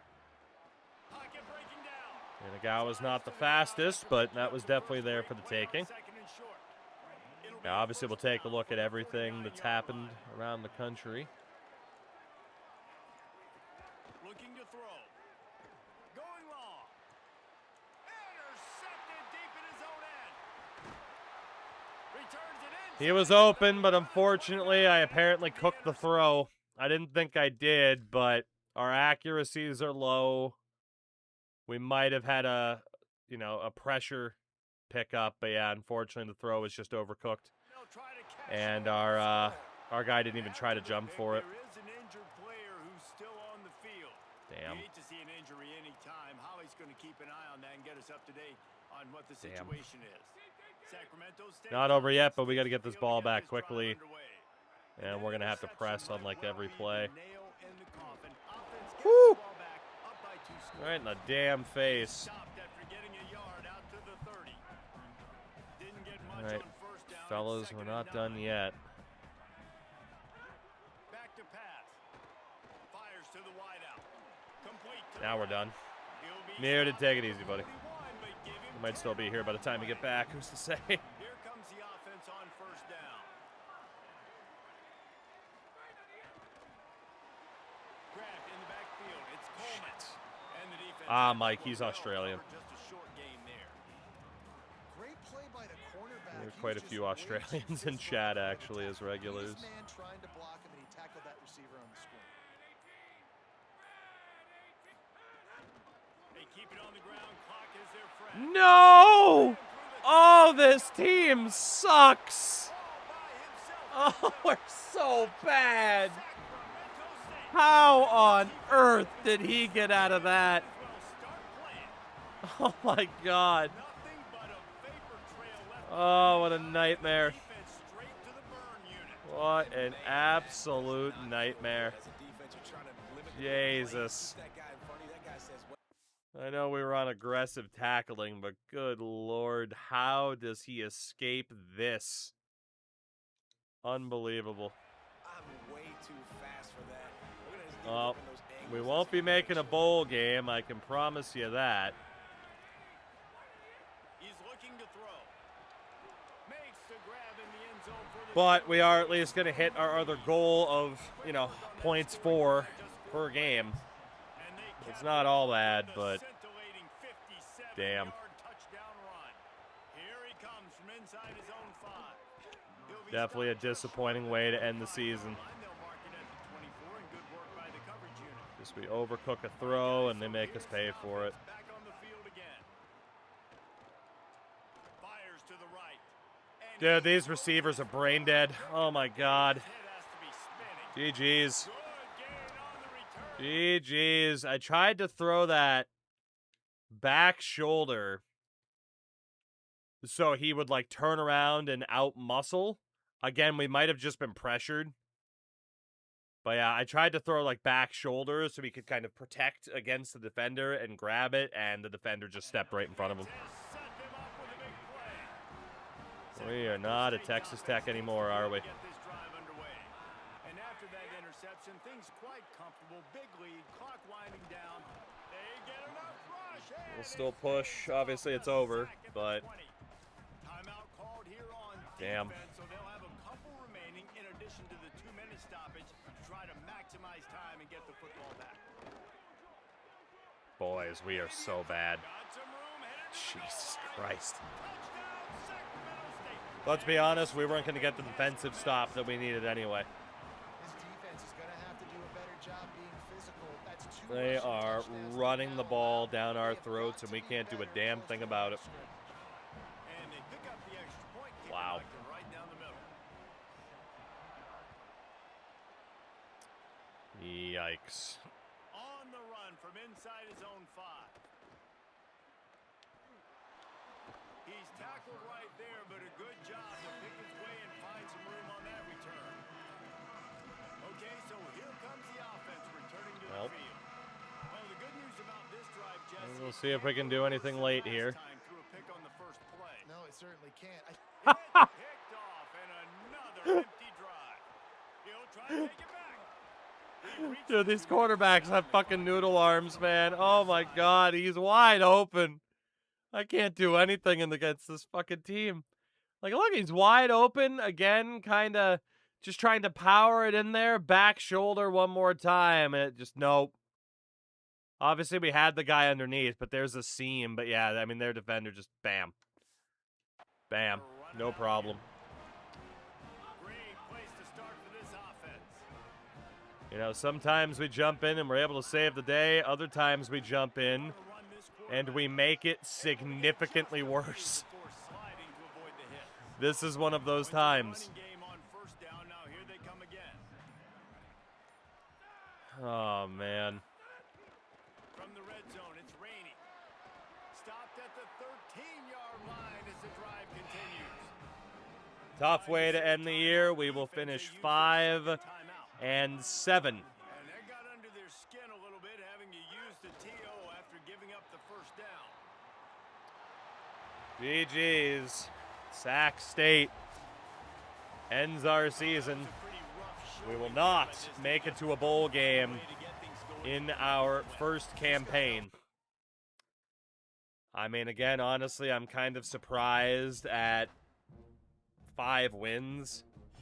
Obviously, once you get one win away from bowl eligibility, you start to think, like, oh, shit, maybe. And then it's disappointing to not make it, but it is what it is. We do, however, get our first ever verbal commits, I believe, and that is Nick Stork, a 2-star tackle from Fort Wayne, Indiana. Welcome in, Mr. Stork, and we will hit our minimum average as well, so not bad. But with our season at an end, now is the time to focus on everything else that we might be able to do. I need 3 more levels to be able to get Motivator. And then after that, I gotta be honest, I'm not sure what I'm even gonna want to spend on. Probably getting Tactician as well. So we're gonna continue to save points there. Let's take a look at how we did, right? It's Conference Championship week. It's a very, very big week. We'll see who wins said conference titles, because that will, well, I mean, it doesn't really play into too much. We have a lot to check out here. So in terms of our season stats, Inagawa, 47% completion, 2,100 yards, 15 touchdowns, 7 picks. I mean, not atrocious. Watson, though, noodle arm, right? Like 80 throw power. Inagawa, I mean, he's a 69 rated quarterback. What do we expect, right? Rushing-wise, DeRozier's wasn't too bad, nor was Justin Williams-Thomas. Like, the running game was pretty decent for the caliber of player that we had. Receiving-wise, Joseph Griffin Jr.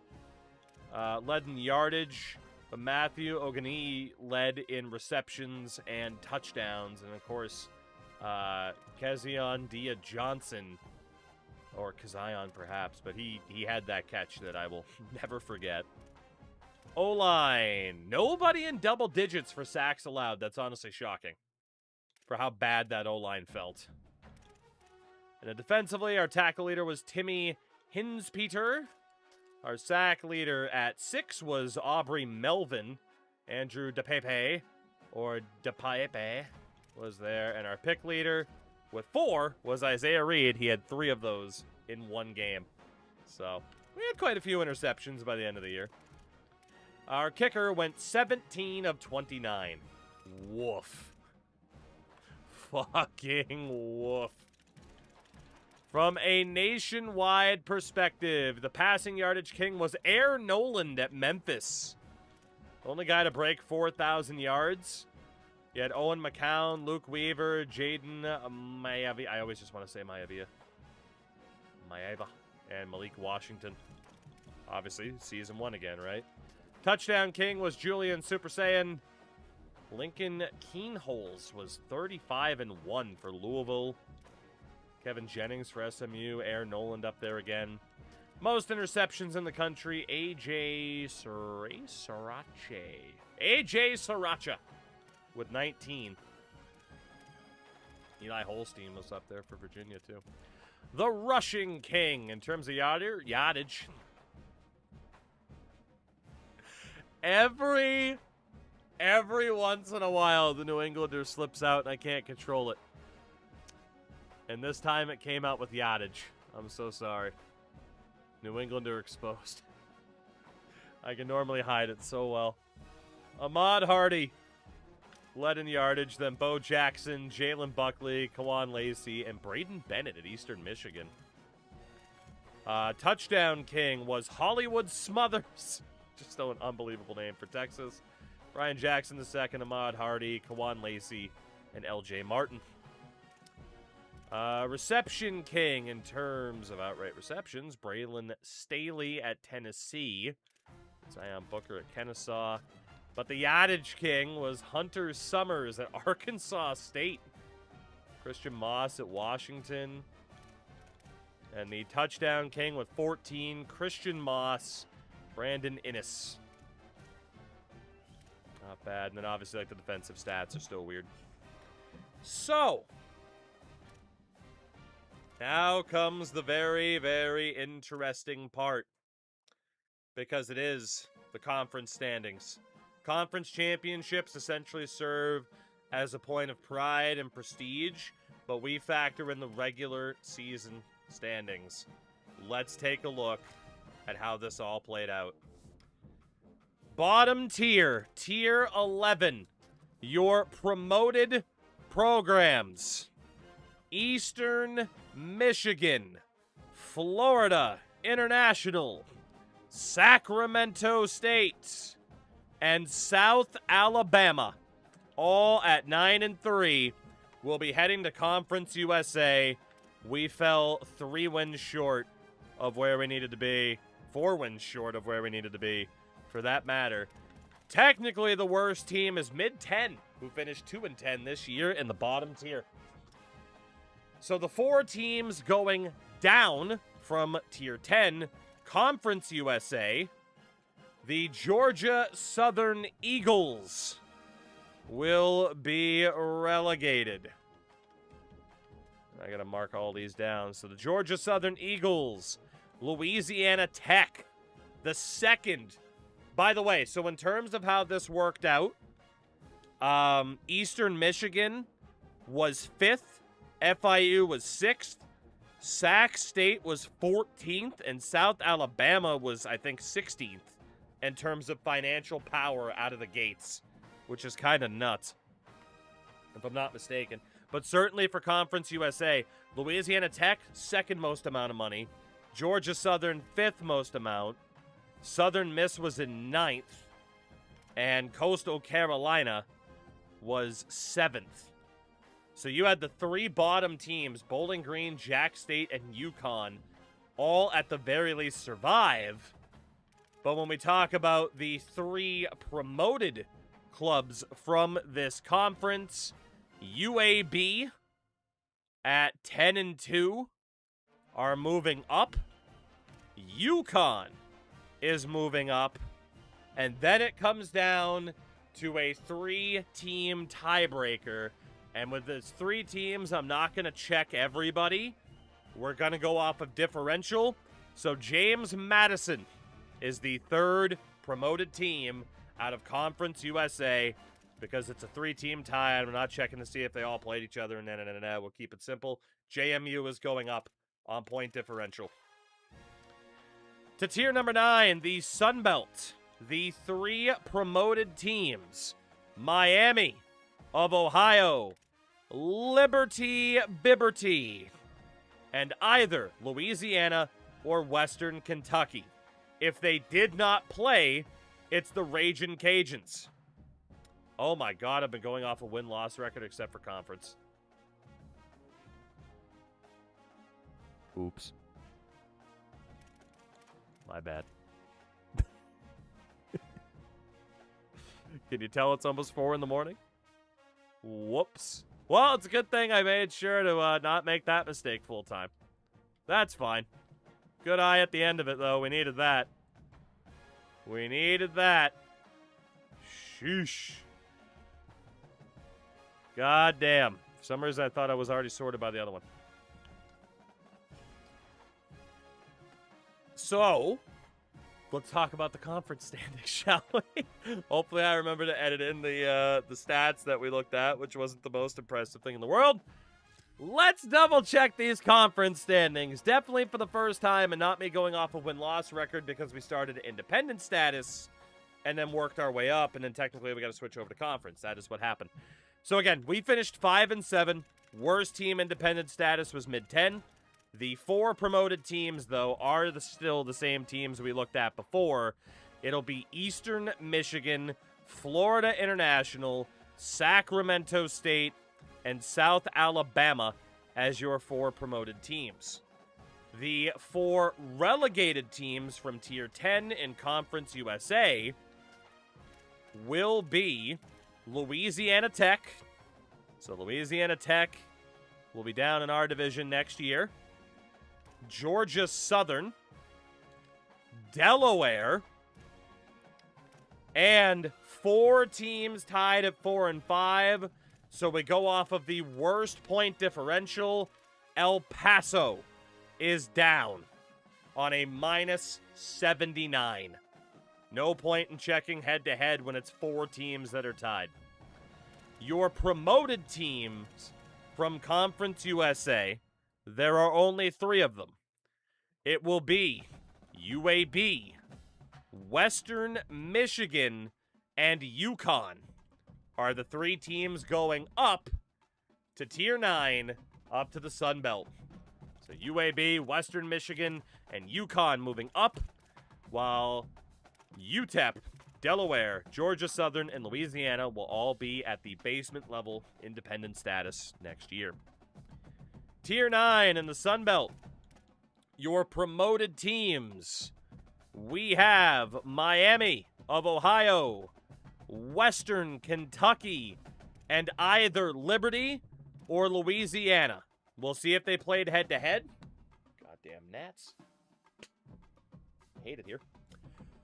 We'll see if they played head-to-head. If not, Louisiana goes up on point differential. Did Liberty beat Louisiana this year? No, they did not. Actually, they did, because we're looking at, oh my god, Liberty advanced. Liberty Bibberty beating Louisiana and surviving the tiebreaker. Liberty Bibberty on their way up.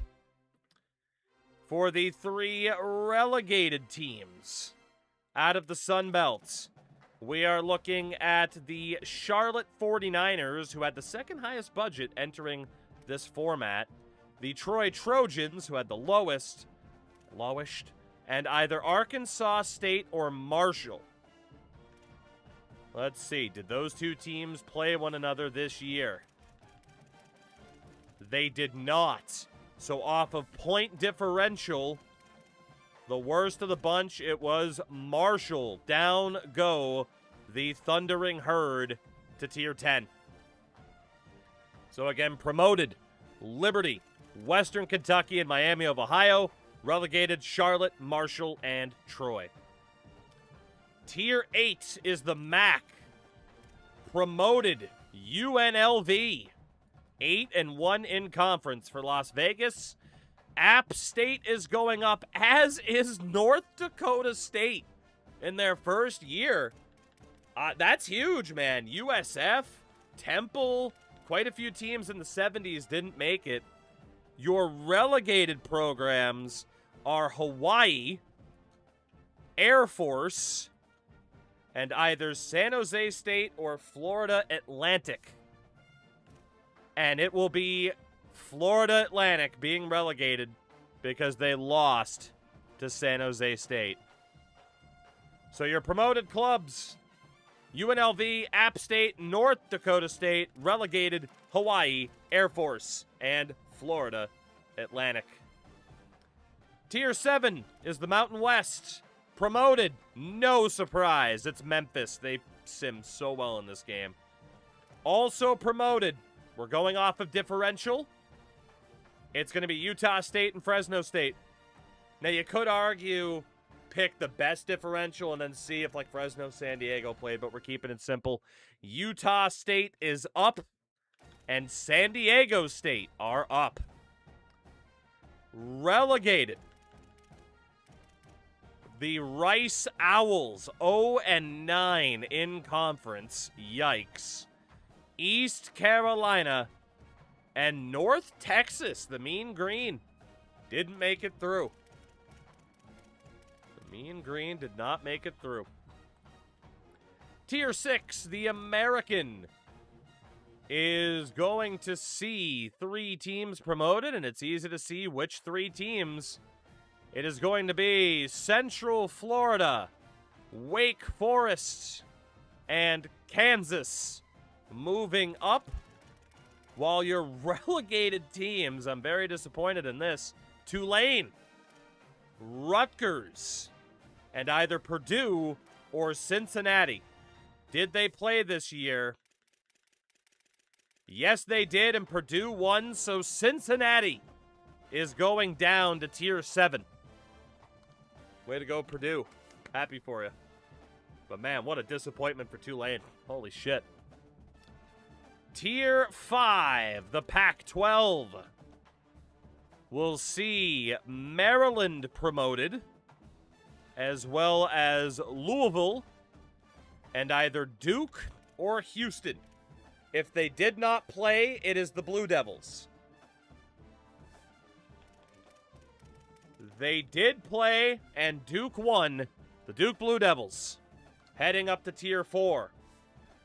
Your relegated programs, oh man. Not a great time for the military.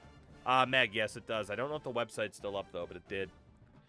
The military programs, Army, Navy, and, well, North Carolina relegated the same year that Duke is promoted from the same conference.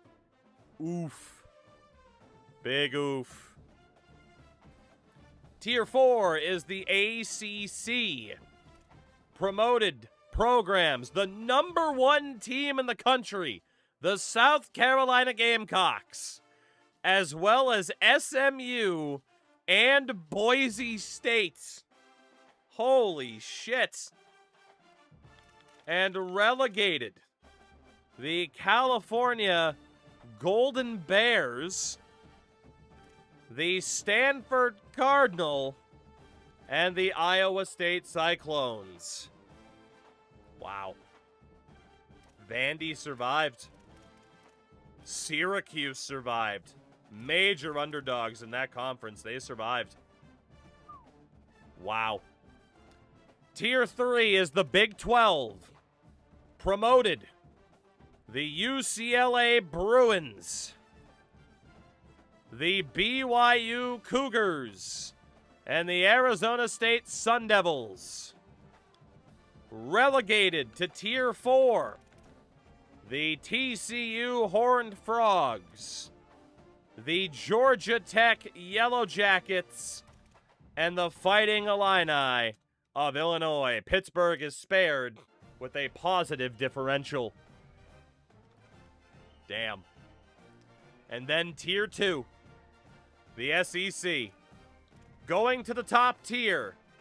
The Florida Gators at 8-1 in conference. The Auburn Tigers. And by 8 points on point differential, Mississippi is promoted over Indiana. It came down to 8 points.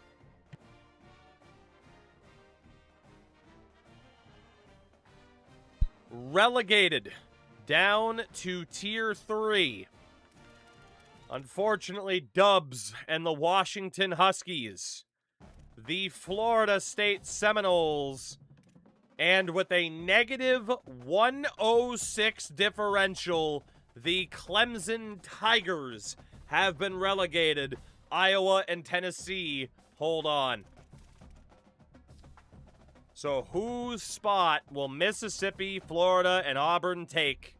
We go to the top tier, the Big Ten. Oklahoma, the top team. Penn State has been relegated. Texas has been relegated. Oh my God, the 4 and 5s. The worst point differential with a +6. The Notre Dame Fighting Irish have been relegated because of a +6 differential. Ohio State had a +159. Same conference record. But Notre Dame will be down in Tier 2, as will Texas and Penn State. They will be replaced by Mississippi, Florida, and Auburn. Definitely some interesting results and a big-time shakeup. Big-time shakeup. So we'll still have to see who wins those conference titles and such. Obviously, the Heisman will be up for grabs as well. Some interesting names in consideration for said Heisman. But for us, we still have a little bit to do. Can we see the Ohio State schedule? Yes, you can. Yeah, I mean, if you guys ever have questions and it's not like me going too far out of the way to find like a really obscure answer, that's fine. So yeah, Ohio State lost to Texas, Georgia, beat Ball State, Kent State, Northwestern. They lost to Miami, USC, and Oregon. So, I mean, they definitely put the beat down on Kent State and Ball State to kind of up that point differential. But it wasn't enough to save them in conference. Wow. Recruiting. We got a little bit of recruiting work to do. With the points that we have, did any of these guys get offers? No, they did not. So, Keenan Knowles as a running back, not a gem. Kenyon Brewer. God, man. I mean, I'm all right that the 2-star gems are a rarity, but, man, I feel like we just had some really, really bad luck, too. They have been so few and far between. We found one guy, which is not good for us here. Dontrell Ham might be okay, but that's pretty much it. We'll throw the extra 5 points on Cisco here.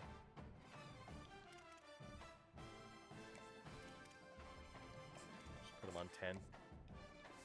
Now, next step is our staff. Now, in terms of the blueprint, we still don't know for sure how much money we'll have next year. It'll be better than $350. That said, in terms of staff, we are letting go of both of our coordinators. We will not pay to keep a coordinator. We cannot afford it. So, both coordinators are out. And we will find their replacements in a week's time or so. Filio, what's going on? But yeah, it certainly looks like for recruits, it might just be throw darts at the board for 35 people and hope for the best. Contender status, of course, down to an F. Okay. And we still got to wait for that 20-point per game thing to go through. As it gives us the weird extra week. And again, we're saving up to hit level 10 so we can also use this abundance of coach coins, which will help us out quite a bit.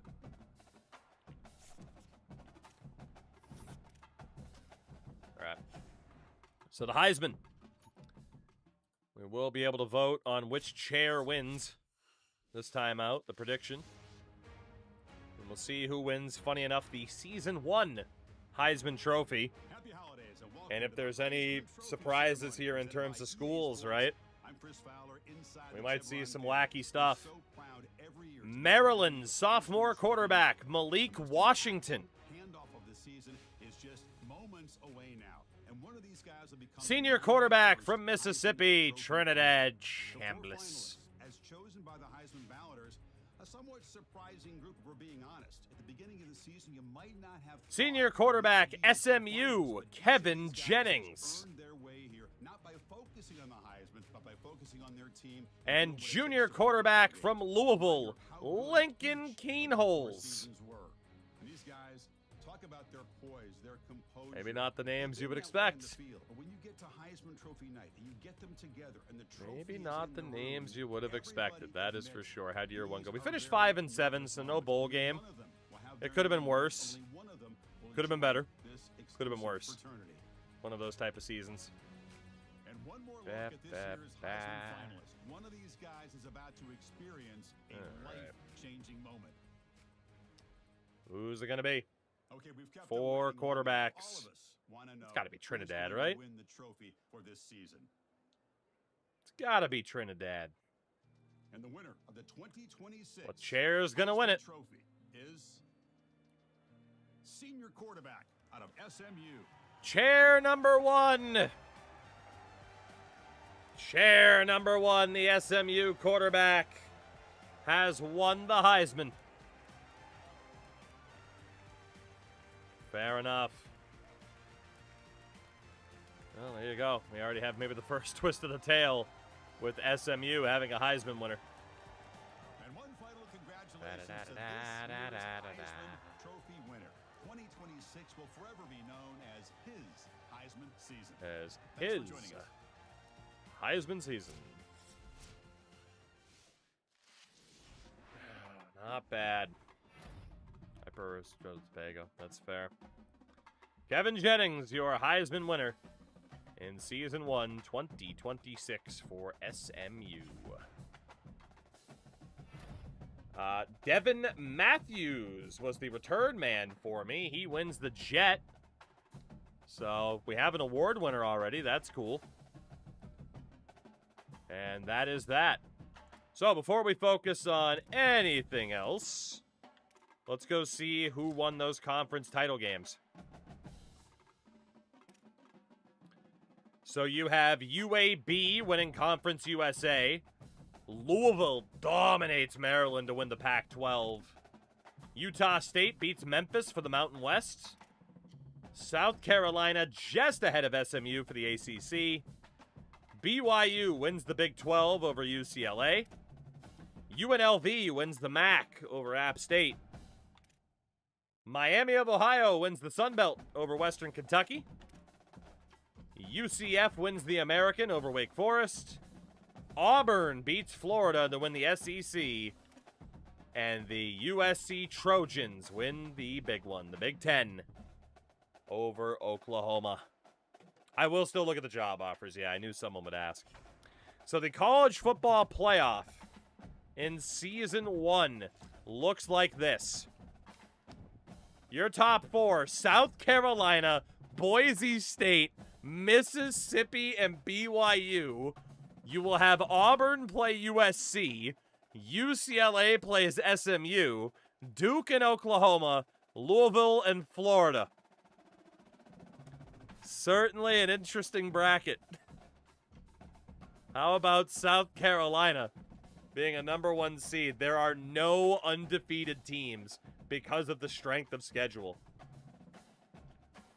Although South Carolina was close. They lost their conference. But there you go. The final 12 teams standing for the Year 1 playoffs.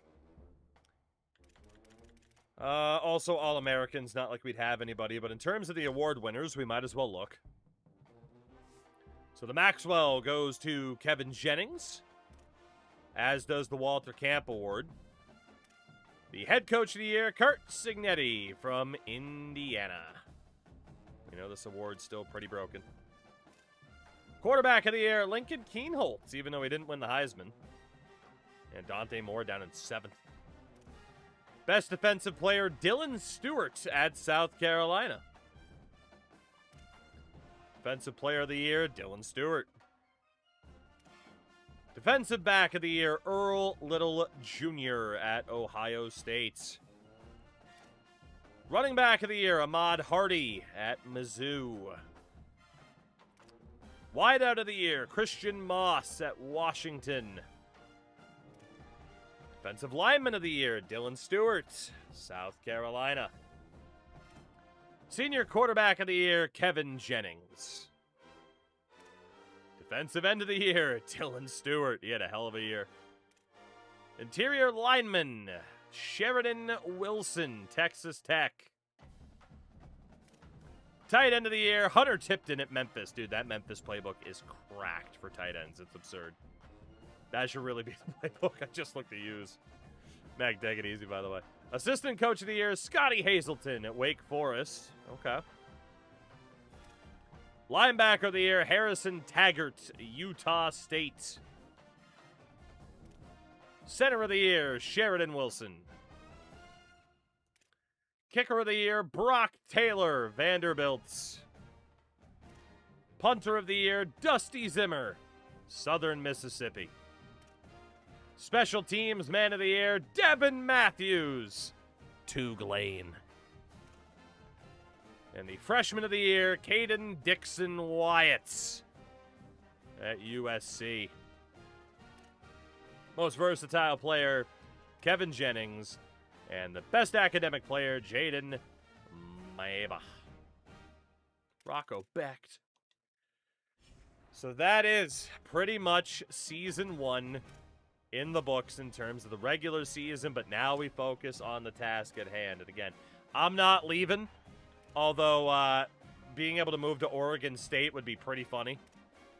Being able to move to Oregon State would be pretty funny, but we're never leaving. This is our program. So, we need to worry about coordinators above all else, and we do not plan to spend a penny on any of these coordinators. Like, there's just no way. There is just no way. So, we are looking at the guys with no expected value. Honestly, max level is going to be about level 14. And, I mean, we could go, I mean, it's kind of a question, right? Tactician, motivator. Do we want people to help with recruiting? I do think getting motivators could be nice, but also it's going to come down to the type of offense that we want to run. And like I said, ideally, I'd love for this team to be just super passing heavy. Maybe the pro style. But, like, we have Turai there. I mean, spread and shoot could be okay as well. Multiple, pistol, ton of spread options. Holy shit. And then we got some guys on the air raid, including Dalton Yeast as a level 13. He might have to be the guy. And then pro style. It's either we take Tyler Whittington for the pro style, level 14 tactician, or we go after... Where the fuck was the other guy? I must have gone right past him. I did. I confused him with the Azzy. A level 13 motivator, Dalton Yeast. I gotta be honest, I think Dalton's the guy that we want here. I think he is. I want the air raid and I want motivator for the off-season development. So we are going to send that offer out to Dalton Yeast. And then defensively, it's just kind of whatever the hell comes up. Because it still doesn't properly show their defensive scheme. So pretty much no matter what, a level 14, we have a recruiter. We have... There was a tactician in there. Honestly, screw the recommendeds. Give me the affordables. Do we have a level 14 motivator? We have a level 13 motivator in Aurora. Level 10, another level 13. Okay. So it'll be somebody like Tashawn Lombardi. Tashawn Lombardi. Try to save money and get some extra off-season development on whoever the hell we bring in. That is the game plan. We don't want to spend a penny right now if we can help it. So that is all for us to do this week. Obviously, we'll follow along with the playoffs, but we already know our promoted and relegated teams. We'll take it from there. But bit of a bummer, you know, to not make a bowl game, but it happens. And we should have an extra 40 points on NIL, which is gigantic for us, honestly. And that is Tashawn Lombardi in as our defensive coordinator. And we're going to have ourselves an offensive coordinator as well, Dalton Yeast. Looking at the playoff brackets. USC over Auburn, SMU over UCLA, Duke over Oklahoma, and Florida over Louisville. So it will be Trojans versus Cougars, Mustangs versus Gamecocks, Blue Devils versus Rebels, and Gators versus Broncos. Good year to have blue as a primary color. Very good year to have blue as a primary color, apparently. Holy hell. Holy hell. Any other job offers? Again, not that we're ever leaving. Kansas. Kansas actually got promoted, too. That'd be a fun team to go to, but it's not happening. That is not happening. We are right where we want to be. Forever and ever, amen. All right, through the next round. It is BYU over USC, SMU over South Carolina, Mississippi obliterates Duke, and Florida beats Boise State. Your final four, BYU versus SMU, Mississippi versus Florida. A very interesting Season 1 bracket, to say the least. Damn. And the Season 1 National Championship game will be between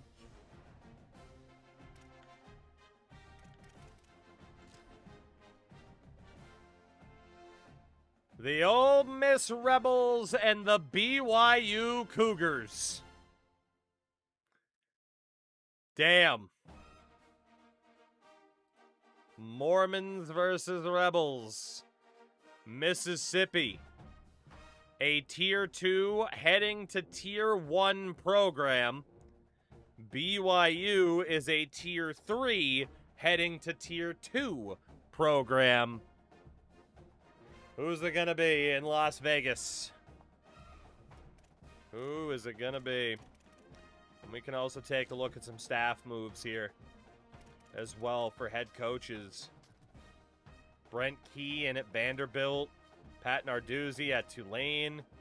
David Braun's the new head coach at South Carolina. Lance Leipold taking over at Pittsburgh. Jeff Brom is in at Penn State. Jamie Chadwell takes over at North Carolina. Spencer Danielson from Boise State to Louisville. Chris Creighton in at Kansas. Shane Beamer went from South Carolina to Georgia Tech after that season. That's crazy.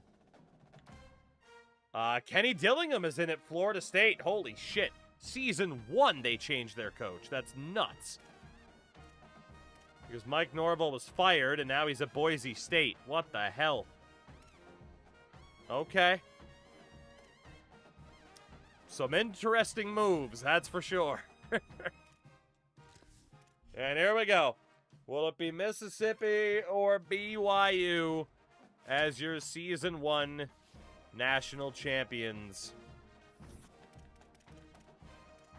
Coached abilities at least up to a C, prestige to a D-. Your national champions, Mississippi.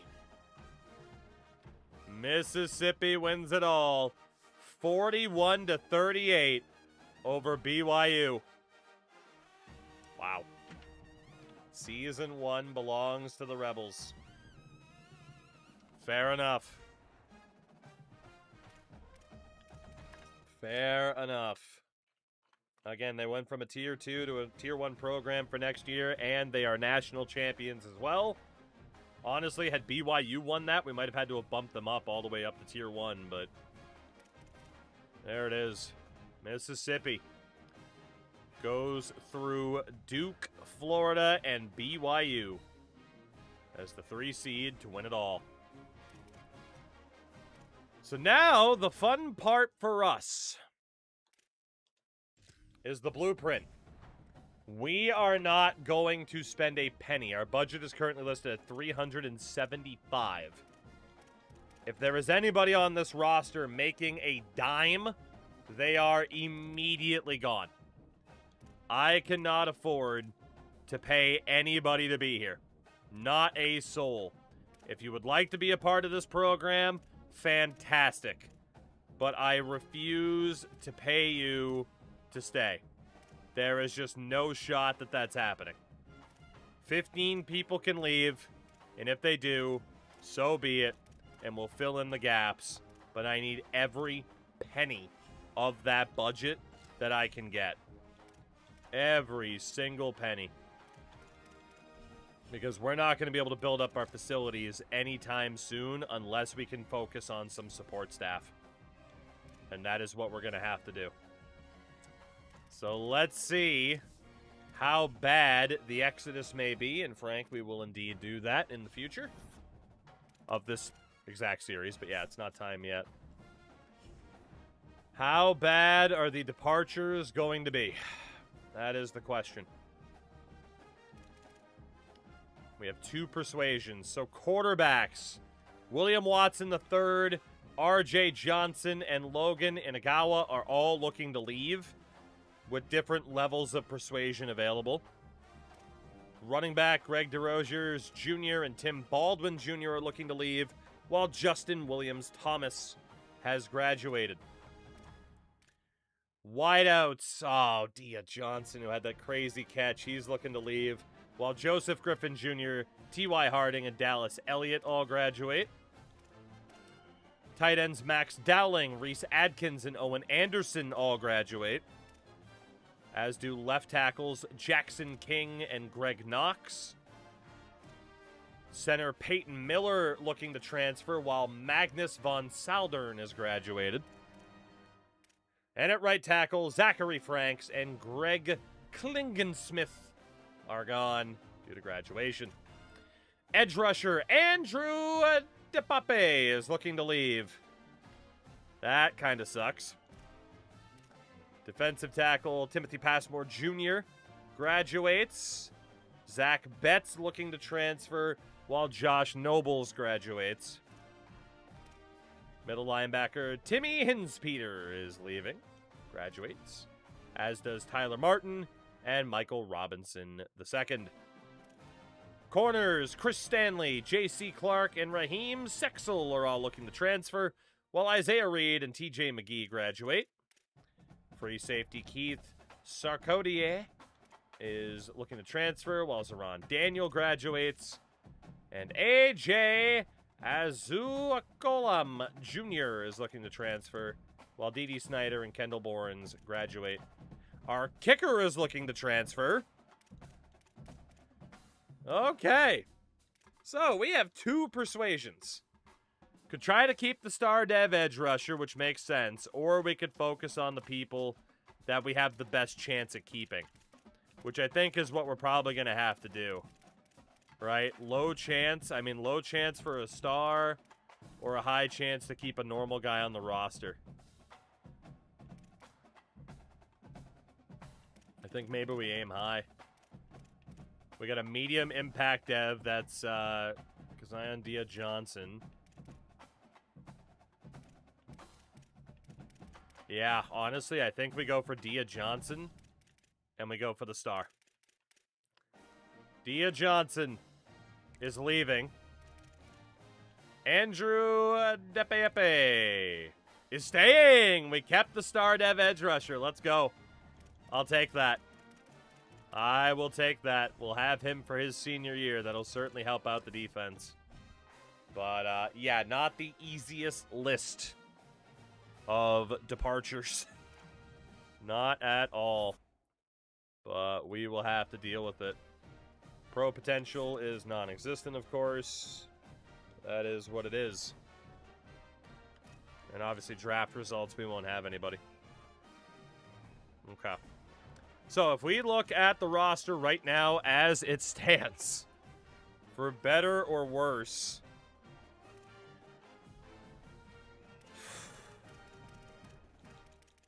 I mean, quarterbacks have got to be a focus. Good Lord.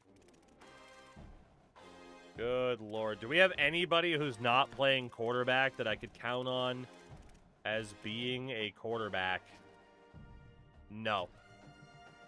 No, we do not. So we have 2 quarterbacks. You're going to need the autofill. We'll be fine. We'll be fine. So we have 2 quarterbacks. Let's see. From there, I'm not sure about running backs. I'm not sure about wideouts. Justin Williams-Thomas was a senior, so he is gone. Jordan Washington, I'd probably consider a wideout, ideally. Trace Pullen, I'd probably consider a running back. Same with Elijah Faulkner. And same with Alberic. Then for the wideouts, Matthews, I'd probably move to running back, ideally. Pedro stays. Carrick can also stay at wideout. Elliott can stay at wideout. He's gone anyway, though.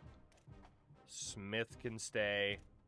Bartow. Well, Smith, actually, I might move down. And then Bartow there. Okay. Honestly, someone like Jimmy Bartow, you could even argue putting at tight end. In terms of the tight ends, we have Matthew Ogani. We have Jax Markovich. And Cooper Proctor. Buffalo, take it easy. Thank you for hanging out.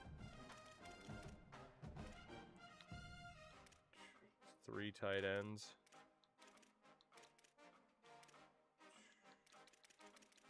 I mean, ideally, I'd probably put Jimmy Bartow there too, so we're definitely going to need some wideout help. Left tackle.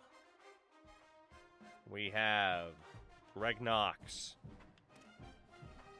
Jackson King both leaving, so that leaves Gavin Wilson.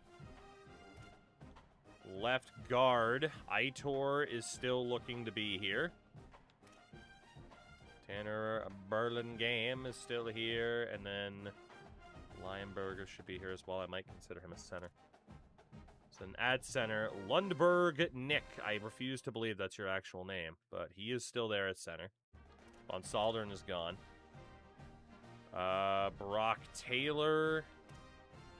We have the Finn and Samu, Swolmanen, and then Kevin Barfield. Okay. Then right tackle, last guy left is Garrett Cooper. Ooh, okay, we definitely have some shortages on the offensive side. Good Lord. Edge rushers, and honestly, I gotta go a little bit ahead of time here. Normally we do this later. Do we have anybody on the defensive side of the ball that cannot tackle?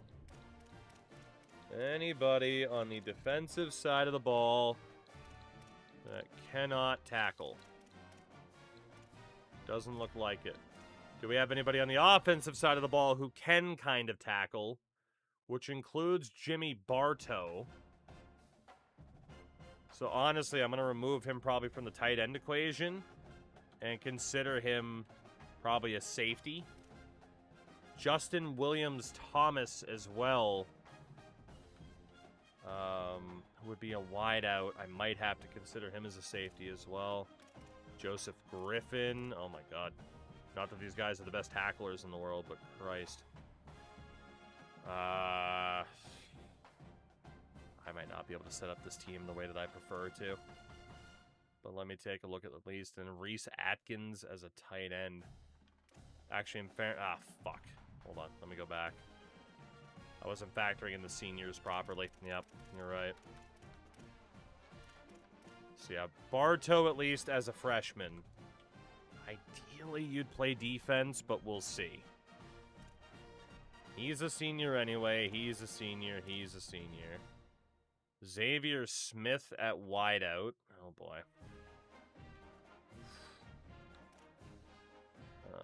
Anybody else on the offensive side of the ball? Ogani. Oh, man. I mean, regardless of the defense is going to be a little bit short, or the offense is going to be a little bit short. Why can every single tight end play like linebacker? Jesus Christ. Then the center, Magnus Valsalder, and he was a senior.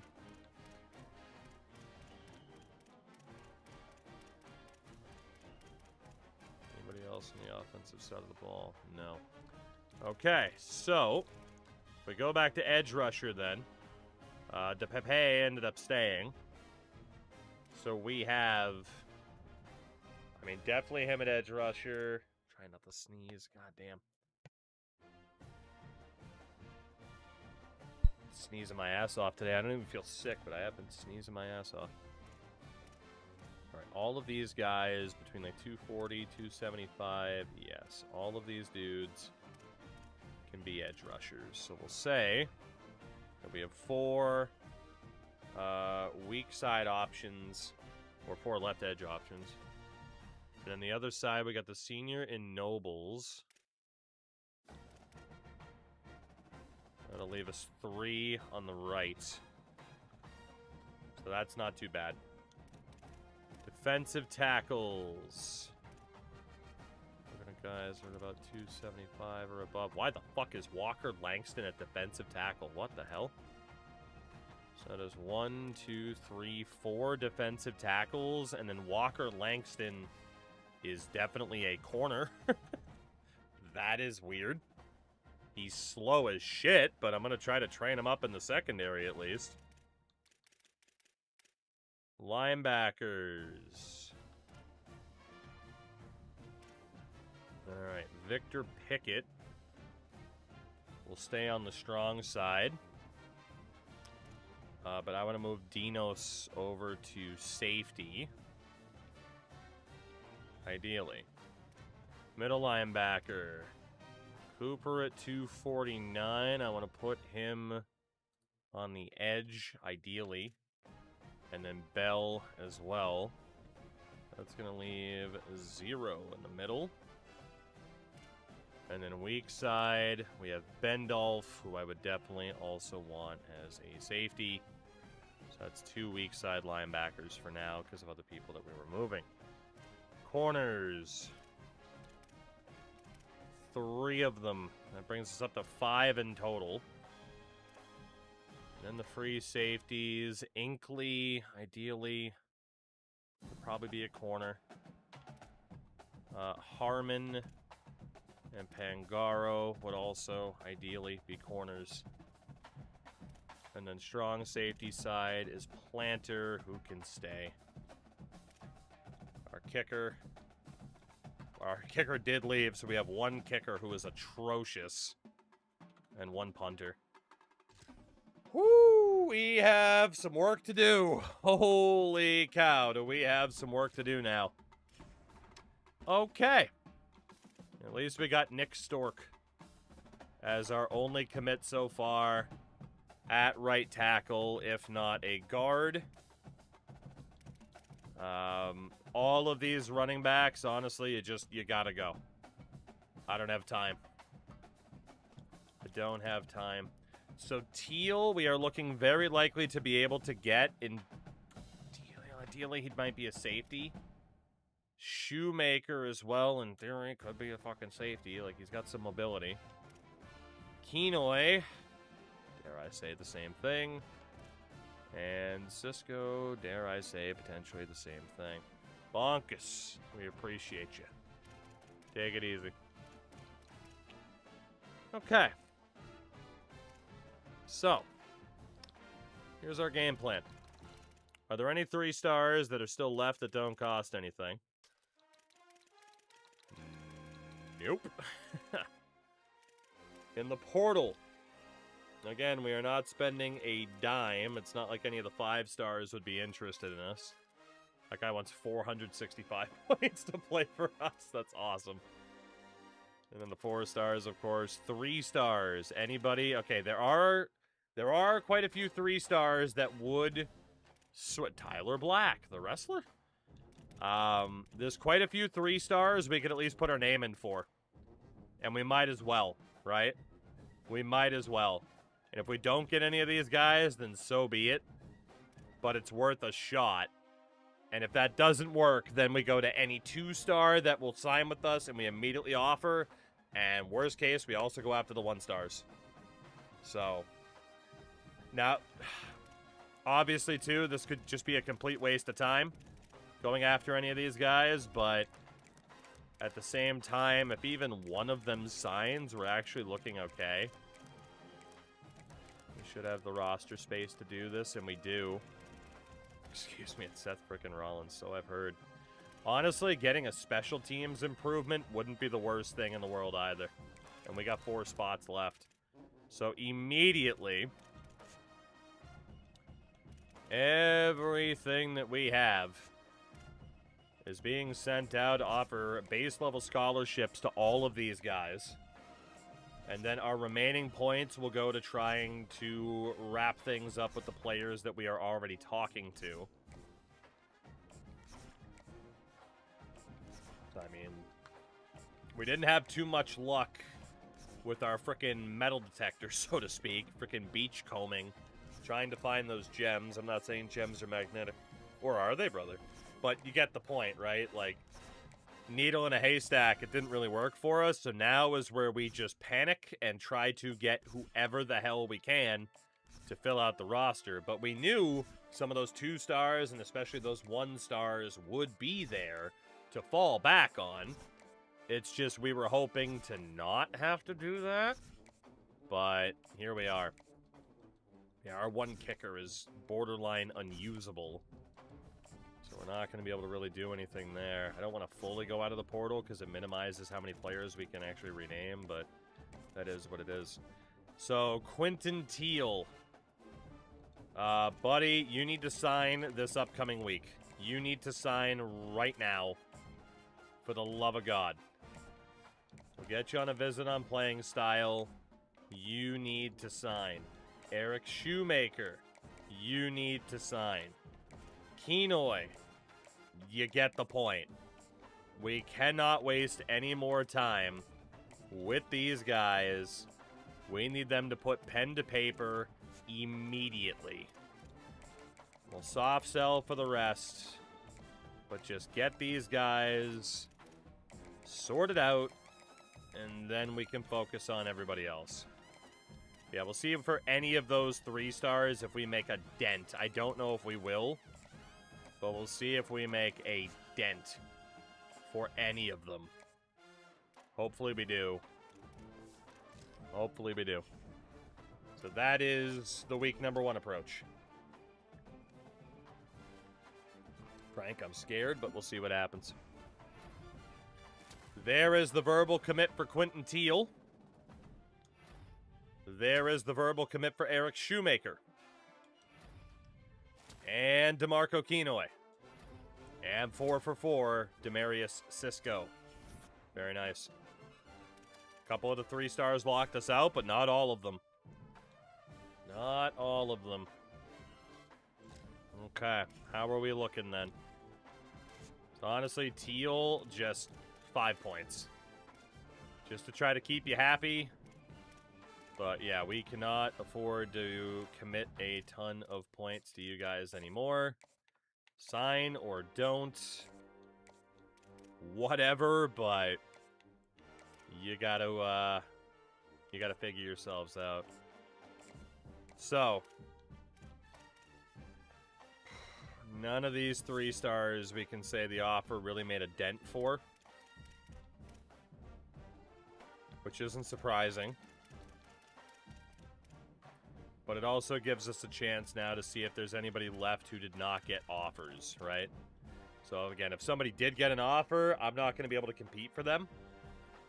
But we have started the process of talking to some of these guys. And whoever's left without an offer, we can definitely target this week and try to make a move. And there's still a couple of them that are hanging around here. So that's not too bad. Let's see, Johnson's going to be off the board. Mellows is gone. Walter Mathis Jr. is gone. We'll get James Borzor. Great name. Okay. So that is 1, 2, 3, 4, 5, 6, 7, 8, 9, 10, 11, 12, 13 people. Yes, I know it's multiple kickers and punters, but I have a strategy. So 280 points divided by 13 people is about 21 points per person. So ideally, we will put all of the non-special teamers on 25 points. If this works, we might be able to fight for some of them. If it doesn't, and we're really not that much higher in terms of their pecking order, we abandon ship, and we exclusively target 2s and 1s to fill out the roster. Yeah, now for these guys, we can go about 10 points each. And we will put the extra 25 on the freshmen. Anna, don't say that. You're going to make me hungry. Alright, that is the game plan for week 2. That is the game plan for week number 2.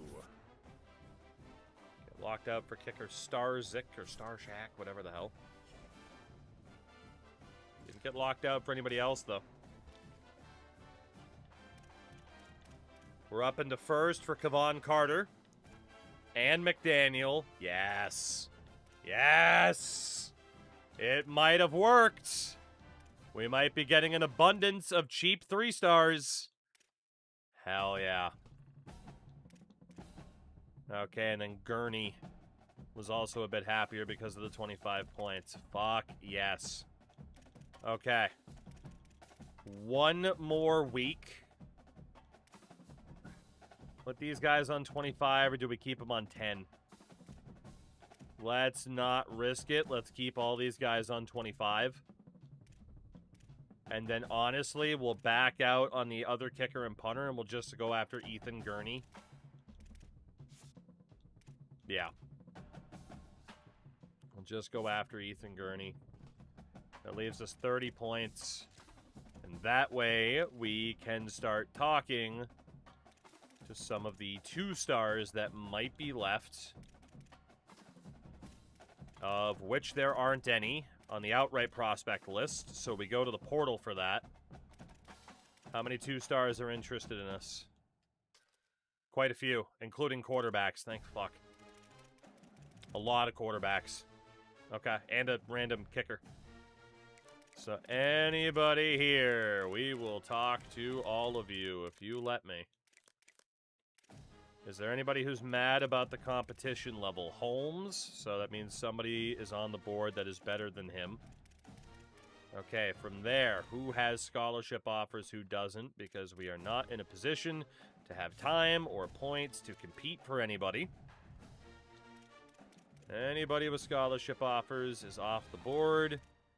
And again, at this point, we don't get to look for quality. We are looking for quantity. And just getting whoever the hell that we can. So Staub is off the board. Harris is off the board. Okay. So that leaves 4 quarterbacks. I mean, we certainly need quarterbacks, including Ryan Rivers. Didn't even notice. All right, so needs scholarship.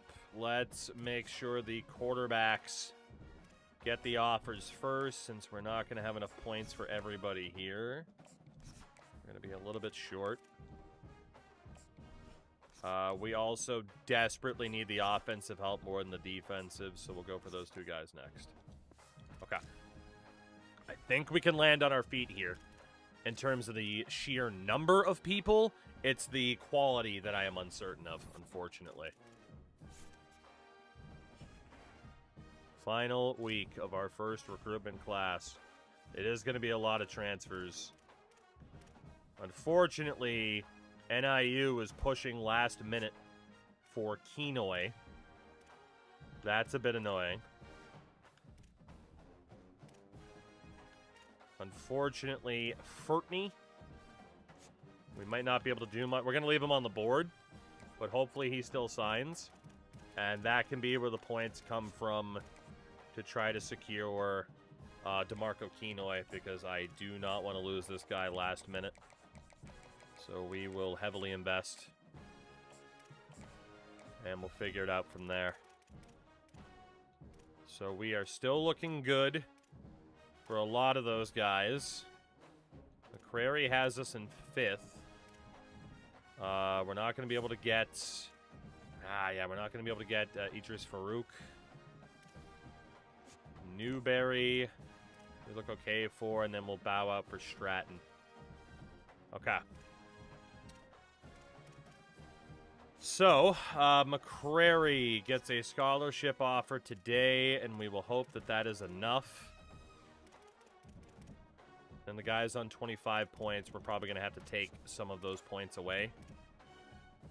So, like Ethan Gurney, let's put you on 10. Some of those other guys will have to drop. But we go back to the prospect list proper.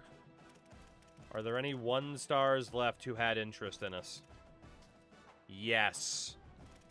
Plenty of them. Okay. So, looking at who's on the board. Kevon Carter. We're going to keep him on 25 because Rutgers might make a push. And that's a little bit scary. We can actually switch him to a soft sell here. No, we can't. He's not in the right time frame. Shit, never mind. If we were to bring him in, I would probably ideally have him as a linebacker, right? Ideally. The tight end, Preston McDaniel. If we're able to bring him in, it would definitely just be as a proper tight end, which thank God, because we are very short on that position, potentially. Christian Garcia would also be another linebacker. Drop him down to 5 points because we got 14 spots we're going to have to fill on this board. We need a full class. Harris at 240. I might want to consider as a linebacker, maybe an edge rusher. But we can still definitely go after him. 5 points. Jake Furtney would definitely be a tight end if we can get him. Then there is Ko Patu, who I'd probably want to consider as a corner. Another tight end, JT Taggart at 6'7", 236. That would be another great pickup. Caleb Dozier, linebacker, edge rusher. Mac Rogers Mint. Be another potential edge rusher. And then, of course, we have the punter, Ethan Gurney. So aside from that, it would be Tyson McCray, who might also be another corner. We'll see. Quarterback, Patrick Anderson. Earthquake, I'll get to that in 1 minute, just because numbers. Would certainly be a quarterback. Ryan Rivers would certainly be. And then James Moore. Then we have a wide receiver, Dwayne Cousins. And then another quarterback in Josh Newberry, who might sign, he might not. We don't know yet. Okay, so in terms of what we need is what we'll talk about next. Was it like this last year, having to sign players without scouting them, kind of the norm for low-level schools? Yeah. Yeah, it is difficult at the start. It is difficult at the start. Maybe not this difficult, because I gave it, you know, not many things to be able to sell people on, but still. All right. We, above all else, need wideouts and offensive line. That's it.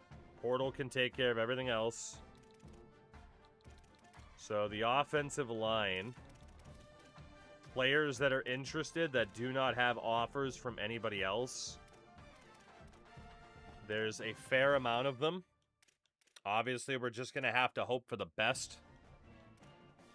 How many running backs are there as well? We could go for McAfee. Yeah, let's add McAfee to that list. Oh, man. Wideouts. What do we have? Ideally, some guys with height. So, Theo Stanzi. Keelan Reardon. That'll bring us up to like 5, maybe 6 most. Ben Van Manen. Again, I want some guys with height. How many dudes are there? Quite a few. Quite a few. Kana, you need to stop. That's how the stream ends earlier. You need to stop. Marvin Sahara. Titus Murray. Devonta Jones. Channing Gadosh. Romeo Molong.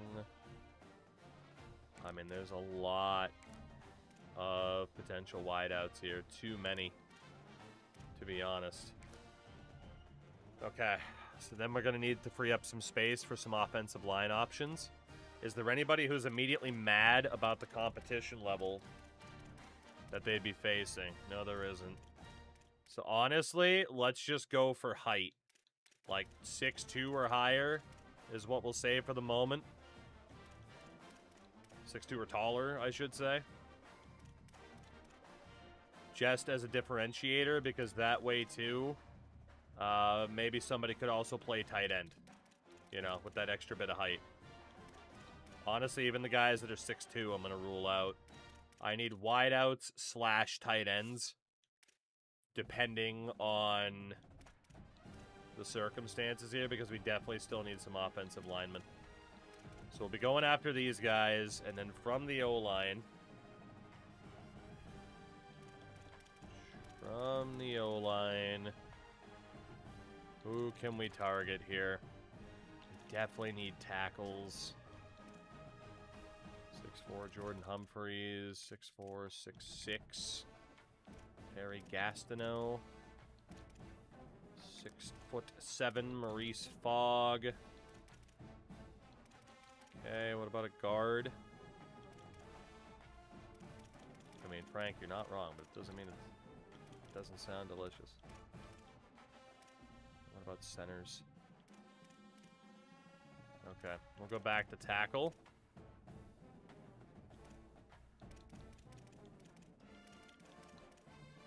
Look for the taller dudes. Jordan Humphreys. 6'4". It's going to be a lot of dudes. We have Landon James at 6'5". Outstanding, though. Everett Brockmeyer at 6'5".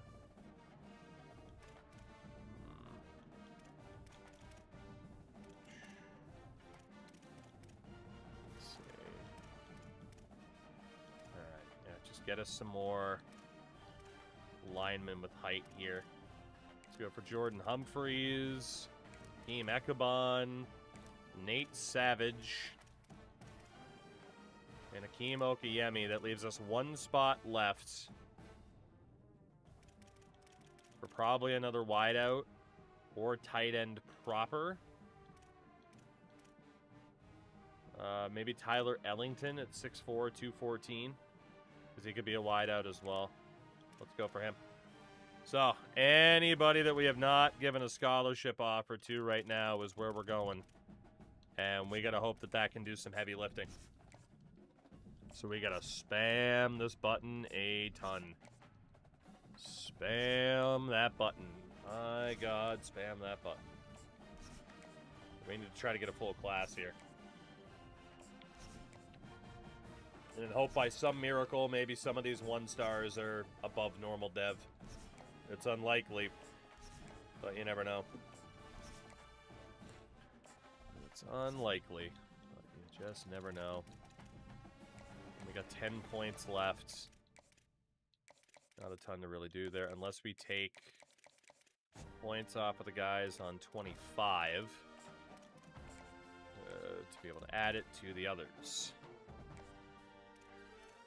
Let's see, Taggart, put you on 5. It's trying to make the most of the portal and a few of the holdovers that nobody else wanted. And then we just hope that we got lucky. That's really all it is. You just hope that you got lucky. And that's certain players sign. So, yeah, like McCrary, 5 points. Patrick Anderson, Ryan Rivers. Obviously, this is going to take a while, but it's the least we can do. You put that edge on 25, didn't I? All right, you are. Took the wrong one away. Thank you.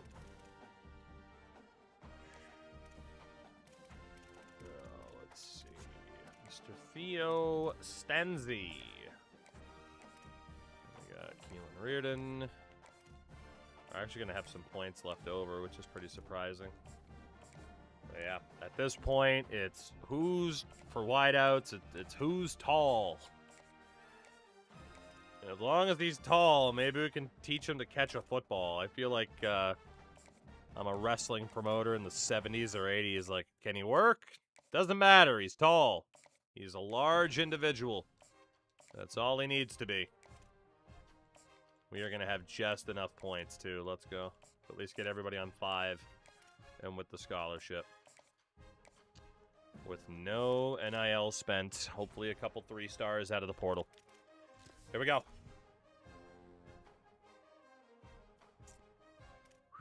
Please. We get the 3-star linebacker, Caleb Dozer, the bulldozer. Let's fucking go. We get a 2-star, Tyson McCrary. Just gonna blitz through these because there might be a lot of them. We'll talk about 3-stars and 2-stars later. But the more pop-ups here, the better. We already got another quarterback to bring us to 3 in total. We're definitely getting quite a few of those 3-stars out of the portal for no money. It might not be, you know, a long-term thing. They'll probably leave after this year. But in the short term, those guys might be enough to put us over the top to be able to get out of this conference next season. They just might be.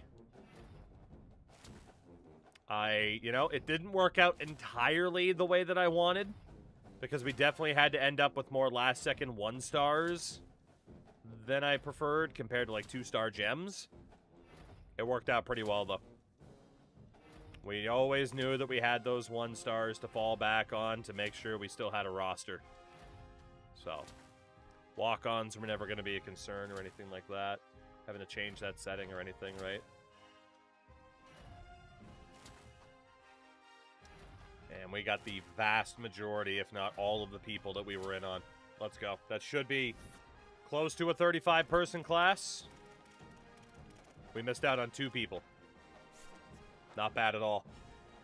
Not bad at all. So, National Signing Day. The top class in the country belonged to Ohio State, then Mississippi, Oklahoma, USC, and Georgia. We were the only team in the country to not spend a dime. 33 players, 69th class in the country. Hell yeah, with 10 3-stars. The fewest amount of recruits was UConn with 14. Certainly not like 5 like we had seen for others. I mean, I'll take a top 70 class for our first year. Absolutely. I think that was a home run for us, genuinely.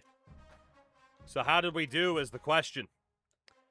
2-star, Patrick Anderson. Normal dev.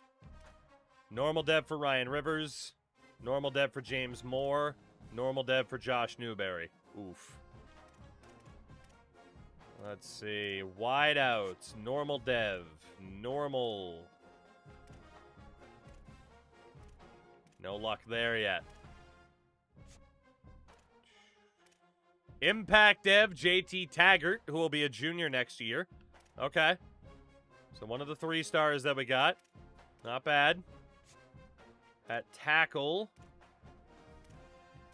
Impact dev, Maurice Fogg as a 1-star. We will absolutely take that. Thank you, God.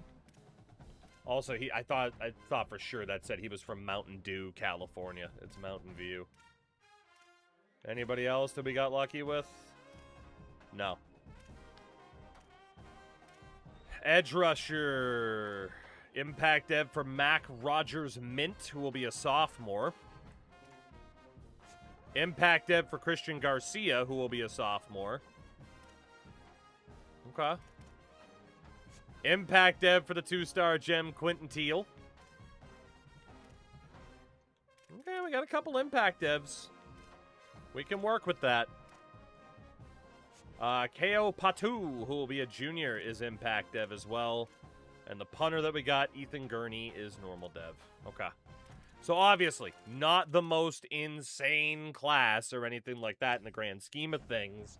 But for us, as a bottom tier program, I would say that went pretty damn well, all things considered. We are one level short of being able to get Motivator. That's a kick in the teeth.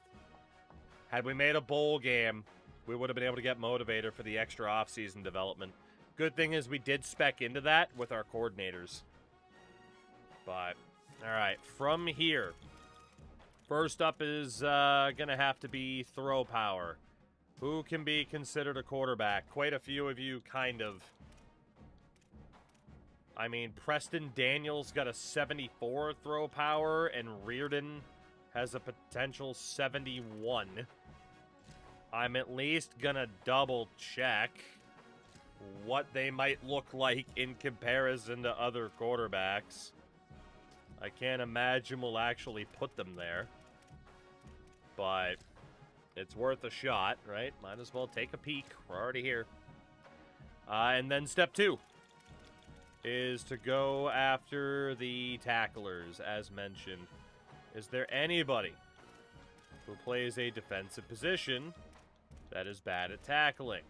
I'm mainly looking through again because of potential athletes, although I don't think we did get a single athlete.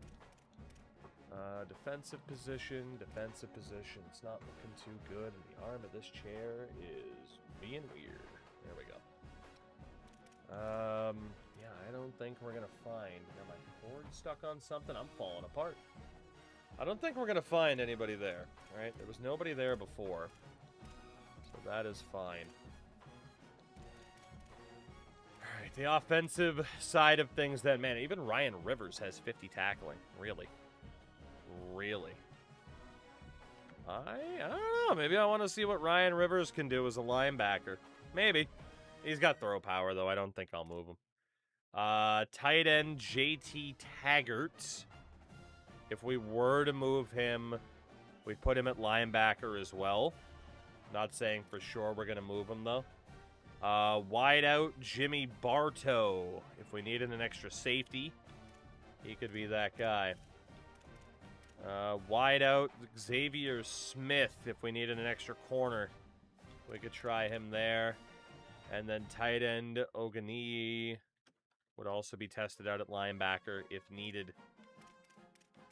And tight end Cooper Proctor. So certainly if we need some linebackers, apparently some of these tight ends could convert over.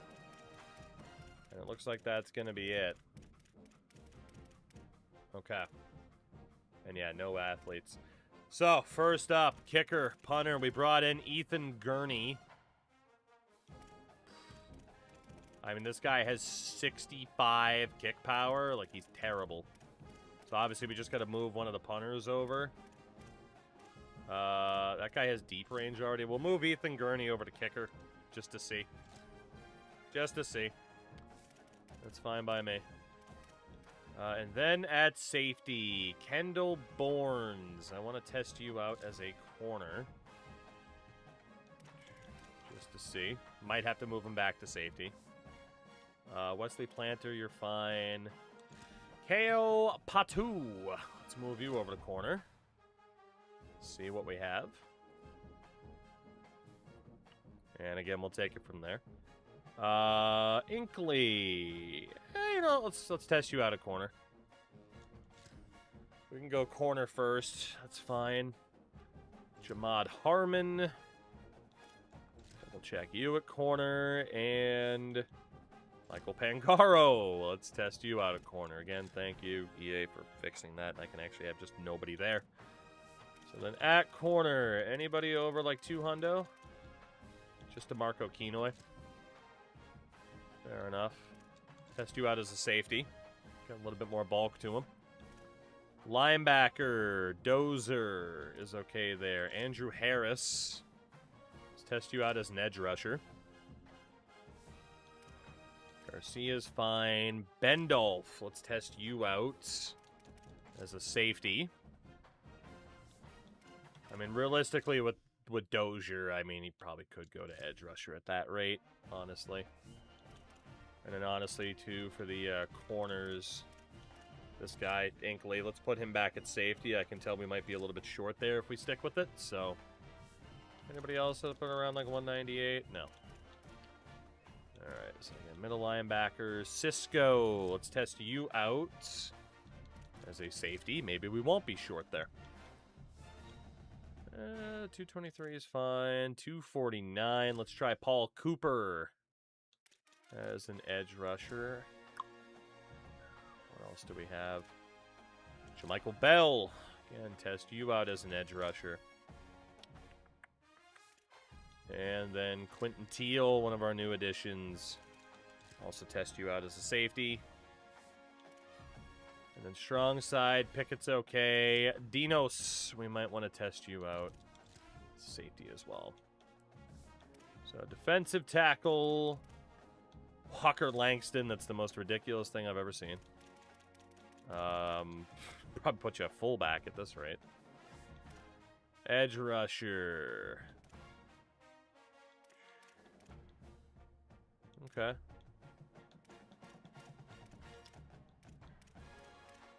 And then Eric Shoemaker. Let's test you out as a safety, not an edge rusher. That's kind of nuts. All right, we'll come back to that. Offensive line. Garrett Cooper. Let's move you a little bit more to the interior, ideally. Nick Stork. Another new addition. Block Dragon. What's happening? What's happening? Or the end of the D block, I guess. I always read it as Block Dragon. What's happening? How are you? How goes it? Jordan Humphreys. I'm going to move all these guys to the interior. I can't imagine how many players we might have to cut as well. It could be ridiculous. Could be ridiculous. And then a guard. Anyone at like 6'4", 6'5"'s fine there. Brock Taylor, let's move you over to center. Anybody else at center? 5'11" Nick Lundberg. That's so weird. So short. Everybody there. Let's see. Lineberger. Let's move you to center. Everything's fine there. And then left tackle. Quote bullet to Tony from Snatch. You can call me Susan if it makes you happy. Wow, I'm honored. Hell of a pull as well. Hell of a pull. Alright. That's looking okay at first glance. Tight end. A lot of potential options at the moment. Wideouts. Devin Matthews. I want to move to running back. Try not to use shorter wideouts if I can help it. Xavier Smith. Let's also move over to running back, and at least that way, too, we'll have some backfield threats. Jimmy Bartow. Let's move to tight end for the moment. Knowing that we could end up moving you to safety. I mean, we definitely brought in some big-ass wideouts who can definitely play tight end if need be. Jesus. Alonzo Corbin. Let's check you out at tight end. Some of these guys will end up moving back, but for the moment, we gotta double check what we have here. And Sean Abreu, let's also move you over. That works. No fullbacks, and then running backs. Jordan Washington. Let's put you at wideout. Okay, and then quarterbacks, LOL. We're definitely going to have some people that we can move elsewhere. Definitely. To fill out some of the other spots. So if we go back to throw power, right? 71 for Reardon. 195 pounds at 6'3". He's definitely not an offensive player, so he will go to wideout again. Honestly, anybody sub 80 throw power, we're just not going to need at this position if they can play somewhere else. Ahmad Haston, 6 foot, 195. He's a quarterback. He's a quarterback. In name only, but 6'2", 195, Will Perry. I mean, technically could try him out at wideout. I mean, only 7 points worse. Fuck it. I mean, might as well move him. And then Preston McDaniel, 6'4", 225. Yeah, we'll definitely move you back into the tight end conversation. So quarterbacks, it'll be these guys here battling for that spot. I don't know if we'll be moving Rivers over to linebacker. We got 5 running backs in the mix. These are the wideouts theoretically in the mix. Obviously, speed might be a concern for some. And then there's a million bajillion tight ends who could also move to linebacker or safety if need be. So, at safety, we're good. Which means we're good at corner. Yeah, we are good in that regard. Which means we're probably good at linebacker as well. Like, technically the numbers there aren't crazy, but we could move some safeties. We could easily move some edge rushers. I don't think anyone's going to have to make the switch from offense to defense. We should be fine, at least for this year. So that'll leave the quarterbacks in the mix. Running backs, it is what it is. Wideout / tight end. If anybody's particularly fast, we could definitely move them back. Or if anybody is particularly light, I think might be the other way we want to do it. So like 208 pounds, Jimmy Bartow. Let's move him back to wideout, right? He might get pushed around by an edge rusher or a linebacker. Alonzo Corbin, 190 pounds. Move him back to wideout, right? Might get pushed around. That type of deal. Sean Abreu. Like I said, quite a few of these guys might end up moving back. I do wonder if we're going to have to cut anybody. I can't get a great feel for the size of this roster right now. And then Theo Stanzi. Move you over there as well. All right, so for tight ends, we got some beefy boys. Maybe Tyler Ellington at 214 will also move over. But everybody else is at least at 220 pounds. So we have 5 quarterbacks, 5 running backs, no fullback, bunch of people in the mix at wideouts, bunch of people in the mix at tight end. Left tackle right now is only Gavin Wilson, and then there's 2 freshmen at right tackle. That's not great. So anybody at about 6'5" or so might need to be in consideration at guard, but that is a lot of our dudes. Honestly, I just want to be able to redshirt both right tackles. So we just need to move 1 guard. And honestly, let's have it be Burlingame. We'll move you over to right tackle just out of necessity. So, I mean, the interior's looking okay, but ideally we'd find some bigger dudes. But we definitely got some linemen in the mix for the future. Or, okay, it can move Onion over as well. That's fine.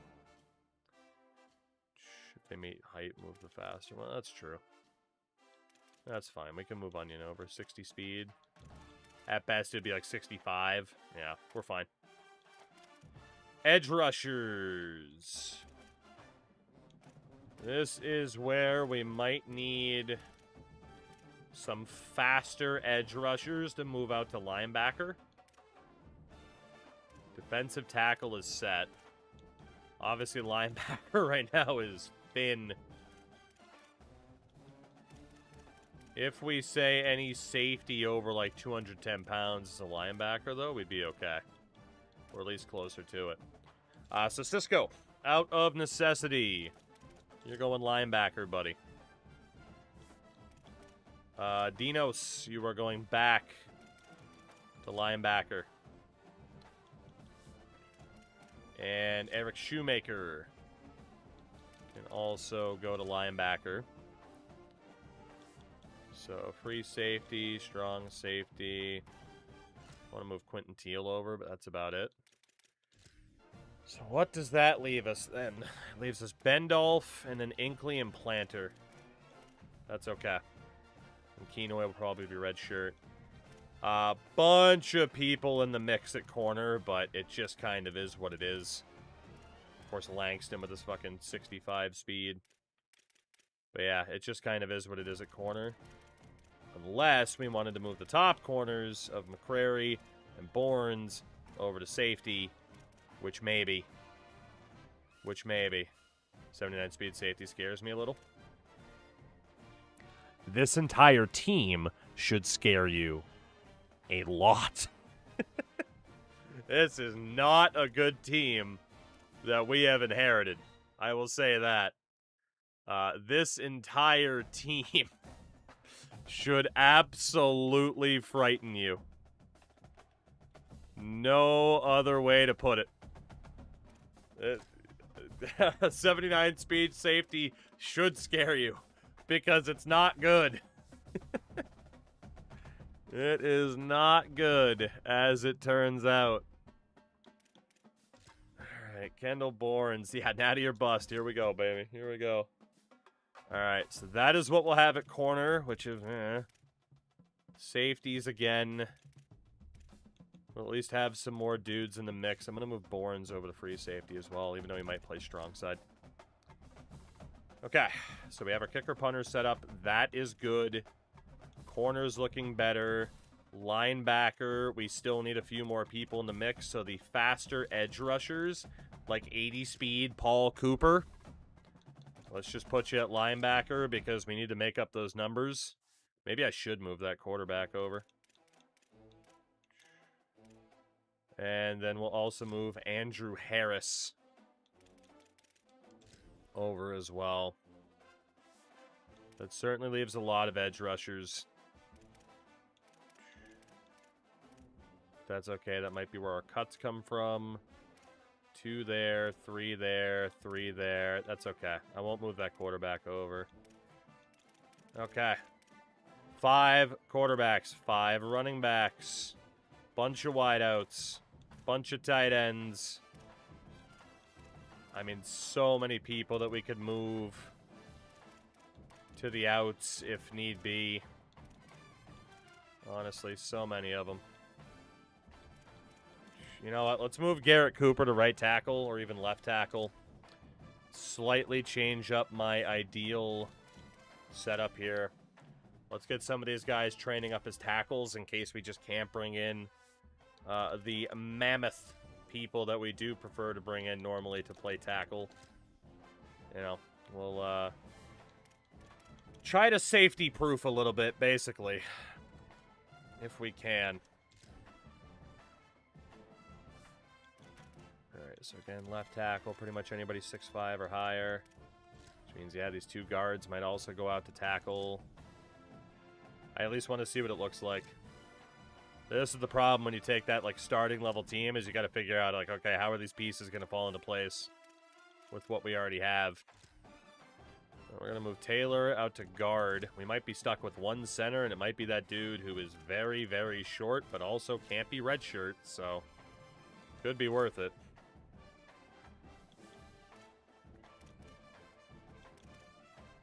Alright, that gives us at least two guards, the center, and we will have a boatload of tackles, mainly on the left, that could play elsewhere. You know, it'll have to do for now. Edge rusher, we kept the Pepes. Defensive tackle, we still got the 4. We're definitely short on linebackers. Corner's good, safety's good.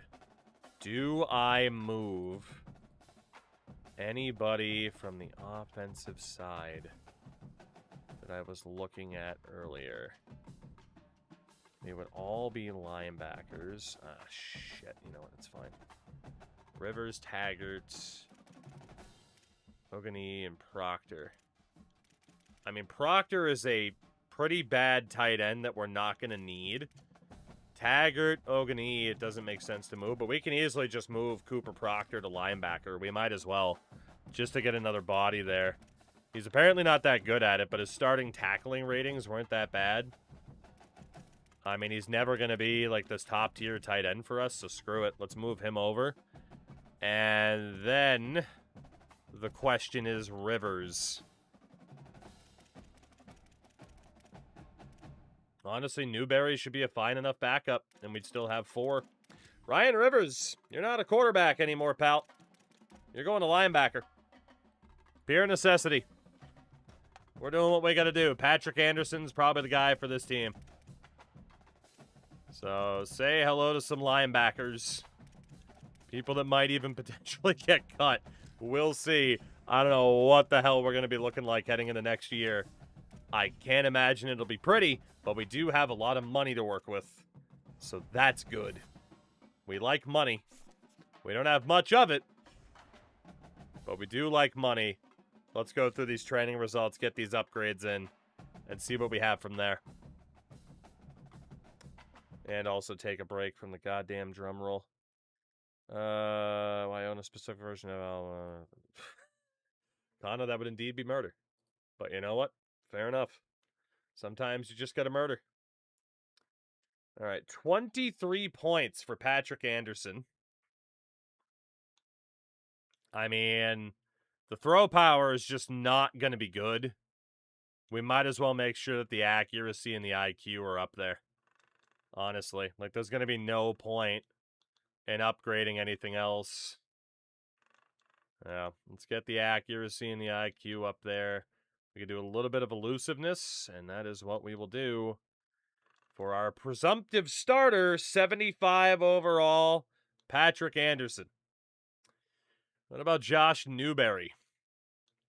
With his 80 throw power. Jesus Christ. Jesus Christ. All right. Well, let's go with the IQ and the accuracy. I don't think we have to call Anderson the presumptive starter anymore. He's the starter. Don't worry about it. We'll be able to upgrade his power in the future at least. Step up or on time? Let's go step up. Oh my God. 39 points, Ahmad Haston. With his 77 throw power. Jesus Christ. All right. Old Noodle Arm McGee over here. Let's at least make sure when you do throw the ball, it's accurate. We'll focus on the power down the road if, God forbid, you're still in this program. 70 overall, Ahmad Haston. And the final quarterback, James Moore. James Moore. Yeah, I don't think he was meant to be a quarterback. I don't think he was meant to be a quarterback. But damn it, he's a body. He's a living, breathing human being. Oh, man. Well, let's give him some elusiveness. Maybe he can at least run like a son of a bitch, you know? So, yeah, we have one quarterback this year. If anything happens to him, we're dead. That's the way this is going to work out. Holy shit. Thank God we have Patrick Anderson. Did I mention that we were trying to run an air raid? Let's see. Trace Pullen at running back. We might as well work on the hands and the IQ here. We are not in Texas Tech anymore. No physicals, so we'll just work on the route running. Let's try to make him as usable as possible. All right, Trace Pullen. 28 points for Elijah Faulkner. Hello, he is Elijah. Let's work on the carrying ability. Again, there is no point in trying to upgrade these guys to be better athletes. That's just not happening. So we might as well make sure from like a technique perspective, they're usable. You know, hopefully it makes up for their shortcomings. 76 for Elijah Faulkner.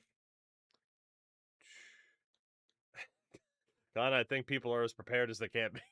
Let's see, Devin Matthews. Not a ton to do for this guy as a running back, that's for sure. Might as well cap out the route running. I probably should have gone power instead.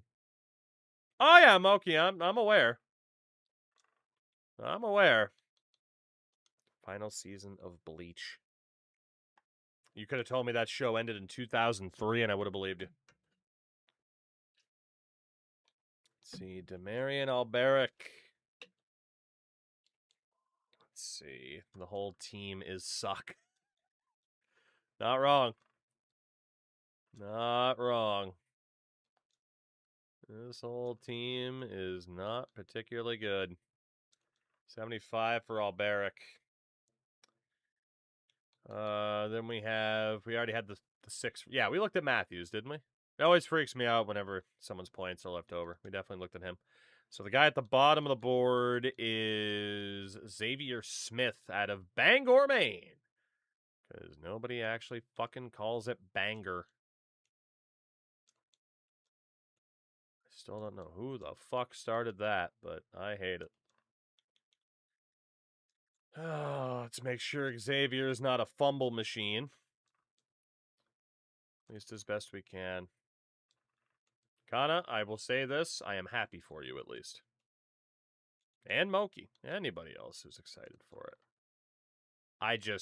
There are probably, like, elements of that show that I can recognize, but, I mean, it's not my deal, so I wouldn't have much to add. But if you were like, hey, look at this, and it'd be like, oh, okay, that's what that's from? Cool, you know, that type of thing.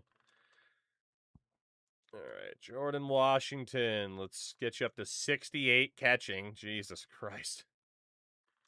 Oh. That route running up there. And do we want to go elusiveness or IQ? Maybe a mix of the two. Yeah. 78 for Jordan Washington, who might end up being our number 1 wideout. Lord help me. What about Elijah Pedro? I'd vote for him. Let's teach you how to actually catch a football, my man. Please, God, learn how to actually... We need somebody in this receiver core who can actually catch a football. You know, it's pretty important. Or so I've heard. Or so I have heard. 79 for Pedro. David Carrick? Air raid. Let's teach you. Oh my god, this guy is so bad. Holy shit. One of the worst players I've ever seen. But you have heard of me. You do a base level of power, but his jumping's half decent. Oh, fuck it, let's just go elusiveness instead of quickness or power. He is what he is. We are who we are. And we fucking suck. David Karich at an 80. Highest rated wideout right now. God help me. 34 points for Jimmy Bartow. Ooh, boy. Okay. Jimmy Jim Jams. Jim Jimmold. Oh, Jimmy. At least you can catch. Now let's teach you how to route run a little bit. But, oh, James. Oh, big time Timmy Jim. 73. Yikes. 31 points for Dwayne Cousins. Let's teach you how to catch a football. That's pretty important. That is pretty damn important to teach somebody how to catch a football. Even if he sucks at everything else. Learn how to catch the football, please. And now we'll go with some route running. And a little bit of IQ. 70 for Dwayne. Oh my god. And last guy is the former quarterback, Will Perry. Because we really didn't need you at quarterback either. And yeah, surprise, surprise, you're not really meant to be a wideout. It's almost like you're just kind of cut fodder for this team, Mr. Perry. But, you know. Sideshow Will Perry. Will Perry for food. Ooh, you are a special teams specialist, aren't you? Quickness or power? I guess we'll just go quickness. 63 for Mr. Perry. Yikes. It's super common emo wallpaper with a guy holding long black hair in the store. Okay, see, yeah, case in point, I do know what that is then. I couldn't tell you anything about it, couldn't tell you names. But there you go. I do have a base level of understanding. Alright, let's teach Ogani how to block a little bit.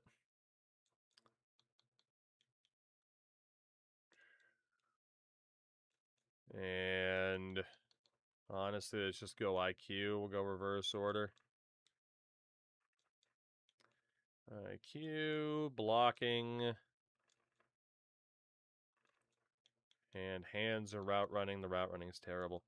76 from Matty Ogani. That's not bad. What about JT Taggart, who has 30 points on him?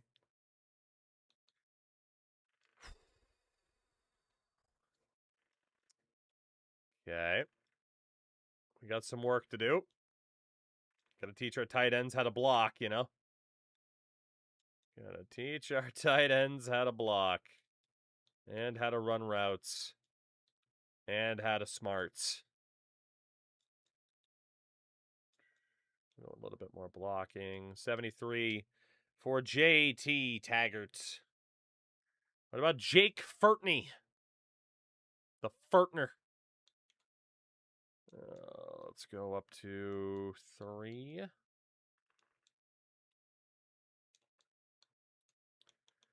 Okay, and some route running. Fuck it. Let's go IQ instead. Lowest is blocking, and then a little bit more on route running. 73 for the Furtney and his great head of hair. 27 points. Jax Markovich. Jackie boy. You have to be Sandra Bullock in the blind side. I'm going to be a tremendous motivator. If they don't believe in themselves, then damn it, I'll believe in them. And maybe that'll get us somewhere. Maybe. 71 for Mr. Markovich. And the final guy is Preston McDaniel. Presto Changeo McDaniel. Let's see. And the IQ. 4 points for IQ. 69 for Preston. So, I mean, tight end wise, like, we got some usable peeps. They're not the best. Oh, Tanner Burlingame. Well, we can work on your footwork a little bit. That's good, right? We can cap out your footwork and work on your intelligence and your pass blocking. A little bit more on IQ. I didn't mean to say moron. Sorry, you're very smart. And then 5 points from there. Nothing else we can do for Tanner. Yikes. Garrett Koopa. 35 points for Mr. Koopa. Oh my God. Oh, Breaking Benjamin. What a time. Alright, let's go with some IQ. And a little bit of footwork. 70 for Garrett Cooper as a left tackle. That's okay. What about Gavin Wilson? He's got 42 points. Anything we can do for Gavin?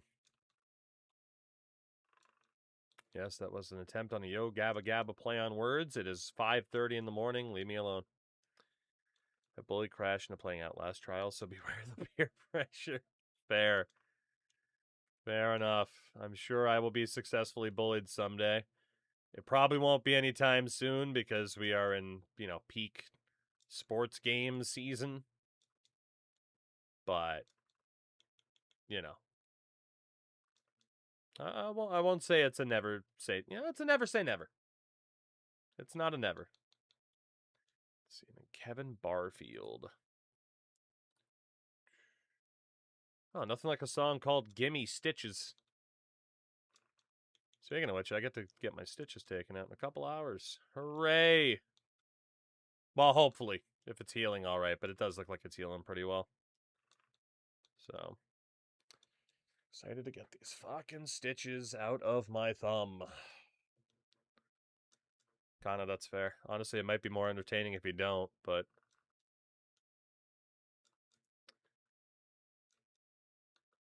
Pass blocking, run blocking. That's it for the Barfield. He's a dude. Got a left guard, Brock Taylor. Oh, he is not very good, is he? I guess we'll work on your footwork, Brock. And at least you're smart. You did, in fact, come here to play school. Even if you're the number 69.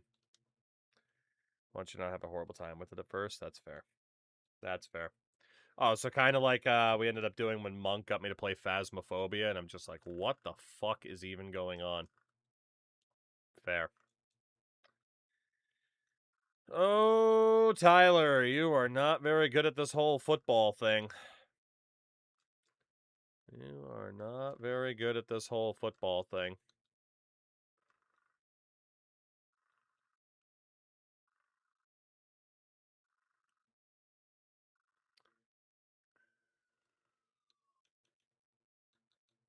Well, we can do some quickness or some power. Might as well do the power. Yikes, that barely helped him, too. That's brutal.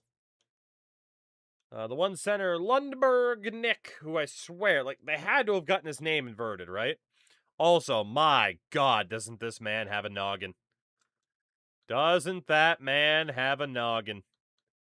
Good Lord. That man is 90% noggin. Our starting center is going to be a 66 overall, potentially. Samu Suominen, our captain. Because we love a Finn.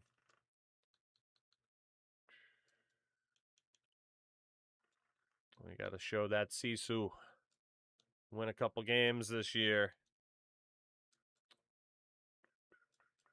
Get some footwork going.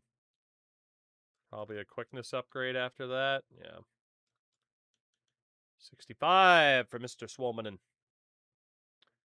And right tackle, Aitor Urian Abarancia. Urian. Let's teach you how to move your feet.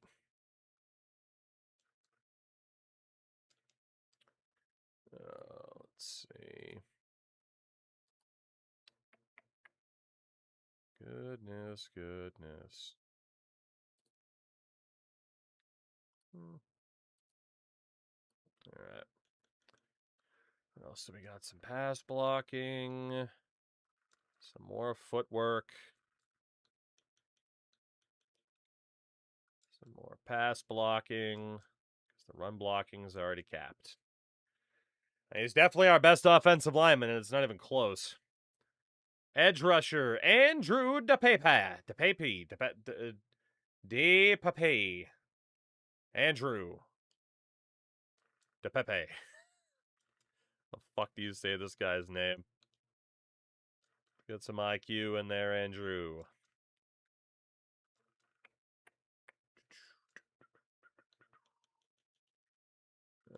Some more power moves for DePape.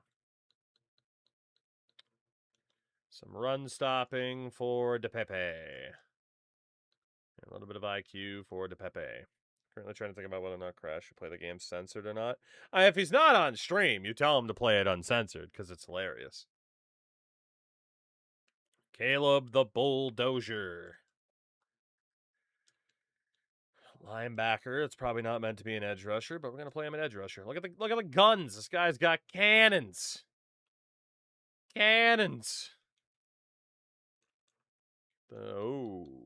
Let's do more IQ. There we go. The Bulldozer. Play censored all the time, but that's a me and Hana. Oh, okay, fair enough. I mean, a game like that, like if you could play it uncensored, you gotta play it uncensored. Finesse moves.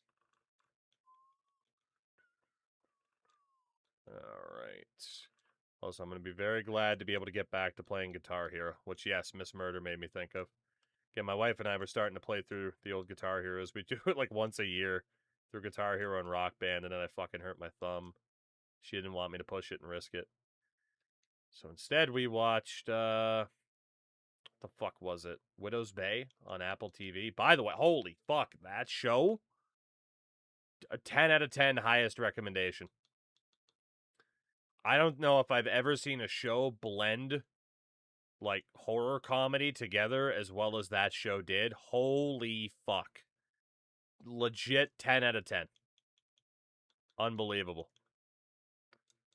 And we only watched it, too, because my wife was like, yeah, I got, like, this 30-month free trial to Apple TV. What do you want to watch? I'm like, this looks good. Watch Twin Peaks. I do play, you know what? In fairness, Twin Peaks has been on my to-watch list for a really long time. Because obviously it's, like, omnipresent, but I don't know, man. I don't know. High bar. But also, like, what was it, Matthew Reese? Like, I've seen him in other things, too, and I just really like him as an actor. So I feel like I was almost predisposed. Plus, dude, I mean, again, like, Widow's Bay. Like I said, I know it's an Apple TV thing. It's worth it, though. It's got fucking Stephen Root in it. And he's amazing. Because Stephen Root's always amazing. So, you know. Anyway. You love a good show or a movie that just constantly sticks with you. Like when you're legitimately bummed when you're done watching it or you're caught up. That's a horrible feeling, but it's also a great fucking feeling to be like, I am going to miss this show so much until the next season or whatever. Or, you know, if it's a film, then it's one and done, right? Potentially. Sequel, maybe. Let's see. Jamichael Bell. Jamichael Bell, you are not very good at this thing. You are not very good at this. You know, Wheels, I'm intrigued. I am very intrigued. Like, I think she has a much greater likelihood of ending up in AEW than a Sheamus, even though I'm someone who's not opposed to seeing a Sheamus, right? Because it's like, you know where he's going to be. You know, it's like, you know where he's going to be on the card. And, like, I get the idea of, like, oh, but if a Sheamus comes in, he's taking a spot. Oh, but if a Bayley jumps to AEW, she's taking a spot from somebody already there. Man, the way AEW works is, like, you make your own spot, basically. And that was why I was so excited to be able to meet Leo Rush this past weekend at the Limitless show. Is again, just like, I was really happy I got to tell him, like, dude, you're my favorite fucking act in wrestling right now. And I said as much, like, I don't know for sure, but it definitely felt like he was like, oh, okay. Well, they're not using me as, like, the crew version of Leo Rush. So I'm going to start doing some other shit on the indies and getting people talking about me and pretty much force your hand and leave you no choice but to give me time on TV. And then I'm going to make the most of that time on TV. And the next thing you know, you have no choice but to feature me in a major pay-per-view appearance. Like, you know? So it's like, I don't know, like a Sammy Guevara or something like that, who apparently might have left. But it's like, man, if you're in a spot where Sheamus can take your spot, that says more about you than it does about, you know, anything else, really. Because I feel like, as opposed to, like, back in the day, where TNA especially, we're always just like, oh, you're former WWE, come on down and beat the shit out of our homegrown guys. Like, AEW doesn't just immediately fucking hand you wins, you know? I mean, it took Ricochet, like, reinventing himself, basically, before he started becoming, you know, an every week, especially on Dynamite type of guy. And even then, he still loses all the fucking time. Even still. Power or quickness? Let's go quickness. When in doubt, we go with the speed. Meanwhile, Dylan, it's us and Wheels talking about wrestling, Kana Moki talking about anime. Can you tell it's almost 6 in the morning? Can you tell? We're going to have to save the freaking renamings for tomorrow at the beginning of the stream at this rate. Not going to be enough people left. All right. I understand about 50% of what Kana says. Same, but honestly, I appreciate the passion, you know? Basically, Wheels, yeah. You know, like, I'll never just be like, hey, that thing you're passionate about, shut up.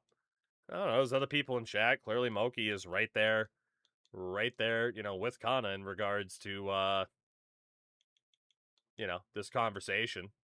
And then, you know, if someone brings something up and nobody latches on, then the conversation just dies. And it's like, all right, cool, we move on to the next thing, you know? I can go back to pay. I feel like you'll have less people to converse with when it comes to K-pop compared to anime, because at least you have Moki for the anime. Although then again, who knows? Maybe Moki's big into K-pop as well. I can't speak for Moki on that one. Kana, that's true. That is true. If there was that one night you were trying to explain how different free agency statuses work. That was an interesting one. Alright. I'm here in spirit because I'm trying. Because what is trying to nap or sleep? That's fair. That is fair. Moki, that's fair. You know what's funny? I had just as many friends who were into sports and the other typical jock stuff as I did friends who were into anime.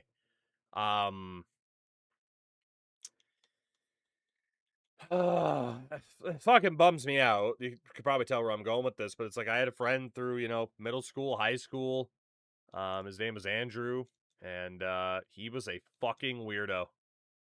But he was a really good friend. But he ended up dying a couple years ago now. Actually, like a couple days after my wife and I's wedding, which really fucking sucked and put a damper on that trip towards the end. But yeah, he was the fucking weird kid who was into anime, and he's like, like just constantly fucking like dancing and shit like that, and liked lizards and swords and tattoos and shit. And so much of that was not me, but he and I got along pretty well. So, yeah, especially like middle school, high school, like there was eventually that point where I'm just like being friends with people who are into the same things. Like, yeah, of course, that's great. It's also really cool though if you can end up being friends with people where it's like you have some things in common but not everything, you know? So it's like I could definitely hang out with someone like him and we could sit there and fucking play video games and shit like that. I played so much fucking Mortal Kombat with him. It was ridiculous. Had other friends where it was just like we didn't have too much in common except music. So we just fucking hang out, listen to music and shit like that. Like, it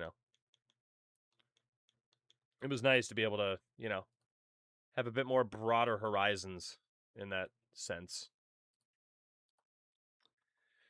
Matured a bit earlier, so I was also watching stuff like Criminalized and Law and Order. I feel like that's gonna be bigger. I feel like that's gonna be bigger nowadays. Is like kids of that age being like way more into true crime stuff, and I feel like obviously like the internet, YouTube, podcasts, TikTok have a big part to do with that. So I don't know if you would feel like as much of an outcast nowadays, I mean, wheels, though. Ew, Habs, though. The Habs. Kind of also true, yeah. Also true. Like I said, for me, like, with anime, like, I peaked at basic bitch Western interest of Pokemon and Yu-Gi-Oh! And then, like, don't get me wrong, like, I can still watch, like, I do enjoy quite a few of, like, the DC animated films. I know it's different, right, obviously. But it's like, it's not like I can't enjoy or have an appreciation. But it's also just not my immediate go-to. All right, Paul Koopa, 69. What do we got for Kevon Carter? Only 18 points. This guy's going to suck. Yep. This guy is indeed going to suck and blow. I mean, Dylan, some of them are insanely good. But also, like, as we've talked about a million times, right? Like, I grew up watching the Batman animated show, but also especially the animated movies from the 90s. So it's like, man, when you grow up with like Mask of the Phantasm and Sub-Zero and shit like that, like obviously you're still going to enjoy, some of the more recent stuff that they did, like what, a decade ago almost, right? They did like The Killing Joke as its own animated film and stuff like that. Like they've done some really, really cool things. And then even like I'm not like the biggest like Superman or the Flash guy, but like the Flashpoint Paradox is really fucking good too. So, it depends on what it is. What do you mean Killing Joke's a decade old? The animated, not the source material. But isn't right the DC animated Killing Joke? They did it like a decade ago. DC animated kill. Yeah, 2016. There you go. Obviously, the source material for the Killing Joke is a lot older than 10 years. But the animated film that they put out, that was actually really well done, because of course it was. So I see they're coming Batman One Nightfall. I haven't heard a damn thing about that yet, actually. 10 years soon, for that matter. Dino. Ooh, Cap Out House Call. Cap Out House Call. It's already pretty good. Let's give him better run stopping. And more better run stopping. There you go, Dino. Nightfalls were... Okay. I was going to say, like I said, I haven't heard anything in particular about that one, though. Like, I didn't know it was coming out. Is it coming out this year? But yeah, I will certainly take a return to the, comic origin of Bane. Like, like, let's be honest, like, I can't imagine how long it'll take for, like, Tom Hardy Bane to not be what most people think of when they think of that character nowadays. Which, again, like, it was fine. Like, it had memorable bits to it, but I can't say that was my, in November? Okay. I mean, dare I say, like, there are iconic elements, even if it was because memed, He does act well with his face covered up. Oh, for sure. At the same time, like, I grew up with my on-screen Bane being, Jeep Swenson. I need Luchador Bane in a movie so bad. I'm kind of surprised that hasn't happened. Also, as expected, Ryan Rivers is a terrible linebacker. But we needed a body.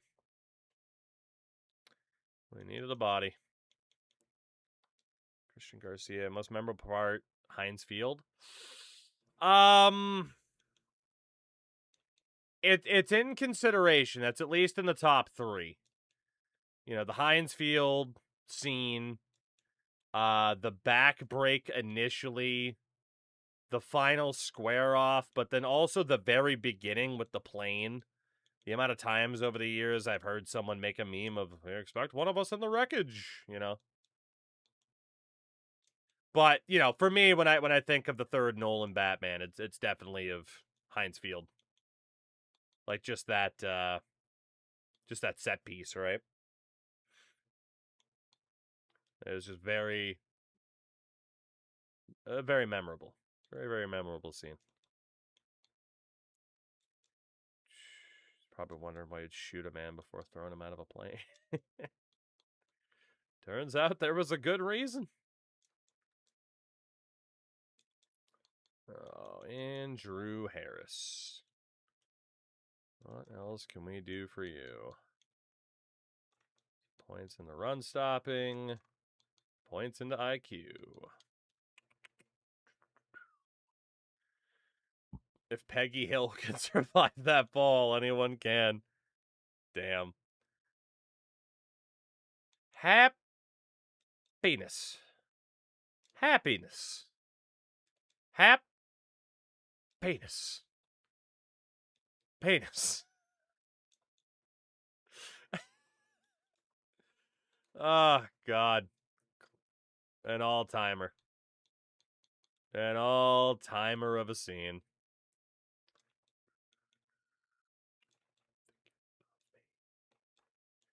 Alright. Kaio 77. Okay.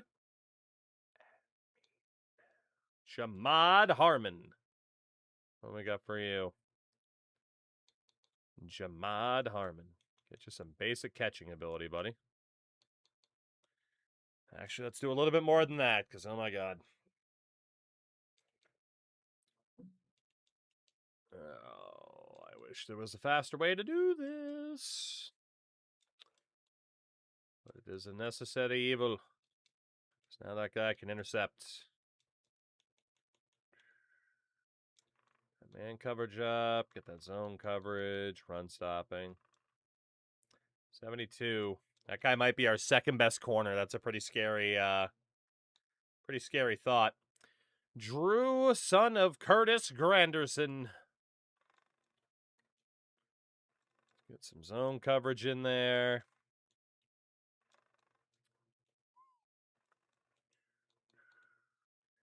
Teach you how to catch a football. Go out in the yard and play catch. Teach you how to catch a football. And the run stopping. And the man coverage. And the zone coverage. Oh, this guy's very ungood. The speed's okay. Yeah, that's it. He has no technique whatsoever. But he can run. So we got that going for us. All right. Michael Pangaro. How good are you going to be at the end of this? At least you're tanking for a higher draft pick, for sure. For sure. I am worried that our rating next year is going to be much worse than it was this year. Track and field guy here to fill a roster slot, honestly. Let's see. Corey Warner.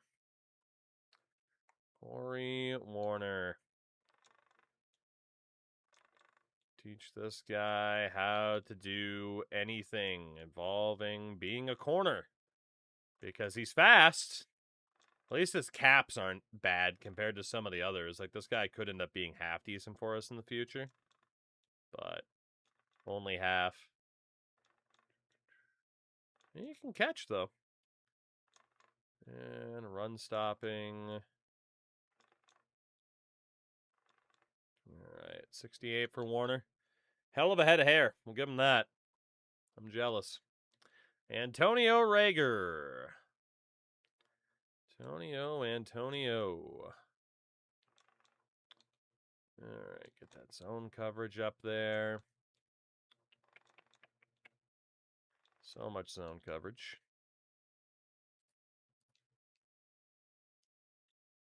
Oh, teach you how to catch a football.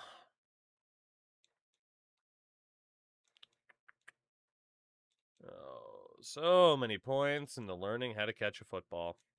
The lighting makes everyone look like they have blue hair. I know. All right. And we'll go a bit more man coverage for Antonio Rager. And is it the best crop of corners we've ever had? Absolutely not. This guy has 65 speed. Because apparently he's a defensive tackle. I disagree. Samuel! You know it's bad when your speed only costs 15 points. Jesus Christ. Sammy, how are you, dude? Good to see you. How was the stream tonight? You'll be happy to know in their very first season, San Diego State got promoted from Tier 7 up to Tier 6. They're on their way up. Oh, let's see. Tyson McCrary. Let's see. Gotta give, of course, as always, the old shout out. That's what I like to hear. I was pretty surprised because in the tier they ended up with, I sorted this out financially. They were technically the poorest team of Division 7. They were relegated. And the team with the second most amount of money, or they were promoted, the team with the second most amount of money was relegated. It's 6 a.m. Go to bed. I really should. And probably will, but not yet. We're getting close, though. We are definitely getting close to calling it an evening. But I had the extra time to stream late tonight because I need to stay up for a doctor's appointment. So, here we are. In Ohio State sniffing relegation status, right? Franchise is tough. I feel like you have the stopping point, but you want to see what happens next. Oh, it's the worst. It's the worst.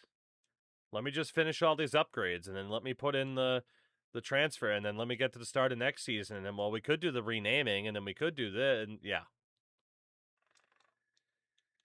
It's always tough. Who won the Natty?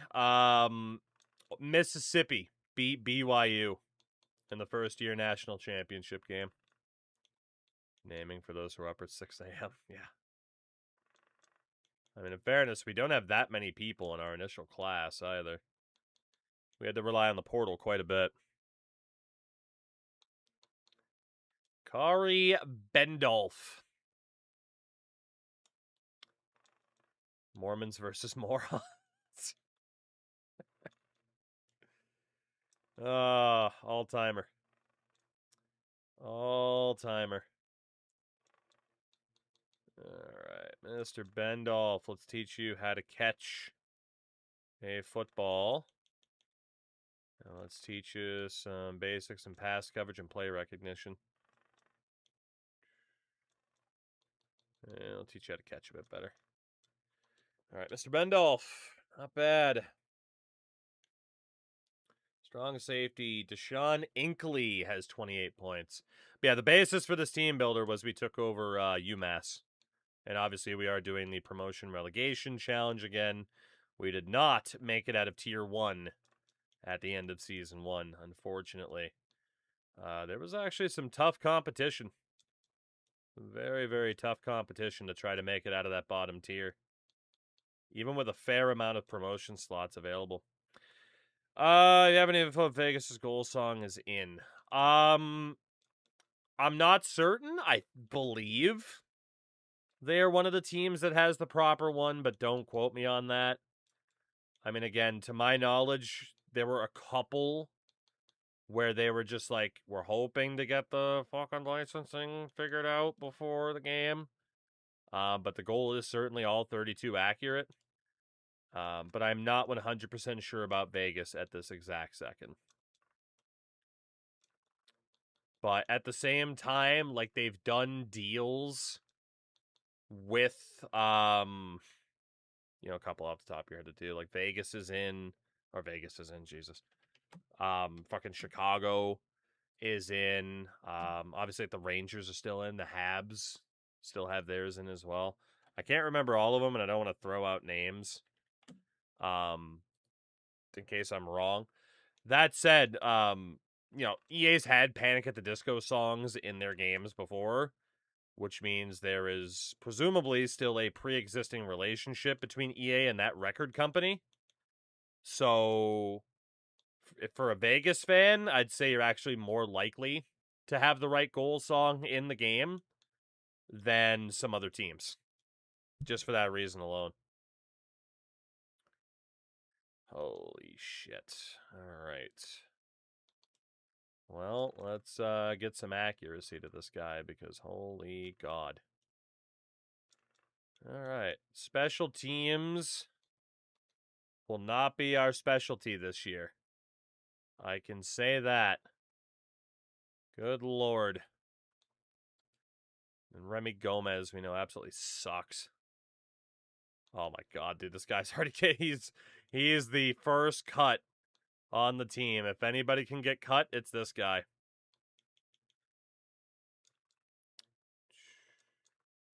This is one of the worst players I've ever seen. And he kind of looks, because of the lighting, he kind of looks like Kiefer Sutherland in The Lost Boys. Slightly. It's not a dead ringer, but it is pretty close. It is pretty close. And punter Edward Phillipson.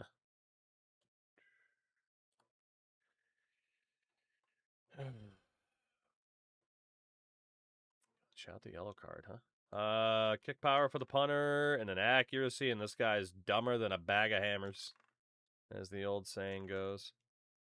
I don't know why a bag of hammers would be dumb, but apparently it is.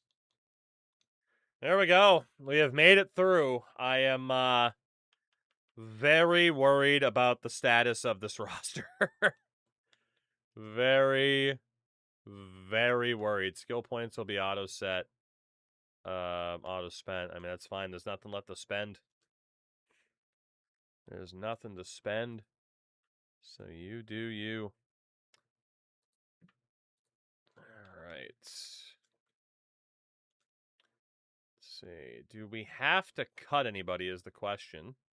Hey, we hit level 10 and unlocked Motivator just in time to not benefit from it this offseason. That's a shame. That's a shame. Update team builder teams. That's what I like to see. So we will go no further than this in case I make some changes.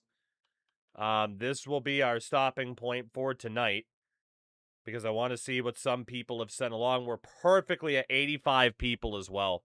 Again, the pinned Discord link is to a section I made called CFB 27. I dropped some assets in there. If anybody wants to have a go at maybe making some Blue Moose uniforms or something like that, let me know. And yeah, we will see what we might end up doing for this team as a uniform standpoint. We could probably look to add a little bit more from a pipeline perspective as well. I am so fucking thankful for this option as well. Again, EA dropping the fucking ball with microtransactions, and the most frustrating part of that is that this game and the changes the devs actually made aren't that bad. That is easily the most frustrating part about it, is the game itself actually isn't ass, especially from like a Dynasty perspective. But, you know.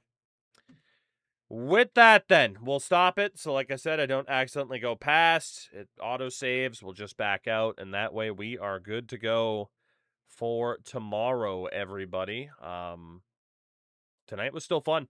I think we're going to have a lot of fun with this challenge. We're definitely going to have to be, you know, in it for the long haul, but we do what we have to do. Can't really find anybody to raid that, you know, looks like they're actually overly serious about streaming. So, Sammy, I'm sorry to end it after, you know, so recently getting the raid, but I appreciate you as always, dude. And like I said, I got a doctor's appointment to go to. I got to get my 2 stitches out. Hopefully I can bend my fucking thumb again. That'll be fun. Until tomorrow, everybody, thank you as always. Take care of yourselves. Brush your damn teeth. It's important. And good night, or good morning, good day, good evening. Goodbye.